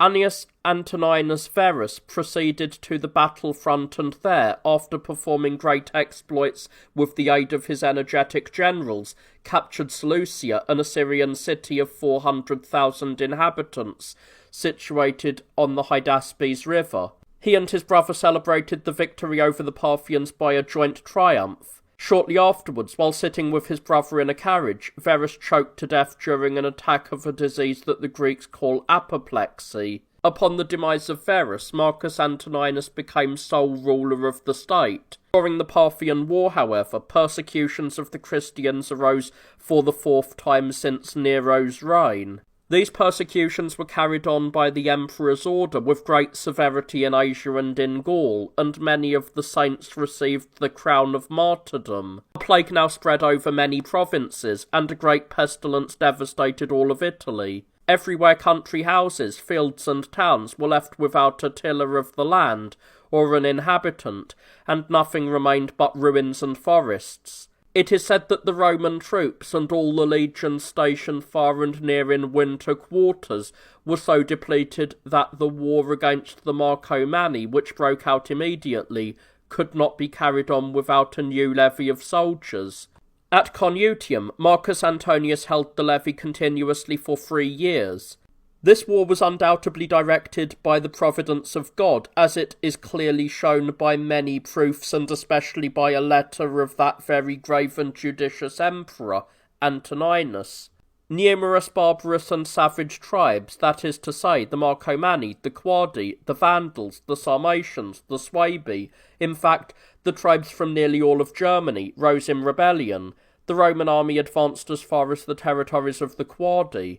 There the enemy surrounded it, but on account of the scarcity of water the army was in more immediate danger from thirst than from the enemy. Publicly calling upon the name of Christ, certain of the soldiers with great constancy of faith poured forth their souls in prayer.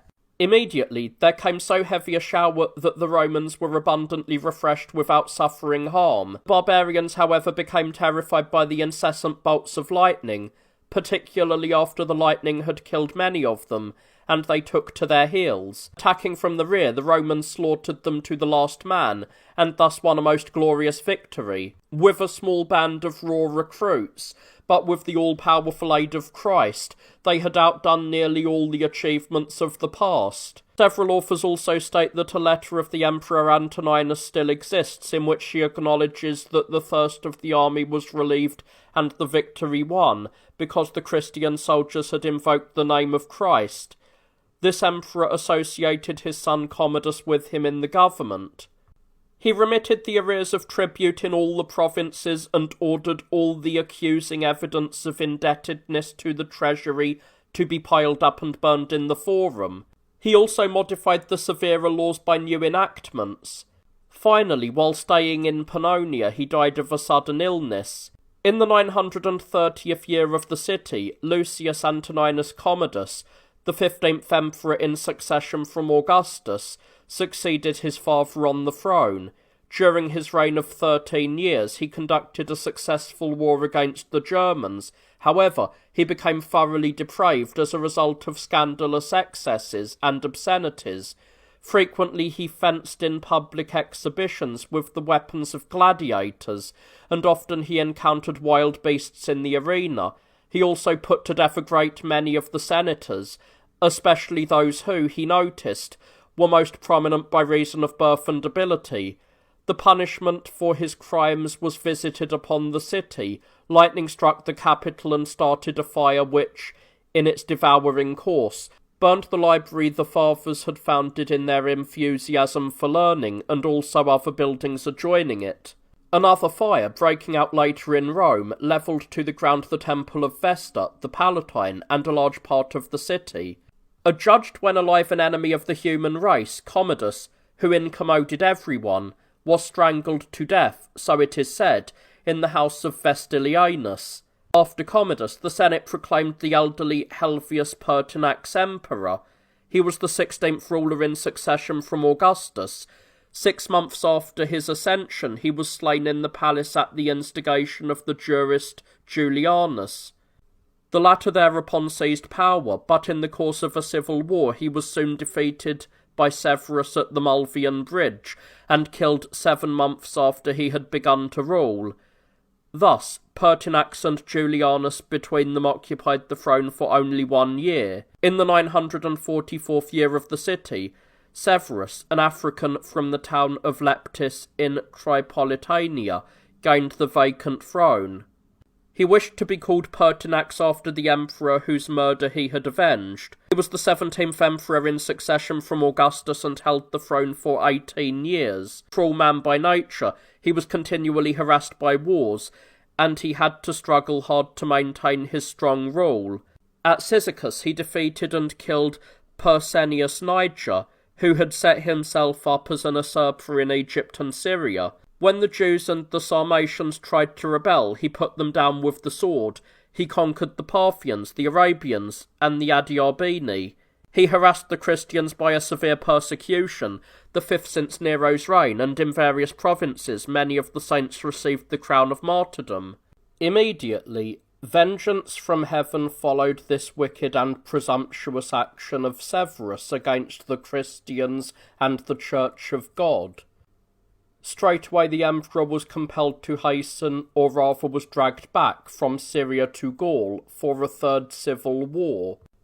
He had already fought 1 war at Rome against Julianus, and another in Syria against Niger, and now a third was stirred up by Clodius Albinus, who had made himself Caesar in Gaul.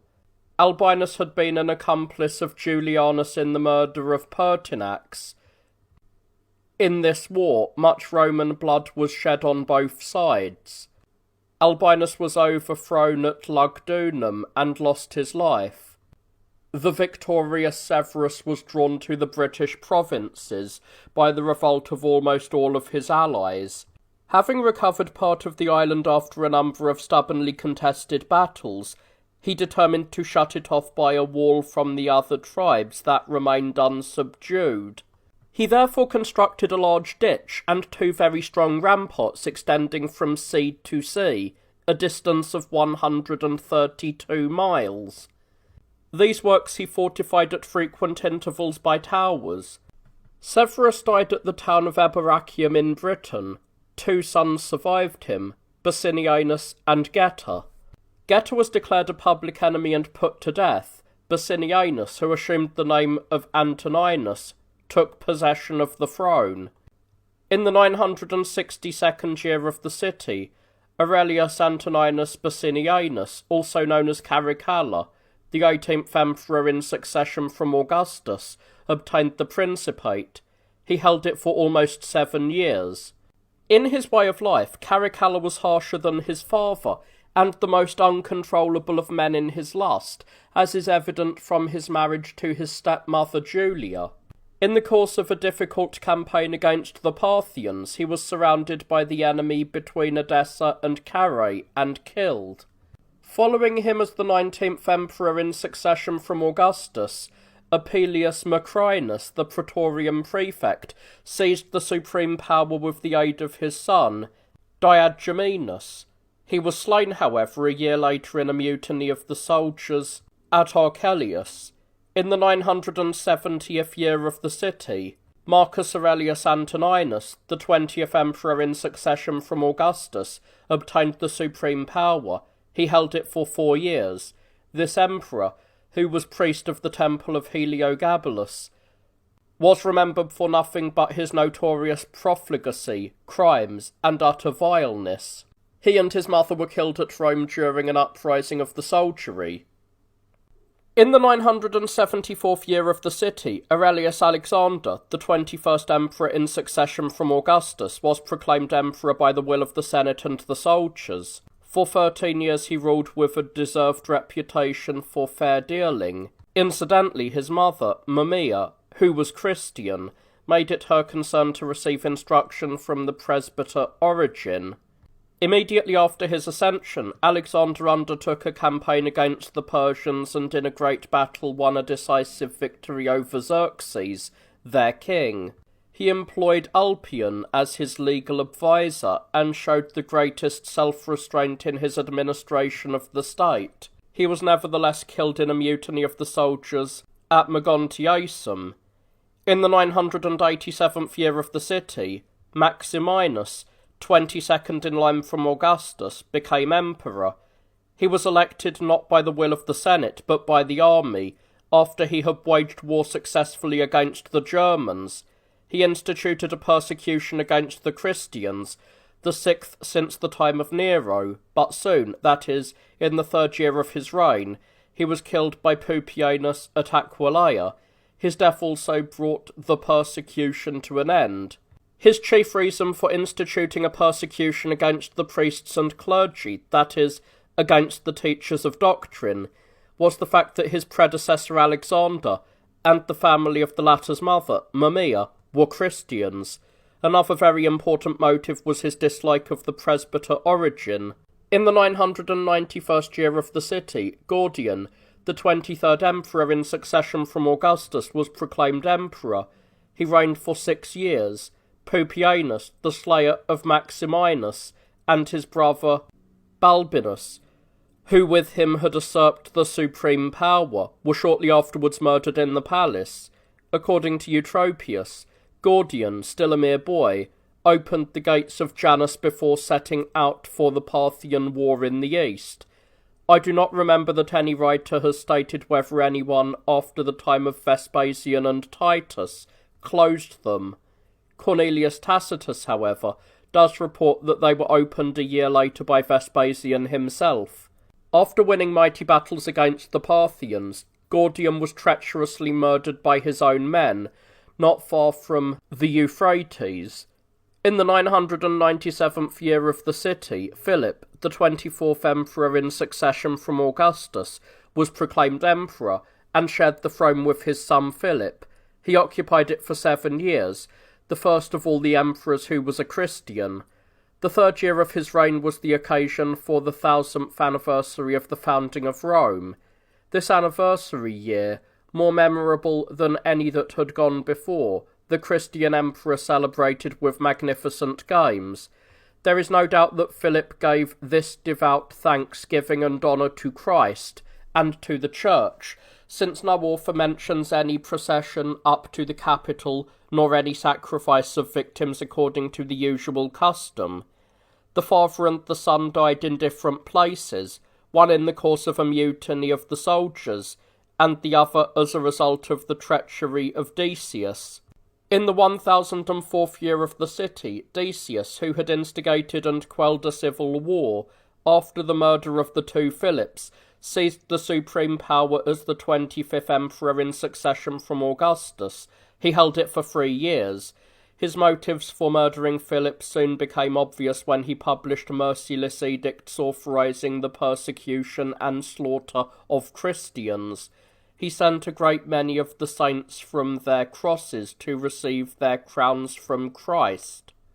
This was the 7th persecution since the time of Nero.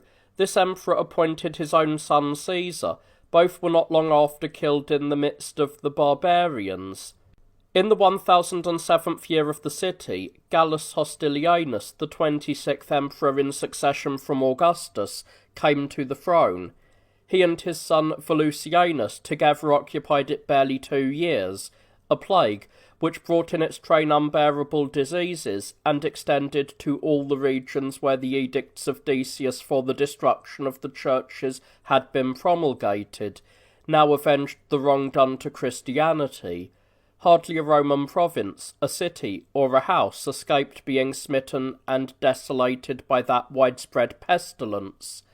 Gallus and Volusianus, whose reign was distinguished by this calamity alone, were killed while they were undertaking a civil war against the pretender Aemilianus. The latter, however, perished in the 3rd month of his usurpation.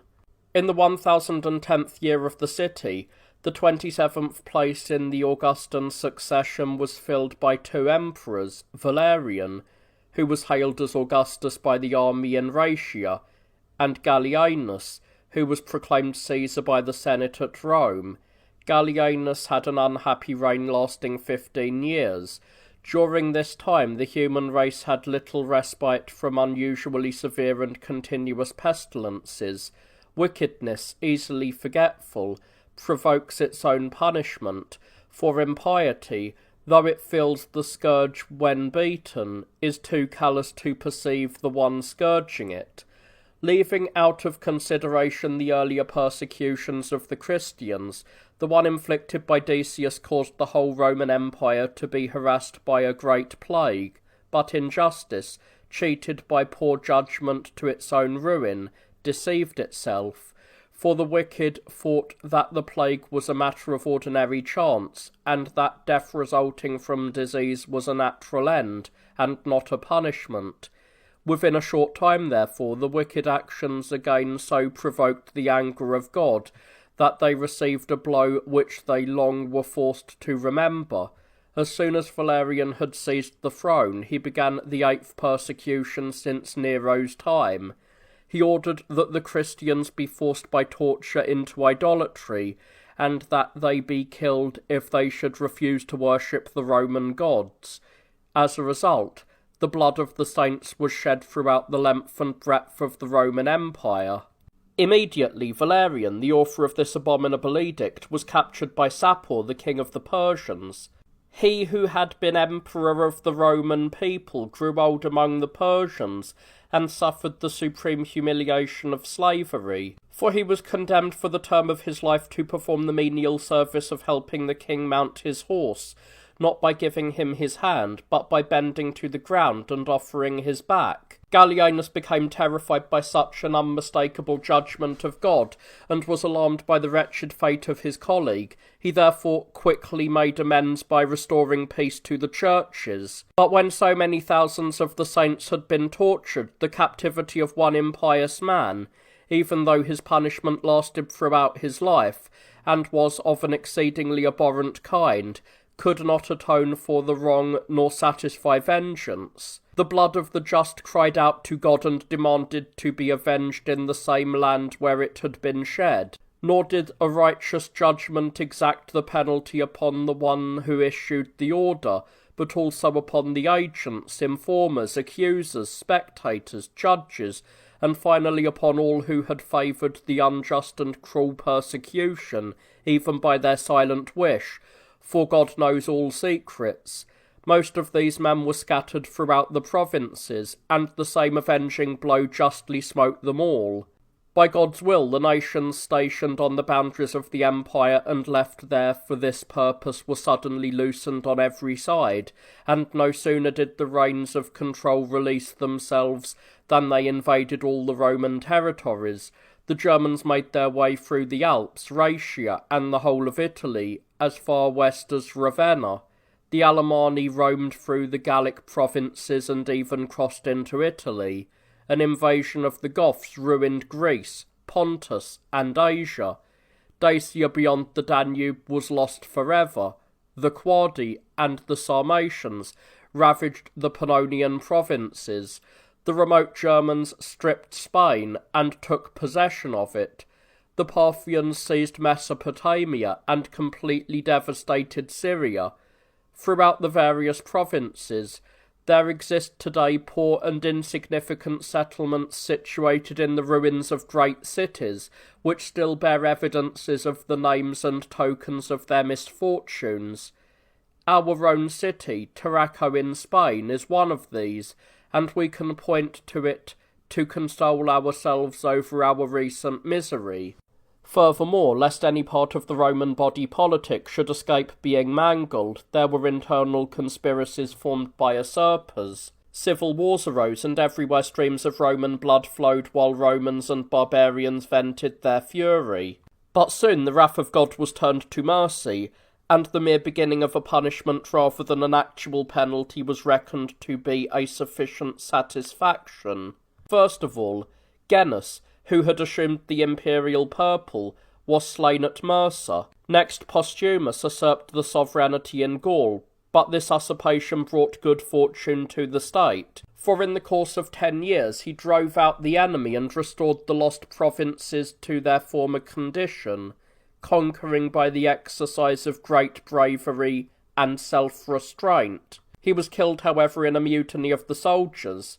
Aemilianus, while attempting a revolution, was overcome at Mogontianum.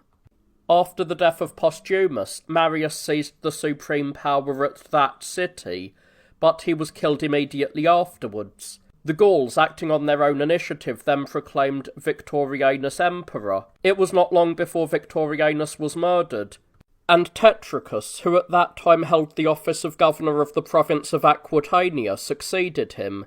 This ruler had to put up with many mutinies.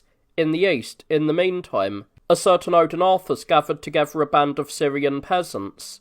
They defeated and drove back the Persians, defended Syria, recovered Mesopotamia, and as a result of conquest, advanced with their leader as far as Ctesiphon. Gallienus abandoned the state to its fate, and was slain while indulging his lust at Mediolanum. In the 1025th year of the city, Claudius, the 28th emperor, assumed the sovereignty by the will of the Senate. He at once attacked the Goths, who for 15 years had been devastating Illyria and Macedonia, and destroyed them with frightful carnage. The Senate voted that a golden shield be placed in the Senate house in his honour, and ordered that a statue likewise of gold be placed at the Capitol. But before he had been 2 full years in power, a disease overtook him, and he died at Sirmium. After the death of Claudius, his brother Quintilius was chosen emperor by the army. As a man of singular self-restraint and the only Roman emperor superior to Claudius, he was killed in the 17th day of his reign. During the 1027th year of the city, Aurelian, the 29th emperor, gained sovereignty, which he held for 5 years and 6 months. He was a man of consummate ability in war. In a campaign on the Danube, he crushed the Goths in a decisive battle and established the Roman rule within its former boundaries. He then turned to the east against Zenobia, who, after her husband Odenathus had been murdered, was occupying the recently recovered province of Syria. Aurelian brought her under his power more by threat of battle than by actual combat. In Gaul, Aurelian overcame Tetricus, who was altogether unable to control the mutinies of his soldiers, and who even wrote to Aurelian, "Snatch me, unconquered one, from these woes." Hence Aurelian won an easy victory over Tetricus, who betrayed his own army. Thus, as the reconqueror of the east and of the north, he celebrated a triumph in great glory. Aurelian surrounded the city of Rome with stronger walls. Finally, when he was giving orders for a persecution of the Christians, the 9th in succession from Nero's, a thunderbolt struck in front of him, causing great terror among the bystanders. Shortly afterwards he was slain while on a journey. In the 1032nd year of the city, Tacitus, the 30th emperor, gained the sovereignty, but he was slain in Pontus within 6 months. After him, Florianus suffered a similar fate during his reign. Within 3 months he was killed at Tarsus. In the 1033rd year of the city, Probus, the 31st emperor, secured the throne. He held it for 6 years and 4 months.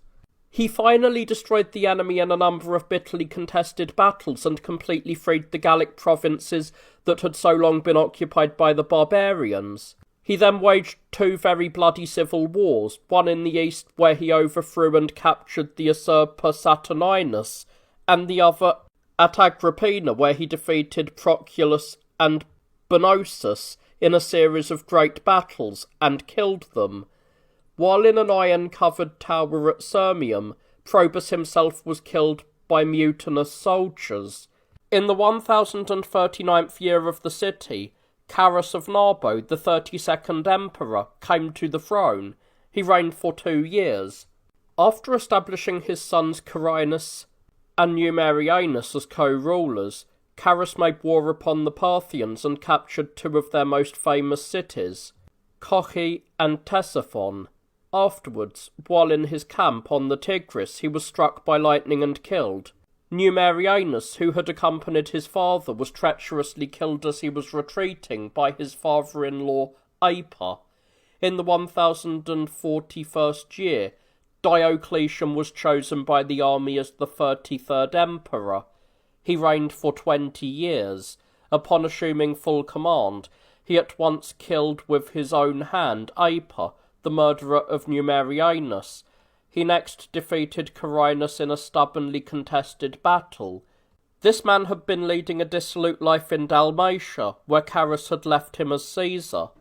Later, Amandus and Aelianus in Gaul gathered together a band of farmers, who were called Bacchidae, and stirred up destructive insurrections.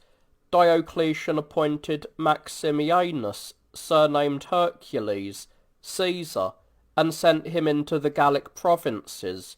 Here by his military prowess he easily put down the inexperienced and disorderly company of peasants. At this time a certain Carausius, a man of lowly birth to be sure, but quick in thought and action, was in charge of the defence of the coasts of the ocean, which were infested by the Franks and the Saxons. He did more to injure than to help the government, for he did not restore to its true owners any of the booty recovered from the pirates, but claimed it for himself alone. In this way he aroused the suspicion that it was his deliberate neglect that had allowed the enemy to make raids. For this reason, Maximianus ordered his execution. Carausius at once assumed the purple and seized control of the British provinces.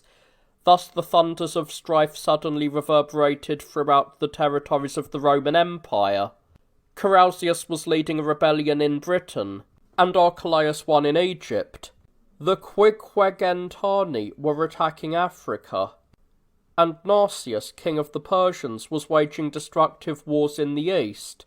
In view of this dangerous situation, Diocletian advanced Maximianus Hercules from the rank of Caesar to that of Augustus, and appointed Constantius and Galerius Maximianus as Caesars.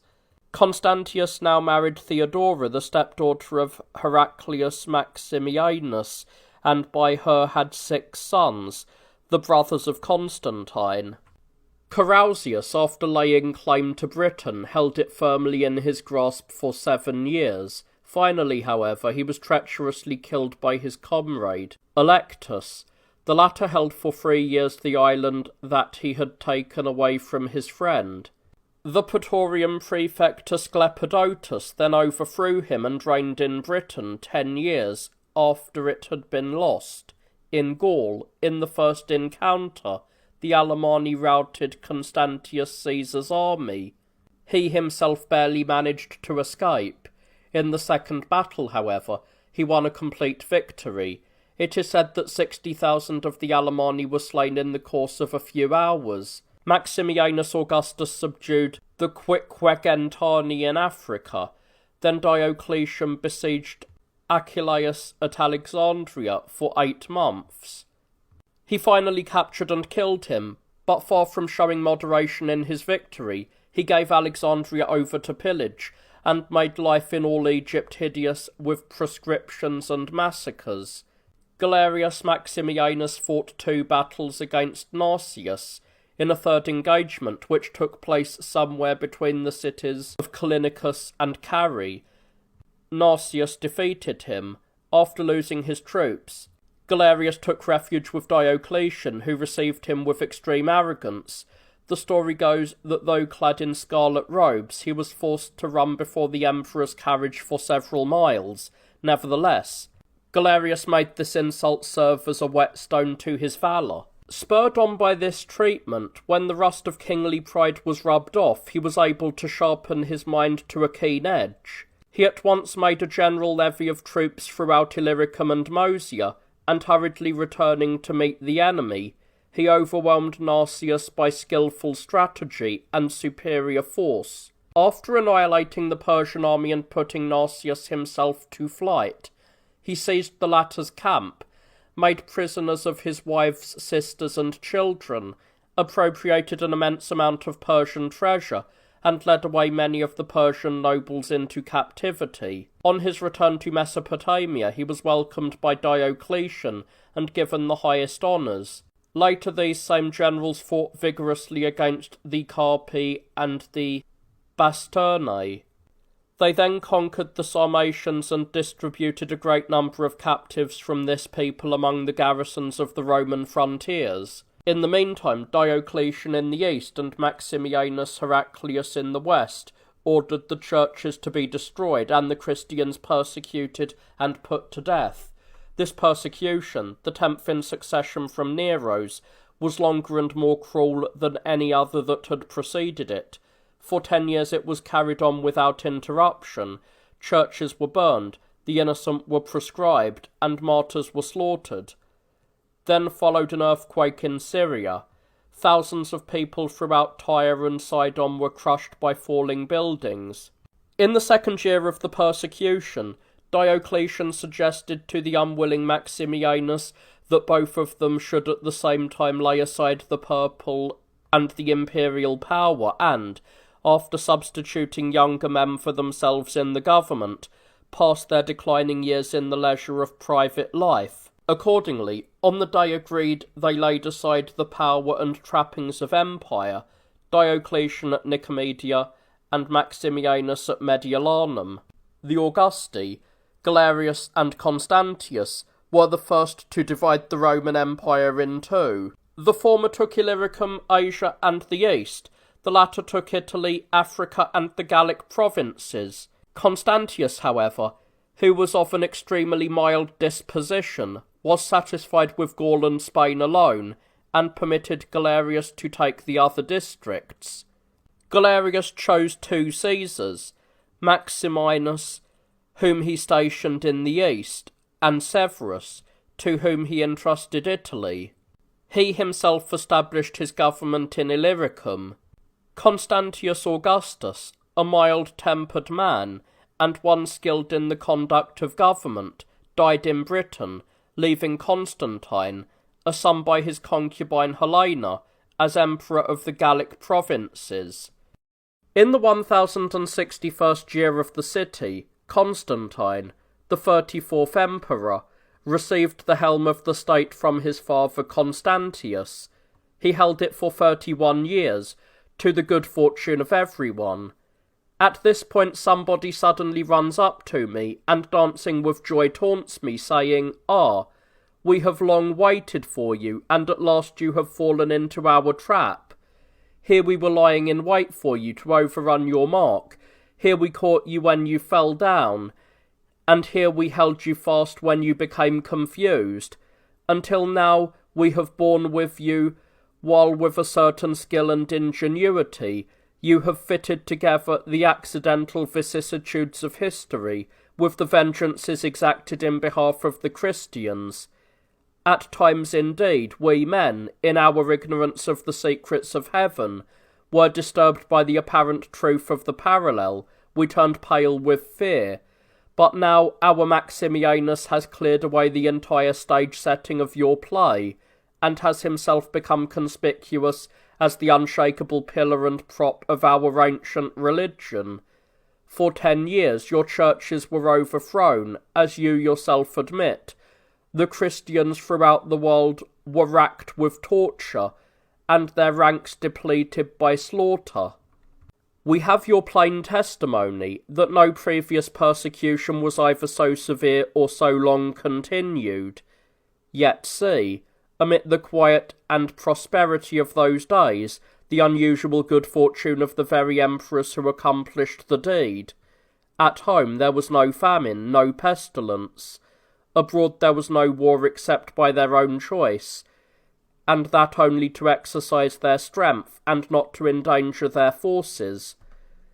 There was also a condition of affairs previously unknown to mankind, the lasting association of a number of rulers at the same time, their remarkable harmony, and a joint sovereignty directed to the common good, now as never before. Finally, and this was an act never known before the time of these great emperors, these very persecutors laid aside their office, and found rest as private citizens, a lot that men consider the greatest blessing and highest good of a life well lived. And this came as it were as a reward to the authors of the persecution, at the very time when its fires were still raging in the middle of their course throughout the world. Or do you maintain that even this happiness which befell that generation was a punishment, and do you try to frighten us on this ground also? To these persons I reply in all humility, that in my extreme regard for piety I am reminding them of the truth and not frightening them with falsehoods. 10 persecutions, from Nero to Maximianus, were suffered by the Church of Christ. 9 vengeances, as I have called them, or calamities, as my opponents themselves do not deny them to be, immediately ensued. I do not insist upon the form of expression. It makes little difference whether these vengeances be regarded as merited or as vicissitudes of chance, since at any rate they were disasters according to the admission of both sides. These poor blind people indeed think there was some difficulty with regard to the 10th vengeance.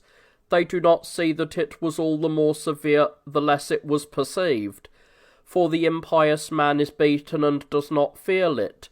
After my explanation, the convincing nature of the facts will compel them to admit, even though unwillingly, that it was a supreme punishment for Maximianus's persecution, that they received these blows have come which still cause them pain.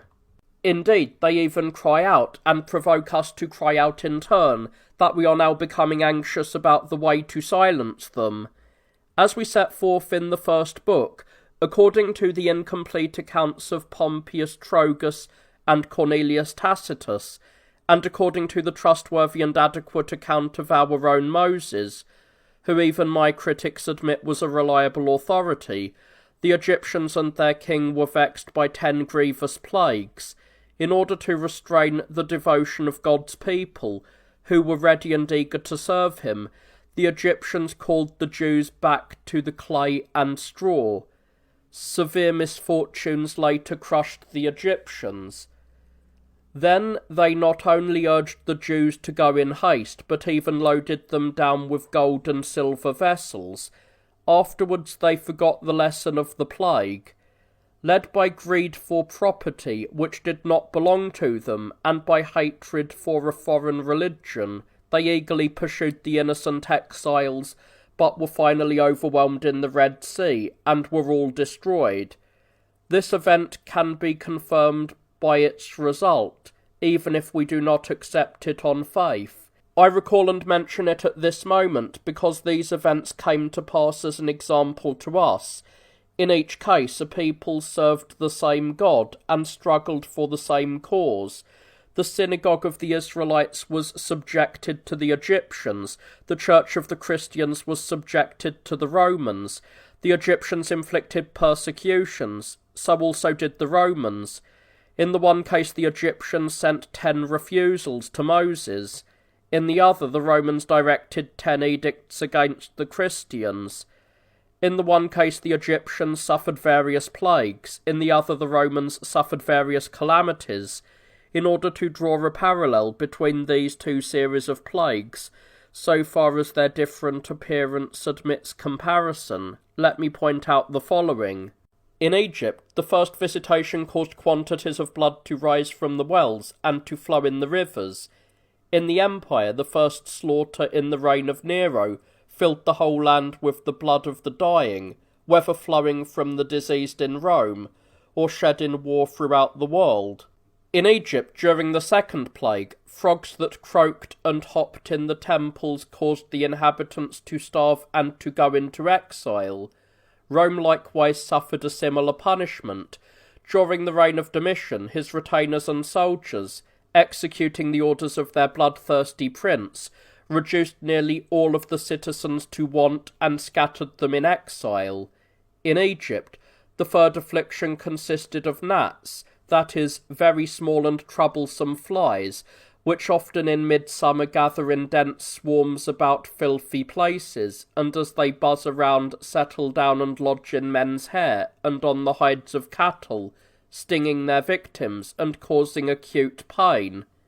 At Rome, the third plague, in the reign of Trajan, stirred up the Jews, who in their general disposition had until then been as quiet as if they had not existed, but who suddenly became enraged and vented their fury upon their fellow inhabitants everywhere.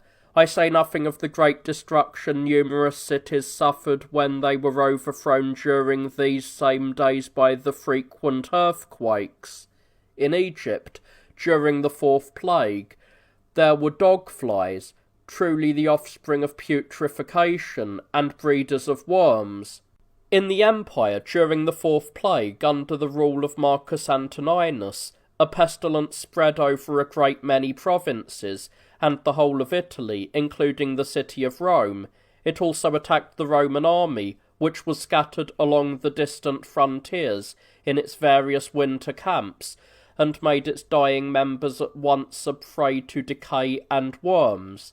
In Egypt, the fifth visitation came as a sudden destruction of the flocks and beasts of burden. In Rome, similarly, a fifth vengeance, under the persecutor Severus, caused the very vitals and support of the state, I mean the people of the provinces and the military legions, to be wasted by incessant civil wars. In Egypt, the sixth affliction brought running sores and festering ulcers. Rome, in like manner, suffered her sixth punishment as a result of the persecution of Maximinus. He had ordered the slaughter of the bishops and priests especially, that is, the chief men of the churches, and had spared the common people. Thereupon this sacrilege was revenged by repeated outbreaks of rage and hatred, not by the slaughter of the masses, but by the wounding and death of the princes and powerful men. In Egypt, the seventh plague was a shower of hail caused by condensation of the air that brought destruction to men, beasts, and crops. In Rome, similarly, during the reign of Gallus and Volusianus, who had succeeded the short-lived persecutor Decius, the seventh plague came from the poisoning of the air. This caused a pestilence which, spreading through all the regions of the Roman Empire from east to west, not only killed off almost all mankind and cattle, but also poisoned the lakes and tainted the pastures. The eighth affliction in Egypt was caused by locusts that swarmed everywhere, occupying, devouring, and covering everything. The eighth in Rome, in like manner, was inflicted by nations that swarmed on every side, seeking to lay waste whole provinces with fire and sword, and to overcome the Roman world. There the ninth disturbance brought a long-continued darkness so thick that it could almost be grasped with the hand. It threatened more harm than it actually inflicted. Here, in like manner, the ninth visitation occurred when, during a fearful gale, a thunderbolt, terrible and distressing in its consequences, struck at the very feet of Aurelian, who was ordering a persecution, and showed, when such a vengeance was exacted, what so great an avenger could do, Were he not at the same time both merciful and patient? Even so, within 6 months from that time, 3 emperors in succession, Aurelian, Tacitus, and Florian, were killed for one reason or another. In Egypt, finally, the 10th plague, the last of all, was the slaughter of every firstborn son. In Rome herself, the 10th and last punishment was the destruction of all the idols, which were the first and foremost lovers of the Romans. The Egyptian king experienced, tested, and learned to fear the power of God, and therefore he allowed the people of God to go free. At Rome, the king experienced, tested, and learned to believe in the power of God, and therefore he also allowed the people of God to go free. In Egypt, the people of God were never afterwards dragged back into slavery. In Rome, the people of God were never afterwards forced into idolatry. There, the precious vessels of the Egyptians were handed over to the Hebrews. Here, the principal pagan temples were turned into Christian churches. It is certainly my duty to indicate, as I have said, that everlasting ruin overwhelmed the Egyptians beneath the waves when, having allowed the Hebrews to leave after the 10th plague, they undertook to pursue them. So, alas, a persecution by the Gentiles at some future time awaits us, while we are journeying in freedom, until we cross the Red Sea, that is, the fire of the judgment, with our Lord Jesus Christ himself as our leader and judge. Those, however, who assume the role of the Egyptians, the power having temporarily been given them by the permission of God, will show their fury and persecute the Christians with the most grievous tortures. But all those enemies of Christ, together with their king, the Antichrist, will be caught in the lake of eternal fire, which, because of the thick darkness, is entered upon without being seen, and they will receive the lot of everlasting damnation, being doomed to burn in eternal torment. Now, as I have said, after the death of Constantius in Britain, Constantine was proclaimed emperor. He was the first Christian emperor, with the exception of Philip, whose Christian reign of a very few years was, in my opinion, established only to the end that the 1000th anniversary of Rome should be dedicated to Christ rather than to idols. From the time of Constantine, however, all the emperors have been Christian up to the present day, with the exception of Julian, whose pernicious life, it is said, was cut off while he was plotting shameful deeds. This is the slow but inevitable punishment of pagans. This is why they rave, though in their right minds. This is why they are goaded by the stings of conscience, though they have not been hurt. This is why they groan, though they laugh. This is why they begin to fall, though they are still in sound health. This is why they are tortured in secret, though no one persecutes them. Finally, this is why they are now but a few, though they have never been punished by any persecutor. Now I shall show the sort of end that awaited those persecutors who tried to make their immunity from punishment a ground not only for boasting but even for insults. While Constantine was most vigorously carrying out the policies of the government in Gaul, the Praetorian soldiers at Rome, named as Augustus Maxentius, the son of Heraclius, who was at that time living in retirement at Lucania. This Maximinus Heraclius remained a public persecutor of the Christians. He was tempted by his son's opportunity and seized the tyranny. Galerius Augustus then sent Severus Caesar with an army to Rome against Maxentius, but soldiers of Severus treacherously abandoned and betrayed him while he was besieging the city. He took to flight, but was killed at Ravenna.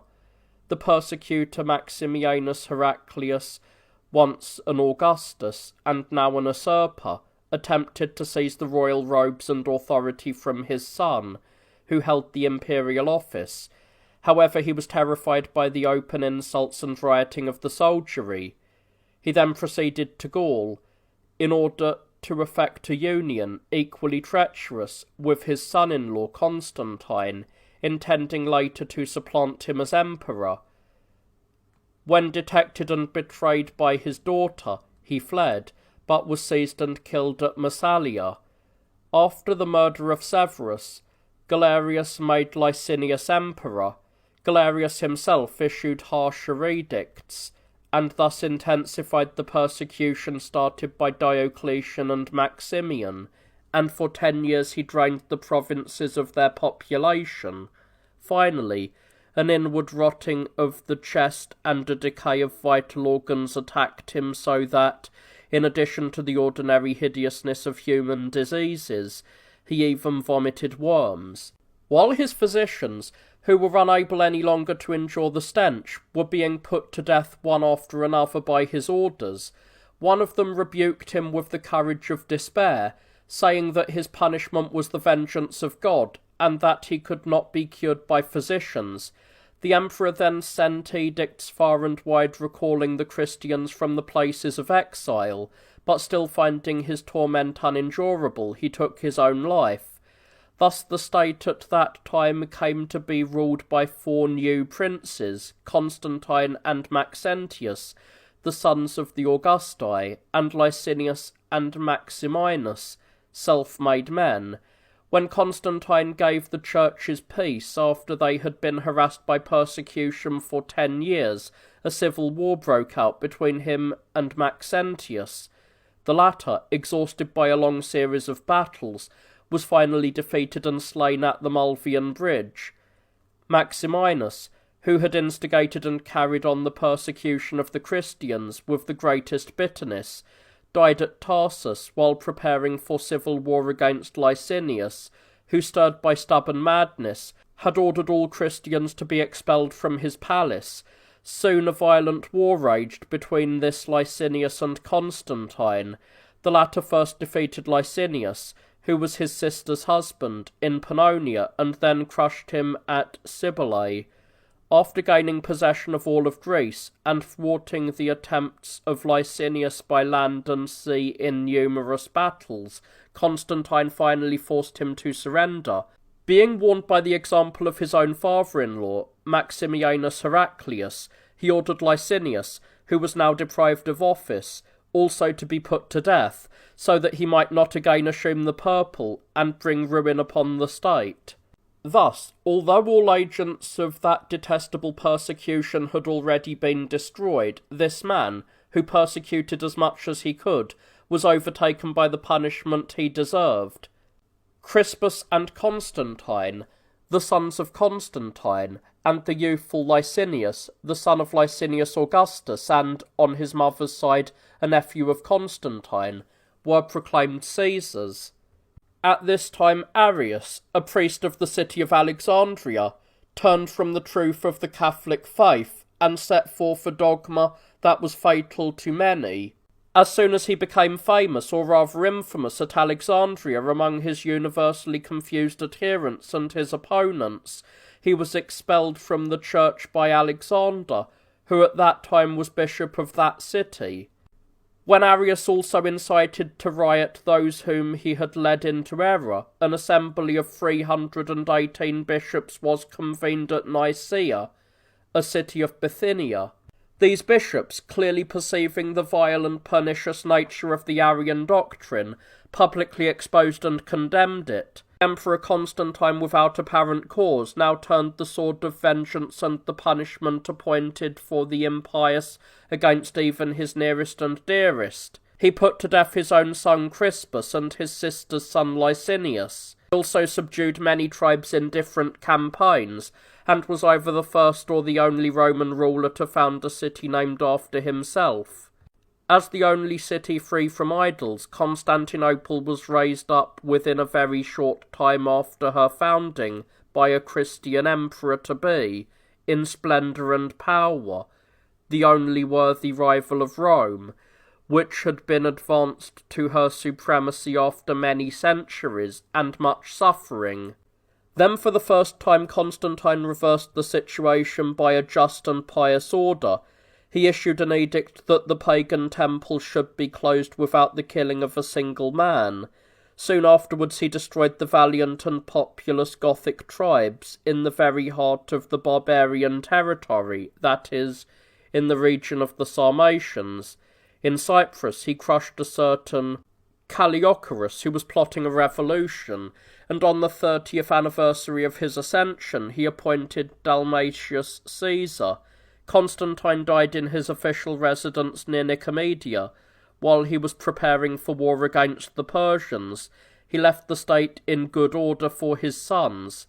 In the 1092nd year of the city, Constantius, the 35th emperor, ascended to the throne. He shared it with his brothers Constantine and Constans, and held it for 24 years. Among the successors of Constantine was Dalmatius Caesar, the son of his brother. This Caesar, however, was soon entrapped by a conspiracy in the army.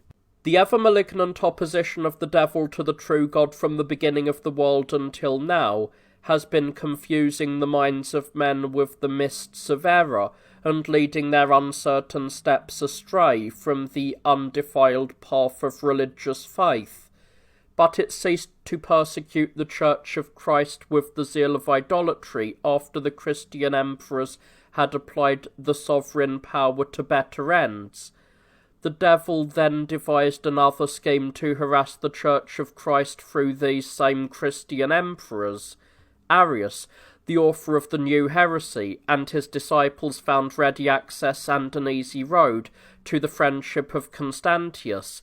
Arius induced the emperor to believe that there are certain gradations in God, and thus, after leaving the error of idolatry by the main door, he was led back into it through a side entrance, as it were, while seeking to find gods in God. His authority, though ridiculed, became armed with a perverted zeal, and a violent persecution was started in the name of religious devotion. An argument arose about the choice of a new name, and it was urged that the churches should belong to the Arians rather than to the Catholics. Then followed a fearful earthquake that levelled to the ground many cities of the East. Constantine, while making war upon his brother Constans, exposed himself to danger in a foolish fashion, and was slain by his brother's generals.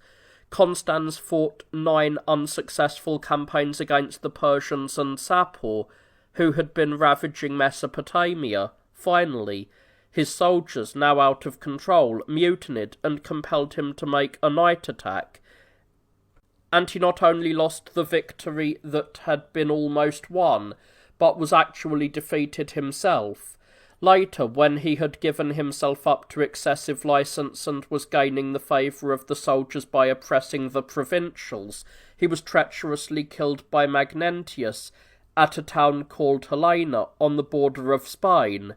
This Magnentius assumed the imperial title ad Augustodanum, and immediately extended his authority over Gaul, Africa, and Italy. In Illyria, the soldiers proclaimed as their emperor the aged Vetranio, a man of simplicity and kindly disposed towards all, but one who had never received even the rudiments of an education. While the aged emperor, against his will, was studying the alphabet and the syllables of words, he was ordered to abdicate by Constantius, who, burning to avenge his brother, was preparing war against Magnentius. Vetranio laid aside the purple along with his studies and gave up palace and school at the same time, content to lead a life of leisure as a private citizen. Nepotianus, the son of Constantine's sister, aided by a band of gladiators, then seized the imperial power at Rome. His wickedness, however, made him universally hated. He was defeated by the generals of Magnentius. Then followed that fearful battle between Constantius and Magnentius at the city of Mursa. The great losses of the Roman forces in this battle brought harm even to posterity. Magnentius, however, escaped after his defeat, and not long afterwards killed himself with his own hand at Lugdunum. His brother Decentius, whom he had appointed Caesar over the Gauls, hanged himself at Senones. Constantius at once chose his cousin Gallus as Caesar, but since the latter behaved in a cruel and tyrannical manner, he had him put to death soon after his appointment. The emperor also took care that Silvanus, who was eager to see a revolution in Gaul, was speedily surrounded and overcome. He then killed Silvanus, appointed his cousin Julian, the brother of Gallus, as Caesar, and sent him to the Gallic provinces, which the enemy had overrun and devastated. With a great display of energy, Julian restored the provinces to their former condition, routed a vast multitude of the Alemanni with but a small force, and again pushed back the Germans beyond the Rhine. Elated by these successes, Julian usurped the dignity of Augustus. Soon afterwards he made his way through Italy and Illyria, and deprived Constantius, who was occupied with the Parthian war, of a great part of his realm. When he learned of Julian's treachery, Constantius abandoned the Parthian campaign and turned back to engage in civil war, but he died on the road between Cilicia and Cappadocia. Thus the man who had rent asunder the peace and unity of the Catholic faith, and had, so to speak, dismembered the Christian Church by civil war, arming Christian against Christian, used, passed, and expended the entire period of his troubled reign, and his wretched span of life, in civil wars, which his own kinsmen and blood relations stirred up. In the 1116th year of the city, Julian, who had previously been Caesar, then established himself as the 36th emperor in succession from Augustus. He reigned alone for a year and 8 months. Attacking the Christian religion by cunning instead of by force, he sought to make men deny the faith of Christ and adopt the worship of idols by the temptation of honours rather than by the infliction of tortures. Our elders tell us that when he issued a public edict forbidding any Christian to be a professor of the liberal branches of learning, almost all Christians everywhere, in compliance with the terms of the ordinance, preferred to abandon their positions rather than their faith. When Julian was preparing war against the Parthians, and was taking Roman forces recruited from all quarters with him to certain destruction, he vowed the blood of the Christians to his gods, intending to persecute the churches openly if he should be victorious. In fact, he ordered an amphitheatre to be constructed at Jerusalem, in which, upon his return from Parthia, he could expose bishops, monks, and all the saints of the locality to the fury of wild beasts that had been deliberately enraged, and then could watch the martyrs being torn to pieces. After he had moved his camp away from Ctesiphon, he was treacherously led into the desert by a traitor.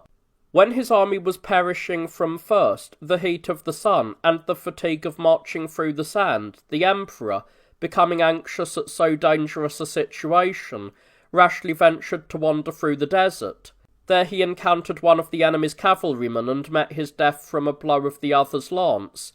Thus God in his mercy brought these evil designs to naught through the death of their evil author. In the 1117th year of the city, when her affairs were in a most critical state, Jovian became the 37th emperor. He was proclaimed emperor by the army which had been caught in an unfavourable situation and hemmed in by the enemy without chance of escape. In these circumstances Jovian made a treaty with Sapor, the king of the Persians, which, though considered quite dishonourable, was unavoidable. Sapor agreed to leave the Roman army safe and unharmed either from attack or from the dangers of the locality, provided the Romans surrendered to the Persians the town of Nisibis and a part of Upper Mesopotamia. While marching through Galatia on his way to Illyria, Jovian withdrew to sleep in a newly built bedchamber. There he was overpowered and suffocated by the fumes arising from the action of the heat of the burning coals on the dampness of the newly plastered walls. His life came to an end in the 8th month of his reign.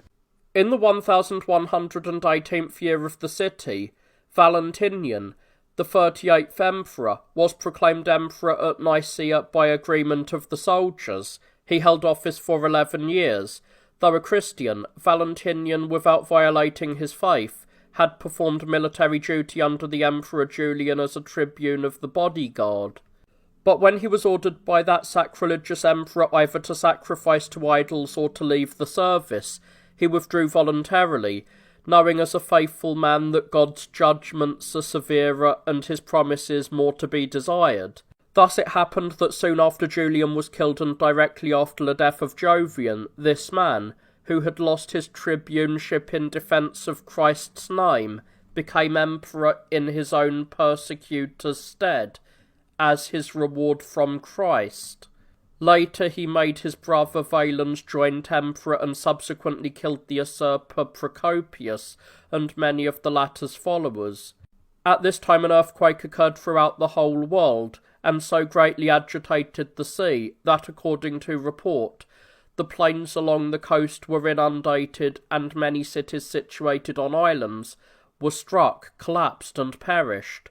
Valens was baptized and converted by the bishop Eudoxius, a supporter of the Arian view, and thus he fell into most terrible heresy. For a long time Valens concealed his wicked intentions to persecute, and did not use his power to further his desire, because the authority of his brother, so long as the latter lived, restrained him, for he well knew what force Valentinian as emperor could exert in avenging the faith, when he had possessed such firmness in keeping it as a soldier.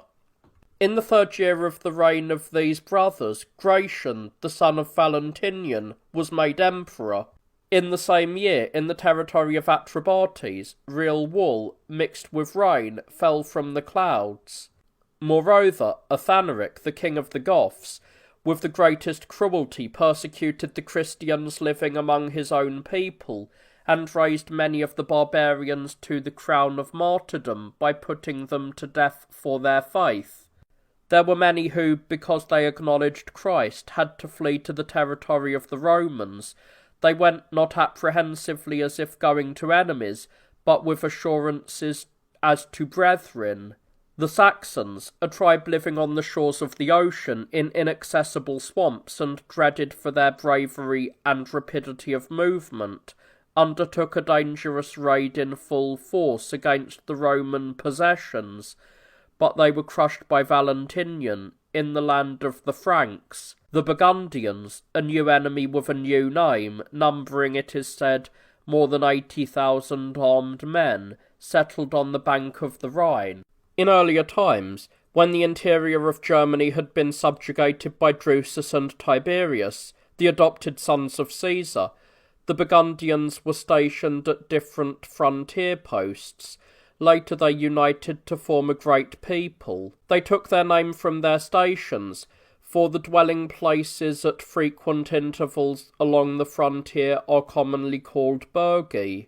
The power and destructiveness of their tribes is manifest even today from the condition of the Gallic provinces where they have now settled, their right to do so being undisputed. Nevertheless, through the providence of God, they have all recently become Christians, embracing the Catholic faith and acknowledging obedience to our clergy, so that they live mild, gentle, and harmless lives, regarding the Gauls not as their subjects, but in truth as their Christian brethren.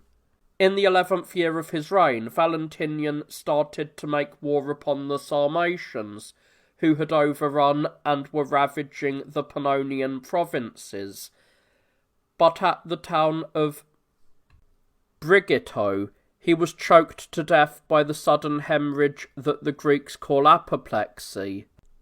Valentinian was succeeded as Emperor of the West by his son Gratian, while Valens, the latter's uncle, ruled in the East.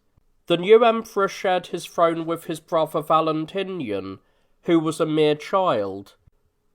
From the 1128th year of the city, Valens, the 39th emperor, ruled for 4 years after the death of Valentinian, who alone had been able to make him blush for his impious deeds.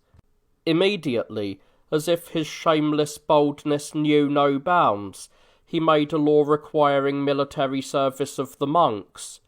These men were Christians who had given up the transaction of secular business in its various forms, and were devoting themselves solely to the work of the faith. The vast solitudes of Egypt and its stretches of sand, which were unfit for human use because of their aridity, barrenness, and the extreme danger from numerous serpents, were then filled and inhabited by great numbers of monks. Officers and soldiers were sent there on a new type of persecution, to drag away to other places the saintly and true soldiers of God. Many companies of saints suffered death there. As for the measures taken against the Catholic churches and Orthodox believers throughout the various provinces under these and similar orders, let my decision to remain silent be sufficient indication of their nature. Meanwhile, in certain parts of Africa, Firmus stirred up the Moorish tribes, made himself king, and laid waste Africa and Mauritania. Caesarea, the most important city of Mauritania, was captured by treachery, filled with fire and carnage, and given over to the barbarians for pillage. Thereupon Count Theodosius, the father of the Theodosius who afterwards became emperor, acting under Valentinian's orders, broke the strength of the roaming Moorish tribes in a number of engagements, and compelled the discouraged and vanquished Firmus to take his own life. Later, acting with well-trained foresight, he more than restored Africa and Mauritania to their former condition, but without realizing it, he aroused so much envy that he was condemned to death. Before his execution at Carthage, he resolved to be baptized in order to obtain the remission of his sins. Having received the sacrament of Christ, which he had desired, he offered his throat to the blow of the executioner, with the assurance of eternal life to come after the glorious life in this world he had led. Meanwhile, the Emperor Gratian, who was still a youth, saw a countless multitude of enemies invading the Roman domain. Relying on the power of Christ, he met them with far inferior forces, and in a battle at the Gallic town of Argentaria, straightway by a wonderful stroke of good fortune, brought to an end a most formidable war. More than 30,000 of the Alemanni, according to report, were killed there, with but slight loss to the Roman side. In the 13th year of the reign of Valens, that is, in the short interval of time that followed the wrecking of the churches by Valens and his slaughtering of the saints throughout the East, the root of our miseries simultaneously sent up a very great number of shoots. The race of Huns, long shut off by inaccessible mountains, broke out in a sudden rage against the Goths, and drove them in widespread confusion from their old homes. The Goths fled across the Danube and were received by Valens without negotiating any treaty. They did not even surrender their arms to the Romans, an act which might have made it safer to trust the barbarians. But the general Maximinus, by his unbelievable avarice, brought famine and injuries upon the Goths and drove them to arms and rebellion. After defeating an army of Valens, they overran Thrace and swept the whole country with fire, murder, and rapine. When Valens had left Antioch and was going to his doom in that ill-fated war, he was pricked with a tardy remorse for his heinous sin, and gave orders for the recall of the bishops and other dignitaries from exile. In the 15th year of his reign, Valens fought that lamentable battle in Thrace against the Goths, who by that time were well prepared in the matter of military training, and who had an abundance of resources. The very first attack threw the squadrons of Roman cavalry into confusion and left the infantry forces without protection. The infantry legions were at once encircled by the enemy's cavalry. They were first overwhelmed by showers of arrows, then, mad with fever, were forced to scatter by devious paths, and finally were cut to pieces by the swords and lances of their pursuers. The emperor himself, wounded by an arrow, turned to flight and was with difficulty brought to a cottage on a small farm. While he was hiding there, the pursuing enemy came upon him. They set fire to the building, and Valens perished in the flames. In order that the punishment visited upon him, this manifestation of divine wrath, might serve all the more as a dreadful example to posterity. He was not even given a common burial. The wretched and obstinate heathen may find comfort in this one fact alone. These great disasters in Christian times and under Christian rulers, the ruin of the provinces, the destruction of the army, and the burning of the emperor, occurred all at once, and bowed down the neck of the state already sore oppressed. This indeed grieves us much, and is all the more lamentable for being so unprecedented. But how does it serve to comfort the pagan who can plainly perceive that in this case a persecutor of the church was also punished? The one God revealed one faith and spread one church over all the world. It is the church whom he beholds, whom he loves, whom he defends, and whatever the name by which a man shields himself, he is an alien if he is not associated with her, and an enemy if he attacks her. Let the heathen take what comfort he may in the suffering of the Jews and the heretics, but only let them confess that there is one God, and that he does not have different persons, as is most conclusively proven by the destruction of Valens. The Goths had petitioned from ambassadors that bishops be sent to them, from whom they might learn the rules of the Christian faith. In fatal perverseness the Emperor Valens sent teachers of the Arian doctrine, and the Goths continued to believe what they first learned concerning the basic principles of the faith. Therefore, by the just judgment of God himself, Valens was burned alive by the very men who, through his action, will burn hereafter for their heresy. In the 1132nd year of the city, Gratian, the 40th emperor in succession from Augustus, became emperor. He reigned for 6 years following the death of Valens, although he had already reigned for some time in conjunction with his uncle Valens and his brother Valentinian. Seeing the distressed and almost ruined condition of the state, he exercised the same foresight which led Nerva, in a former time, to choose the Spaniard Trajan, who restored the state. Gratian in his turn chose Theodosius, likewise a Spaniard, invested him with the purple at Sirmium for the necessary work of re-establishing the government, and made him ruler of the East and of Thrace as well. In one respect, Gratian's judgment was better, for Theodosius, who was Trajan's equal in all the virtues of our mortal life, surpassed him beyond all comparison in his devotion to the faith, and in his reverence for religion, insomuch as the earlier emperor was a persecutor, and the latter a propagator of the church. Trajan was not blessed with even a single son of his own to succeed him, whereas the glorious descendants of Theodosius have ruled over the East and the West alike through successive generations to this very day. Theodosius believed that the state, which had been brought low by the wrath of God, would be restored by his mercy. Putting all his trust in the help of Christ, he attacked without hesitation those mighty Scythian tribes, which had been the dread of all the earlier ages, and had been avoided even by Alexander the Great, as Pompeius and Cornelius declare.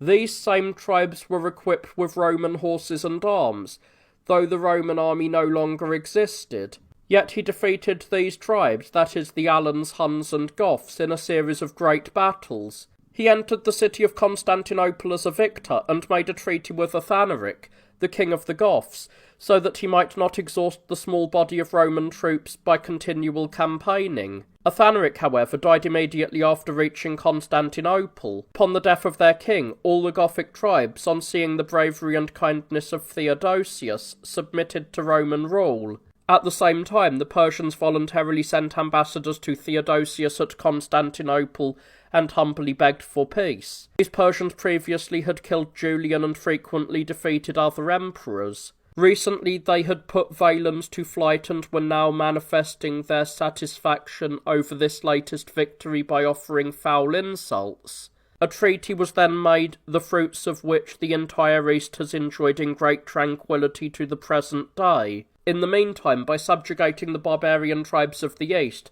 Theodosius finally freed the Thracian provinces from the enemy. He made his son Arcadius associate emperor. The army in Britain proclaimed Maximinus emperor against his will. Maximinus was an energetic and able man, and one worthy of the throne, had he not risen to it by usurpation, contrary to his oath of allegiance. He crossed into Gaul, where he treacherously killed the Emperor Gratian, who in his fright at the sudden invasion was planning to go into Italy, drove Gratian's brother, the Emperor Valentinian, from Italy. The latter took refuge in the east with Theodosius, who received him with a father's affection, and soon even restored him to his imperial dignity. In the 1138th year of the city, after Gratian had been killed by Maximius, Theodosius, the 41st emperor, became the ruler of the Roman world. He remained in office for 11 years. He had already reigned in the east for 6 years during Gratian's lifetime. The demands of justice and necessity persuaded him to engage in civil war, since of the two imperial brothers, the blood of the one slain demanded vengeance, and the misery of the other in exile pleaded for restoration to his former position. Theodosius therefore put his trust in God and held himself against the usurper Maximus, with no advantage but that of faith, for he was inferior in every point of military equipment. Maximus at that time had established himself at Aquileia, to be a spectator of his own victory. Androgathius, his count, who was in charge of the general direction of the war, greatly strengthened all the approaches through the Alps and along the rivers, placing there large bodies of soldiers and employing skilful strategy that counted for even more than strength of numbers. But by the inscrutable judgment of God he abandoned of his own accord the very passes that he had closed up, intending to catch the enemy off their guard and destroy them by a naval expedition. Thus Theodosius crossed the undefended Alps without being noticed, much less opposed, by anyone, and arrived unexpectedly before Aquileia. His mighty enemy Maximus, a stern ruler who exacted taxes even from savage German tribes by the mere terror of his name, was surrounded, captured, and put to death without recourse to treachery and without a contest. Valentinian, when his power was restored, proceeded to gain control over Italy. On learning of the death of Maximus, Count Androgathius threw himself headlong from his ship into the sea and was drowned. Thus, under God's guidance, Theodosius gained a bloodless victory. Observe how, under Christian rulers and in Christian times, civil wars are settled when they cannot be avoided. The victory was won, the city was stormed, the usurper was seized. And this is not half the story.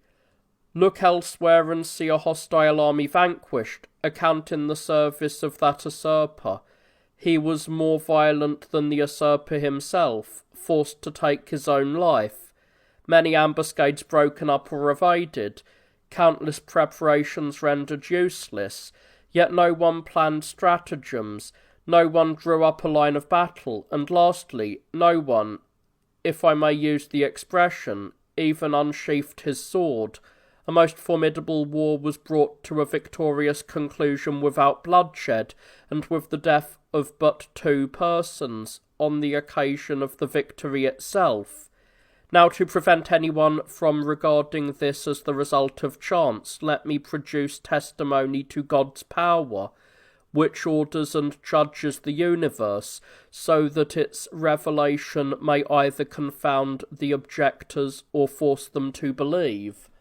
I mention therefore a circumstance unknown to all and yet known to all. After this war in which Maximus was slain, many wars both domestic and foreign have indeed been the lot of Theodosius and his son Honorius up to the present day, as we all recollect, and yet almost all have ended either without bloodshed or, at least, with very little, as a result of a decisive victory due to divine influence. After the destruction of Maximus and of his son Victor, whom Maximus had left among the Gauls as their emperor, Valentinian the Younger, now restored to his realm, passed over into Gaul. While he was living there peacefully in a country then tranquil, so the story goes, he was treacherously strangled to death at Vienne by his count Arbagastes. Valentinian was hanged by a rope, so that it might appear he had taken his own life. Soon after the death of the Augustus Valentinian, Arbogastes ventured to set up the usurper Eugenius, choosing him as a figurehead on whom to bestow the imperial title, but intending to manage the government himself.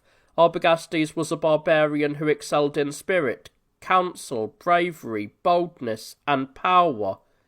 He gathered together from all quarters enormous forces, as yet unconquered, intending to seize the sovereignty. He drew partly on the Roman garrisons and partly on the barbarian auxiliaries, in the one case by virtue of his power, and in the other on account of his kinship. It is not necessary to describe in words events that so many have seen with their own eyes, and of which they as spectators have a better knowledge. In every respect, the career of Arbogastes clearly shows that Theodosius was always victorious through the power of God. In the time when he was loyal to Theodosius, Arbogastes, in spite of his own slender resources, captured the strongly supported Maximus. But when he clashed with Theodosius, though aided by the united strength of the Gauls and Franks, and though also relying upon his devoted worship of idols, he was nevertheless defeated with great ease. Eugenius and Arbogastes had drawn up their army in battle array in the plains, and, having very craftily sent ahead ambushing parties, had occupied the narrow slopes of the Alps and the passes which had to be used, so as to win victory by strategy alone, even though they were inferior in numbers and in strength. Theodosius took up position on the heights of the Alps and remained there without food or sleep. Knowing that he was abandoned by his men, but unaware that he was surrounded by enemies, he prayed alone to his one and all-sufficient help, the Lord Christ, while he lay with his body stretched upon the ground, but with his mind fixed upon heaven. After passing a sleepless night in continual prayer, and leaving as evidence pools of tears that he had shed as the price of heavenly aid, he confidently took arms alone, knowing that he was truly not alone. Then, with the sign of the cross, he gave the signal for battle, and plunged into the fight, as if destined to conquer even though none should follow him. The first step to deliverance appeared in the person of Arbitio, account of the opposing army. The latter had caught the unsuspecting emperor in an ambush laid for him, but moved to reverence in the presence of his Augustus, not only freed him from danger, but even provided him with aid. The moment that the forces came within fighting distance, an indescribably great windstorm suddenly began to blow violently into the faces of the enemy. The javelins of our men flew through the air and were carried over a great distance, further than any man could throw, and they fell scarcely anywhere without striking their mark. Furthermore, the force of the unabating gale now dashed the shields of the enemy so heavily against their own faces and breasts as to strike them repeatedly, now pressed their shields so close as to take away their breath, now tore away their shields so violently as to leave them unprotected, now held their shields so steadily against them as to force them backwards. Even the weapons that they had hurled with all their might were caught by the wind and driven back to transfix the unfortunate throwers. The terrified consciences of the men drove them to seek safety, for as soon as a small detachment of the enemy had been routed, their army surrendered to the victorious Theodosius. Eugenius was captured and killed, and Arbogastes dispatched himself with his own hand. Thus in this case too, the fires of civil war were quenched by the blood of 2 men, leaving out of account the 10,000 Goths, who it is said were sent ahead by Theodosius and destroyed to a man by Arbogastes, for the loss of these was certainly a gain and their defeat a victory. I do not taunt those who disparage us. Let them point out a single war in the history of Rome undertaken from such conscientious and compelling motives, carried out with such divine good fortune, stilled with such merciful kindness, one in which the battle did not entail heavy losses nor the victory a bloody revenge. then perhaps I may admit that these blessed victories were not the rewards of the faith of a Christian general. Yet I am not anxious about this testimony of theirs, since one of their own number, a distinguished poet but a most obstinate pagan, has borne witness both to God and to man in these verses. O thou much beloved of God, for whom the sky does battle, for whom the wind in concert heed the trumpet's call. Thus heaven gave judgment between the side that humbly placed its hope in God alone, even without the aid of man, and the side that arrogantly trusted in its own strength and in idols. After reducing the state to order and tranquillity, Theodosius died at Mediolanum. In the 1149th year of the city, Arcadius Augustus, whose son Theodosius now rules the east, and Honorius Augustus, his brother, by whom our state is now completely supported, occupied the 42nd place in the imperial line, and began to exercise a joint sovereignty, but in different capitals. Arcadius lived for 12 years after his father's death, and when he died, left the supreme power to his son Theodosius, who was still very young. Meanwhile, Count Gildo, who was in charge of Africa at the beginning of his brother's reign, revolted as soon as he learned that Theodosius had died. Induced by some sort of envy, according to some, he planned to add Africa to the districts of the Eastern Empire. According to another view, he was influenced by the belief that there would be little hope for the young rulers, since, except for them, hardly any young boy who inherited the throne had ever before reached full manhood. This, indeed, was almost an unparalleled instance in which youths, separated and forsaken, prospered under the guardianship of Christ on account of their own and their father's remarkable faith. Gildo, then, dared to claim for himself Africa, which had been detached from its allegiance to the state. He did this more because he found satisfaction in his heathen life of licentiousness than because he was inspired by any ambition or royal pretensions. His brother, Machazel, thoroughly detesting Gildo's revolutionary undertakings, left his 2 sons with the troops in Africa and went back to Italy. Gildo, becoming suspicious both of his brother's absence and of his nephew's presence, treacherously seized the youths and put them to death.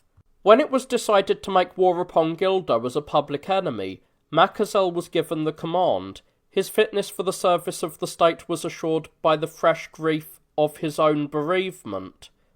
Recognizing, like Theodosius, how much in a desperate situation the prayers of man can gain from the mercy of God through faith in Christ, Machazel visited the island of Capraria and took with him from that place some holy servants of God who were motivated by his entreaties.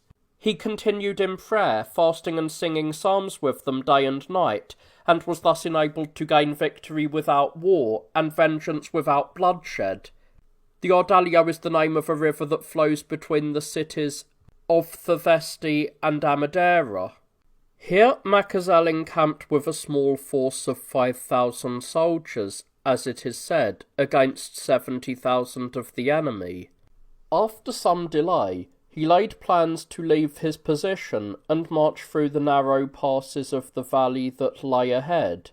When darkness came, he dreamt that he saw the blessed Ambrose, the lately deceased bishop of Mediolanum, making a sign with his hand, striking his staff thrice upon the ground, and saying these words, "Hear, hear, hear." He wisely inferred that this vision indicated assurance of victory from the trustworthiness of his prophet, the place from the words spoken, and the day from the number.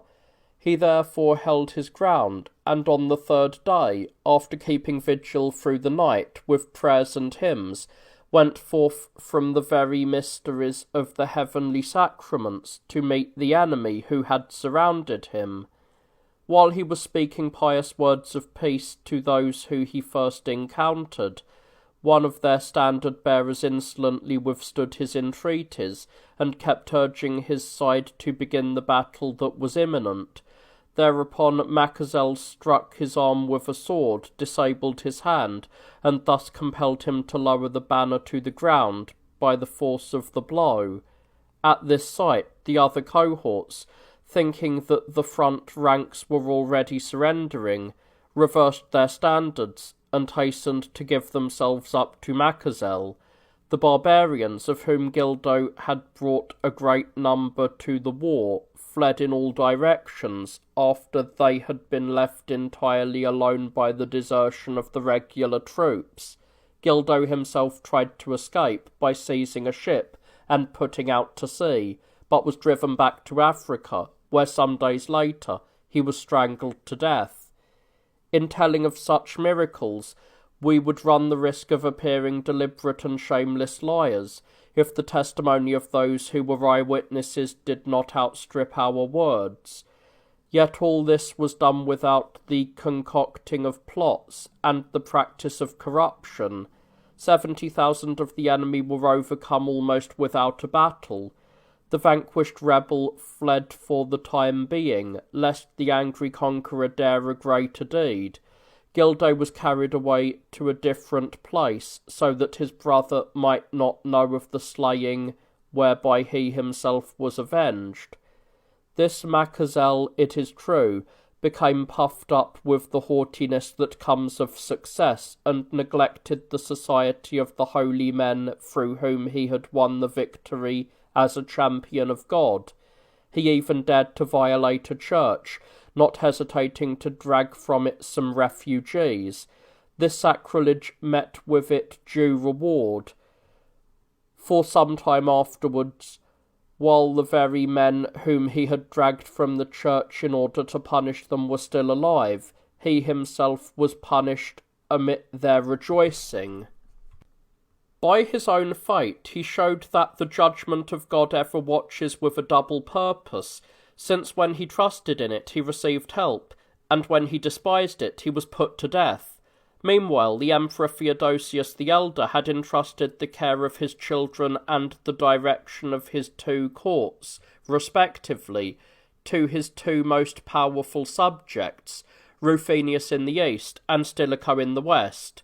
What each man did, and what he attempted to do, the fates of each made plain. Rufinus, aspiring to the royal dignity for himself, brought in the barbarians. Stilicho, desiring it for his son, gave them support, so that the needs of the state in the sudden crisis might veil his wicked aim. I say nothing of King Alaric and the Goths, often defeated, often surrounded, but always allowed to escape. I say nothing of those unhappy doings at Politania, when the chief command was entrusted to the barbarian and pagan general Saul, who wickedly profaned the most solemn days and holy Easter, and who compelled the enemy, then withdrawing on account of religious scruples, to fight. The judgment of God soon disclosed not only the power of his favour but also the demands of his vengeance, for although we conquered in fighting, we were defeated in conquering. I say nothing of the many internecine conflicts between the barbarians themselves, when 2 divisions of the Goths and then the Alans and Huns destroyed one another in mutual slaughter. Radagasius, by far the most savage of all our enemies, past or present, inundated all Italy by a sudden invasion with an army reported to number more than 200,000 Goths. Aside from the fact of his own dauntless courage and the support of the vast multitude, he was a pagan and a Scythian who, according to the custom of the barbarous tribes, had vowed the blood of the entire Roman race as an offering to his gods. Consequently, when he threatened the defences of Rome, all the pagans in the city flocked together, saying that the enemy was powerful, not merely because of the size of his forces, but especially because of the aid of his gods. They also said that the city was forsaken and would soon perish because it had completely abandoned its gods and its sacred rites. Great complaints were raised everywhere. The restoration and celebration of sacrifices were at once discussed. Blasphemies were rife throughout the city, and the name of Christ was publicly loaded with reproaches as if it were a curse upon the times. Since, in a mixed people, the pious deserve grace and the impious punishment, according to God's inscrutable judgment, it was deemed just to allow such enemies to chastise the altogether stubborn and refractory city with a scourge of unusual severity, but not to permit them to destroy everything indiscriminately. At that time there were roaming widely through the Roman provinces 2 Gothic peoples, led by 2 powerful kings. One of these kings was a Christian, and more like a Roman, a man who, through the fear of God, as the events showed, inclined to spare men's lives. The other was a pagan, barbarian, and true Scythian, who, in his insatiable cruelty, loved not so much the fame or the rewards of butchery as he did the slaughter itself, and this man had already reached the heart of Italy, and was causing nearby Rome to shake with fright. If, then, he had been the chosen instrument of vengeance, the Romans feared him especially because he courted the favour of the gods with sacrifices. The slaughter would have been more unrestrained without affecting any reform. Thus the last error would have been worse than the first, for had they indeed fallen into the hands of a pagan and an idolater, not only would the remaining pagans have been firmly persuaded to restore idolatry, but the Christians would, to their peril, have become confused, the latter terrified by the warning, the former encouraged by this precedent. Hence God, the just steward of the human race, willed that the pagan enemy should perish and allow the Christian enemy to prevail, in order that the pagan and blaspheming Romans might be thrown into confusion by the death of the one and punished by the invasion of the other. In particular, the holy faith and conscience of the Emperor Honorius, remarkable in a ruler, merited no small measure of divine mercy.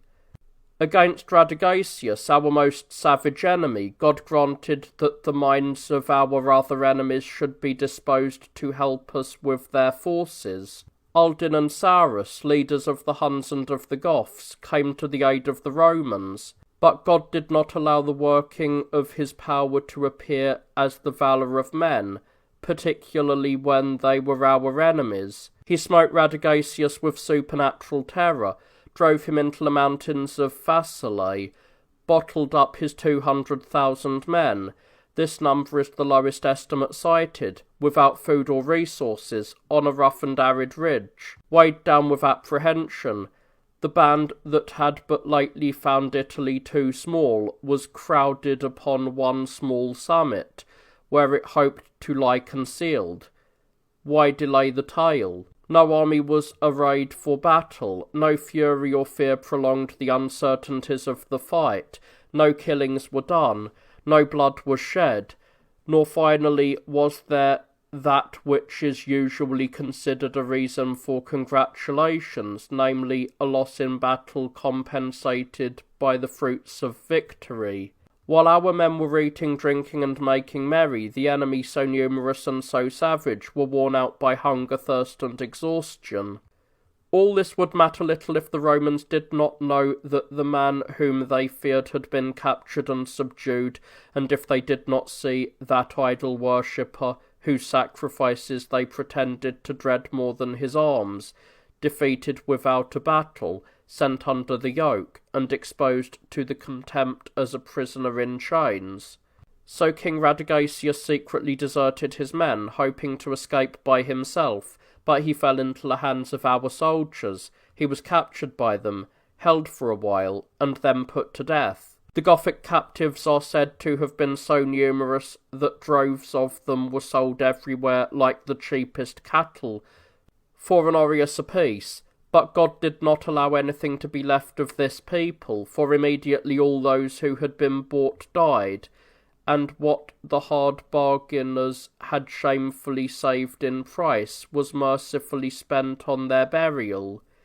Thus ungrateful Rome, which now felt the indirect mercy of her God and Judge, not for the pardoning but for the checking of her bold idolatry, was also soon to suffer the wrath of God, although not in full measure on account of the pious remembrance of the saints, both living and dead, in case by any chance she should repent in her bewilderment and learn faith through experience.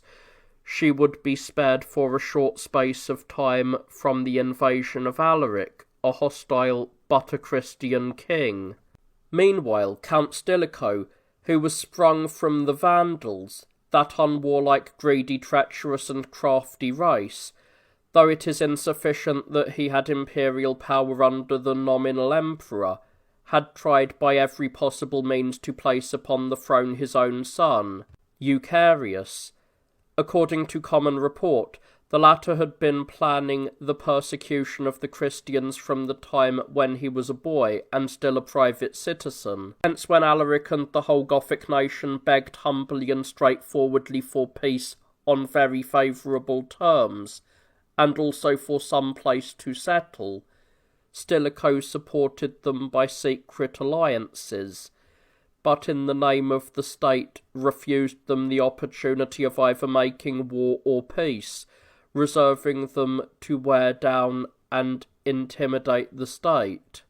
Moreover, other nations irresistible in number and might, who are now oppressing the provinces of Gaul and Spain, namely the Alans, Swabian Vandals, as well as the Burgundians, who were driven on by the same movement, were induced by Stilicho to take arms on their own initiative, and were aroused when once their fear of Rome was removed.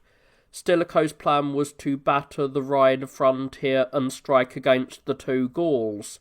This wretched man hoped that in this dangerous situation he could thereby wrest the imperial dignity from his son-in-law and give it to his son, and that it would be as easy to repress the barbarian nations as it was to arouse them.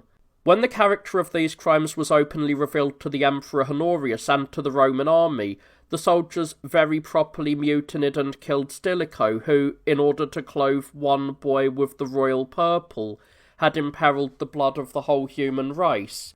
Eucharius was also slain, who, for the sake of gaining the favour of the pagans, had threatened that he would celebrate the beginning of his reign by the restoration of the temples and the overthrow of the churches. Several accomplices also were punished for their wicked plots. Thus the churches of Christ and the devout emperor were freed as well as avenged, with very little trouble, and with the punishment of but a few persons.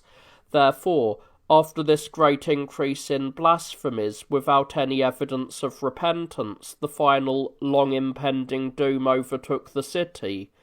Alaric appeared before trembling Rome, laid siege, spread confusion, and broke into the city. At first, however, he gave orders that all those who had taken refuge in sacred places, especially in the basilicas of the holy apostles Peter and Paul, should be permitted to remain inviolate and unmolested. He allowed his men to devote themselves to plunder as much as they wished, but he gave orders that they should refrain from bloodshed. A further proof that the storming of the city was due to the wrath of God rather than to the bravery of the enemy is shown by the fact that the Blessed Innocent, the Bishop of Rome, who at that time was at Ravenna, through the hidden providence of God, even as Lot the just was withdrawn from the Sodomites, did not witness the destruction of the sinful populace. While the barbarians were roaming through the city, one of the Goths, a powerful man and a Christian, chanced to find in a church building a virgin advanced in years, who had dedicated herself to God. When he respectfully asked her for gold and silver, she declared with the firmness of her faith that she had a large amount in her possession, and that she would bring it forth at once. She did so. Observing that the barbarian was astonished at the size, weight, and beauty of the riches displayed, even though he did not know the nature of the vessels, the Virgin of Christ then said to him, "These are the sacred plate of the Apostle Peter. Presume if you dare. You will have to answer for the deed. As for me, since I cannot protect them, I dare not keep them." The barbarian, stirred to religious awe through the fear of God and by the Virgin's faith, sent word of this incident to Alaric. He ordered that all the vessels, just as they were, should be brought back immediately to the Basilica of the Apostles, and that the Virgin also, together with all Christians who might join the procession, should be conducted there under escort. The building, it is said, was at a considerable distance from the sacred places, with half the city lying between. Consequently, the gold and silver vessels were distributed, each to a different person. They were carried high above the head in plain sight, to the wonder of all beholders. The pious procession was guarded by a double line of drawn swords. Romans and barbarians in concert raised a hymn to God in public. In the sacking of the city, the trumpet of salvation sounded far and wide, and smote the ears of all with its invitation, even those lying in hiding. From every quarter, the vessels of Christ mingled with the vessels of Peter, and many pagans even joined the Christians in making profession, though not in true faith. In this way they escaped, but only for a time, that their confusion might afterwards be greater. The more densely the Roman refugees flocked together, the more eagerly the barbarian protectors surrounded them. O sacred and inscrutable discernment of the divine judgment! O holy and saving river, which begins its course at a small house, and, as it flows in its blessed channel to the abode of the saints, bears wandering and imperilled souls to the harbour of salvation by its pious power of drawing them to it. O glorious trumpet of Christian warfare which, inviting by its sweet notes all without distinction to life, leaves those who, for want of obedience, cannot be roused to salvation, to meet their death for want of excuse. The celebration of this mystery, with its transferring of the vessels, its singing of hymns, and its escorting of the people, resembled, in my opinion, a huge sieve, through which the congregation of the Roman people was sifted like a great pile of grain. For through all the apertures of the hiding places in the entire circuit of the city the living kernels flowed forth. It was a question whether it was the occasion or the truth that stirred them.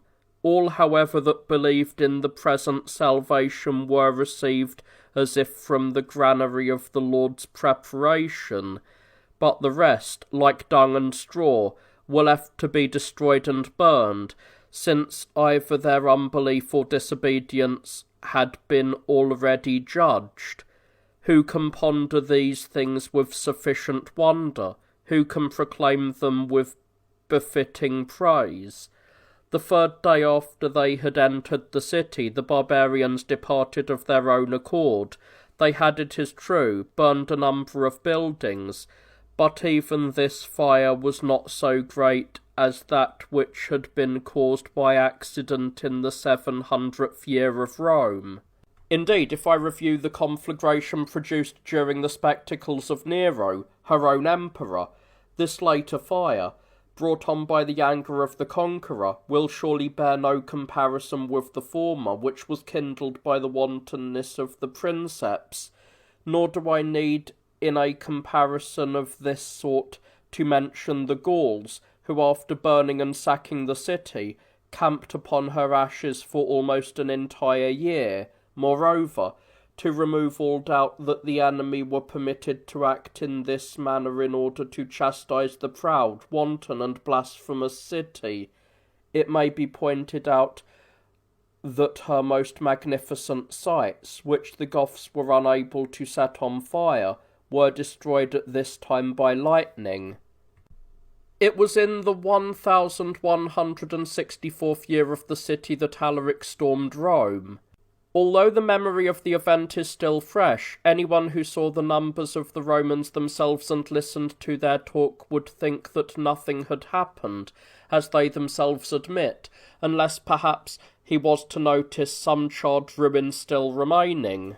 When the city was stormed, Placidia, the daughter of the princely Theodosius and sister of the emperors Arcadius and Honorius, was captured and taken to wife by Athelwulf, a kinsman of Alaric, as if she had been a hostage given by Rome as a special pledge, according to divine decree.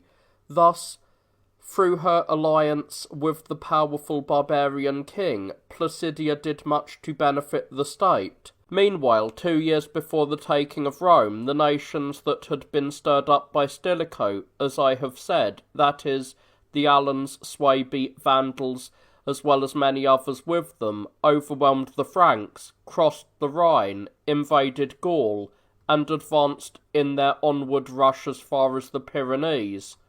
Checked for the time being by this barrier, they poured back over the neighbouring provinces. While they were roaming widely through Gaul, Gratian, a townsman of Britain, was set up in that island as a usurper. He was later slain, and in his place Constantine, a man from the lowest ranks of the soldiery, was chosen simply from confidence inspired by his name, and without any other qualification to recommend him. As soon as he had seized the imperial dignity, he crossed over into Gaul, where, repeatedly tricked by the deceptive alliances of the barbarians, he did much harm to the state. He sent magistrates into Spain, where they were obediently received by the provinces. Thereupon 2 brothers, named Didymus and Verinianus, who were young, noble, and wealthy, undertook not only to seize the power of the usurper, but to protect themselves and their country for the lawful emperor against both the usurper and the barbarians. The order of events made this clear, for every usurper swiftly matures his plans for power before he secretly seizes and publicly establishes it. Success lies in being seen with the diadem and the purple before being found out. These men, on the contrary, spent a long time merely in gathering the slaves from their own estates, and in supporting them out of their private incomes. Taking no plans to conceal their purpose, they proceeded to the passes of the Pyrenees without alarming anyone. To oppose them, Constantine sent into Spain his son Constans, who, shame to say, had been transformed from a monk into a Caesar. With him Constantine sent certain barbarians, who had at one time been received as allies and drawn into military service, and who were called Honorisi. These were the cause of the first misfortune that befell Spain. After killing the brothers who were trying to defend the Pyrenean Alps with their private forces, these barbarians received permission to plunder the plains of Palantia as a reward for their victory. Later, after the removal of the faithful and efficient peasant guard, they were entrusted with the defence of the mountains just mentioned and their passes. These Honorisi, having had a taste of plunder and being allured by its abundance, planned to secure both freedom from punishment for their crimes and a wider scope for their wickedness. Therefore they betrayed the watch over the Pyrenees, left the passes open, and so loosed upon the provinces of Spain all the nations that were wandering through Gaul. They themselves even joined the latter, after engaging for some time in bloody raids and inflicting serious damage upon people and property, actions which they themselves now regret. They cast lots, divided their holdings, and settled down where they are in possession to this day. There would be ample opportunity now for me to speak about these things if it were not that, according to all men, the secret voice of conscience speaks in the soul of every man. Spain has been invaded and has suffered slaughter and devastation, but this is nothing new. During the last 2 years, while the sword of the enemy raged, she endured no harsher treatment from the barbarians than that which she had formerly suffered under the Romans for 200 years, or than that which she experienced when ravaged for almost 12 years by the Germans in the reign of the Emperor Gallienus. Nevertheless, if a man knows himself, his acts, and his own thoughts, and fears the judgments of God, would he not admit that all his sufferings are just and even insignificant?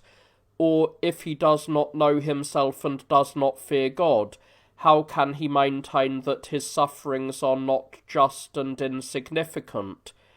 In the light of these truths, God's mercy brought about the result with the same compassion with which it had formerly made the prediction, for in accordance with his incessant warning in his gospel, when they shall persecute you in one city, flee into another. Whoever wished to go out and depart found mercenaries, helpers, and defenders in the barbarians themselves.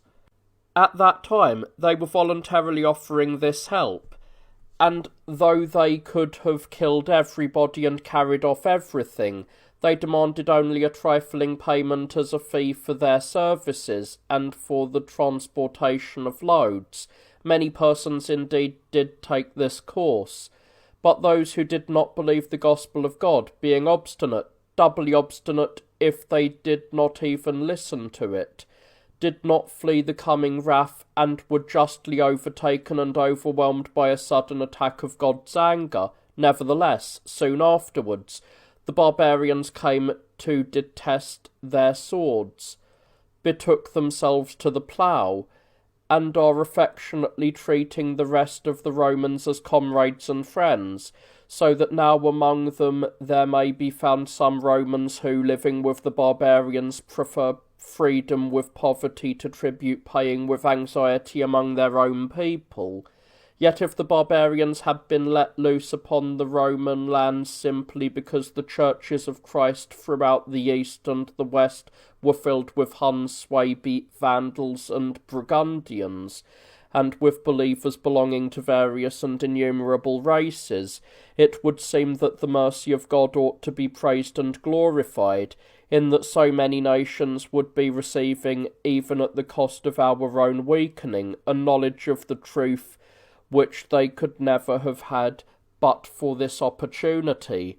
For how does it harm a Christian who is longing for eternal life to be withdrawn from this world at any time or by any means? On the other hand, what gain is it to a pagan who, though living among Christians, is hardened against faith, if he drag out his days a little longer, since he whose conversion is hopeless is destined at last to die?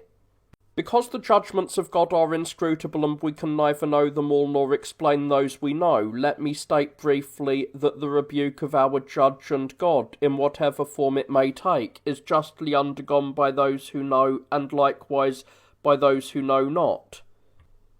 In the 1165th year of the city, the Emperor Honorius, seeing that nothing could be done against the barbarians when so many usurpers were opposed to him, ordered that the usurpers themselves should first be destroyed. Count Constantius was entrusted with the command of this campaign. The state then finally realised what benefit it derived from having a Roman general at last, and what ruinous oppression it had been enduring for years from its subjugation to barbarian counts. Count Constantius then advanced with his army into Gaul, and at the city of Arlette besieged, captured, and slew the Emperor Constantine. To take up at this point the succession of usurpers as briefly as possible, Constans, the son of Constantine, was killed at Vienne by Gerontius, his count, a worthless rather than an upright man, who replaced Constans by a certain Maximus. Gerontius himself, however, was killed by his own soldiers. Maximus, stripped of the purple and abandoned by the troops of Gaul, which were transferred to Africa and then recalled to Italy, is now a needy exile living among the barbarians in Spain. Later, the tyranny set up by Jovinus, a man of high rank in Gaul, fell as soon as it had been established. His brother Sebastian chose to die as an usurper, for he was slain as he took office. What shall I say of the unlucky Attalus, for whom it was an honour to be slain among the usurpers, and a blessing to die? Alaric, who made, unmade, remade, and again unmade this emperor, doing all this in almost less time than it takes to tell, laughed at the farce and looked on at the imperial comedy. Nor is it strange that this pomp was rightly used to mock this wretched man, when his shadowy consul, Tertullius, dared to say in the Senate House, "I shall speak to you, conscript fathers, as consul and pontifex, holding one of these offices and hoping for the other." But he put his hope in one who had no hope, and in any case he was surely accursed, because he had placed his hope in man. Attalus, merely a figurehead of sovereignty, was taken by the Goths into Spain, and having departed from there in a ship for some unknown destination, he was captured at sea, brought to Count Constantius, and displayed before the Emperor Honorius. His hand was cut off, but he was allowed to live. Meanwhile, Heraclian, who had been appointed Count of Africa while Attalus was exercising his shadowy rule, and who had vigorously defended Africa against the magistrates sent by the latter, obtained the consulship. Puffed up with pride at this honour, he married his daughter to Sebastian, his chamberlain, a man of keen intelligence and skilful enterprise, who might have been called wise, if only he had devoted his mental powers to quiet pursuits. Heraclian sided with him when Sebastian was suspected of dangerous designs. After withholding the African grain supply for some time contrary to law, Heraclian set sail in person for Rome, accompanied by a huge fleet, the size of which was unheard of, at least in our times. He is said to have had 3,700 ships, a number that was not possessed according to the histories even by Xerxes, the famous king of the Persians, or by Alexander the Great, or by any other ruler. No sooner had he disembarked with his troops on his way to the capital than he became terrified in an encounter with Count Murinius, and took flight. Seizing a ship, he returned alone to Carthage, and was immediately killed by a band of soldiers. His son-in-law Sebastian fled to Constantinople, but was brought back some time afterwards, and condemned to exile. This entire series of open usurpers or disobedient generals was, as I have said, overcome by the exceptional piety and good fortune of the Emperor Honorius, and by the great diligence and quickness of Constantius. Their success was deserved because in those days, by the order of Honorius and the aid of Constantius, peace and unity were restored to the Catholic Church throughout Africa, and the body of Christ, which we ourselves constitute, was healed by the closing of the schism. The execution of the blessed command was entrusted to the tribune Marcellinus, a man of exceptional common sense and diligence, and an eager follower of all good studies. He was, however, put to death at Carthage by Count Marinus, the latter being incited by jealousy or bribed with gold, it is uncertain which. Marinus was at once recalled from Africa, reduced to the status of a private citizen, and turned over to punishment or to the penitence of his own conscience. In the 1168th year of the city, Count Constantius, who was occupying the city of Arlette in Gaul, drove the Goths from Narbo, and by his vigorous actions forced them into Spain, especially by forbidding and completely cutting off the passage of ships and the importation of foreign merchandise. The Gothic peoples at that time were under the rule of King Athelwulf, who, after the capture of Rome and the death of Alaric, had succeeded him on the throne and taken to wife, as I said, Placidia, the captive sister of the emperor. This ruler, an earnest seeker after peace, as was often claimed and finally showed by his death, preferred to fight loyally for the Emperor Honorius and to employ the forces of the Goths for the defence of the Roman state. For I have myself, while at the town of Bethlehem in Palestine, heard a certain man of Narbo, who had served with distinction under Theodosius, and who also was a pious, sensible, and serious person, tell the most blessed priest Jerome that he himself had been a very intimate friend of Athelwulf at Narbo, and that he had often heard what the latter, when in good spirit, health, and temper, was accustomed to answer in reply to questions.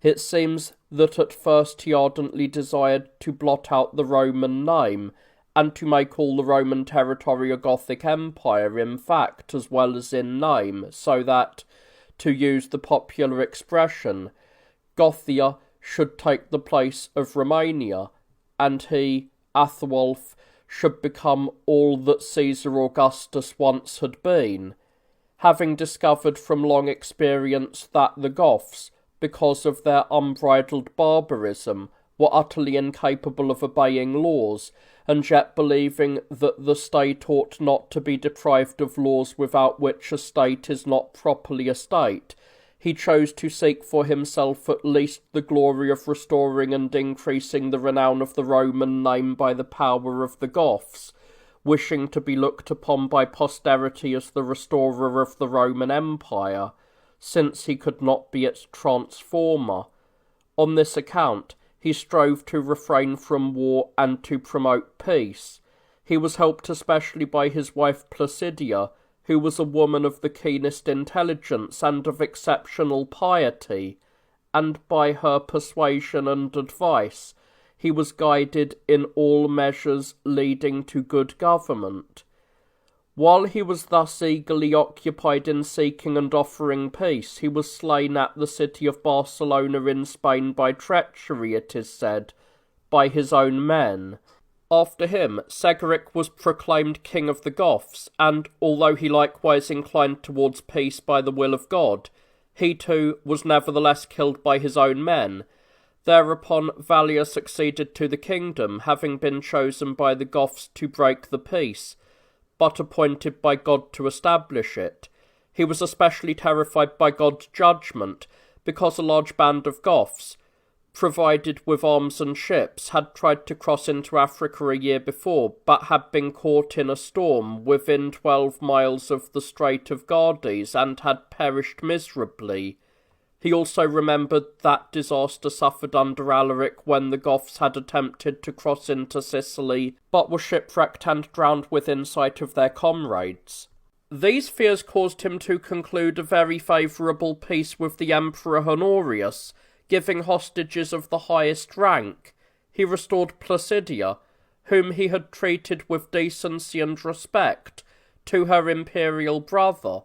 To ensure the security of Rome, he risked his own life by taking over the warfare against the other tribes that had settled in Spain and subduing them for the Romans. However, the other kings, those of the Alans, the Vandals, and the Suebi, had made a bargain with us on the same terms, sending this message to the Emperor Honorius: "Do you be at peace with us all and receive hostages of all.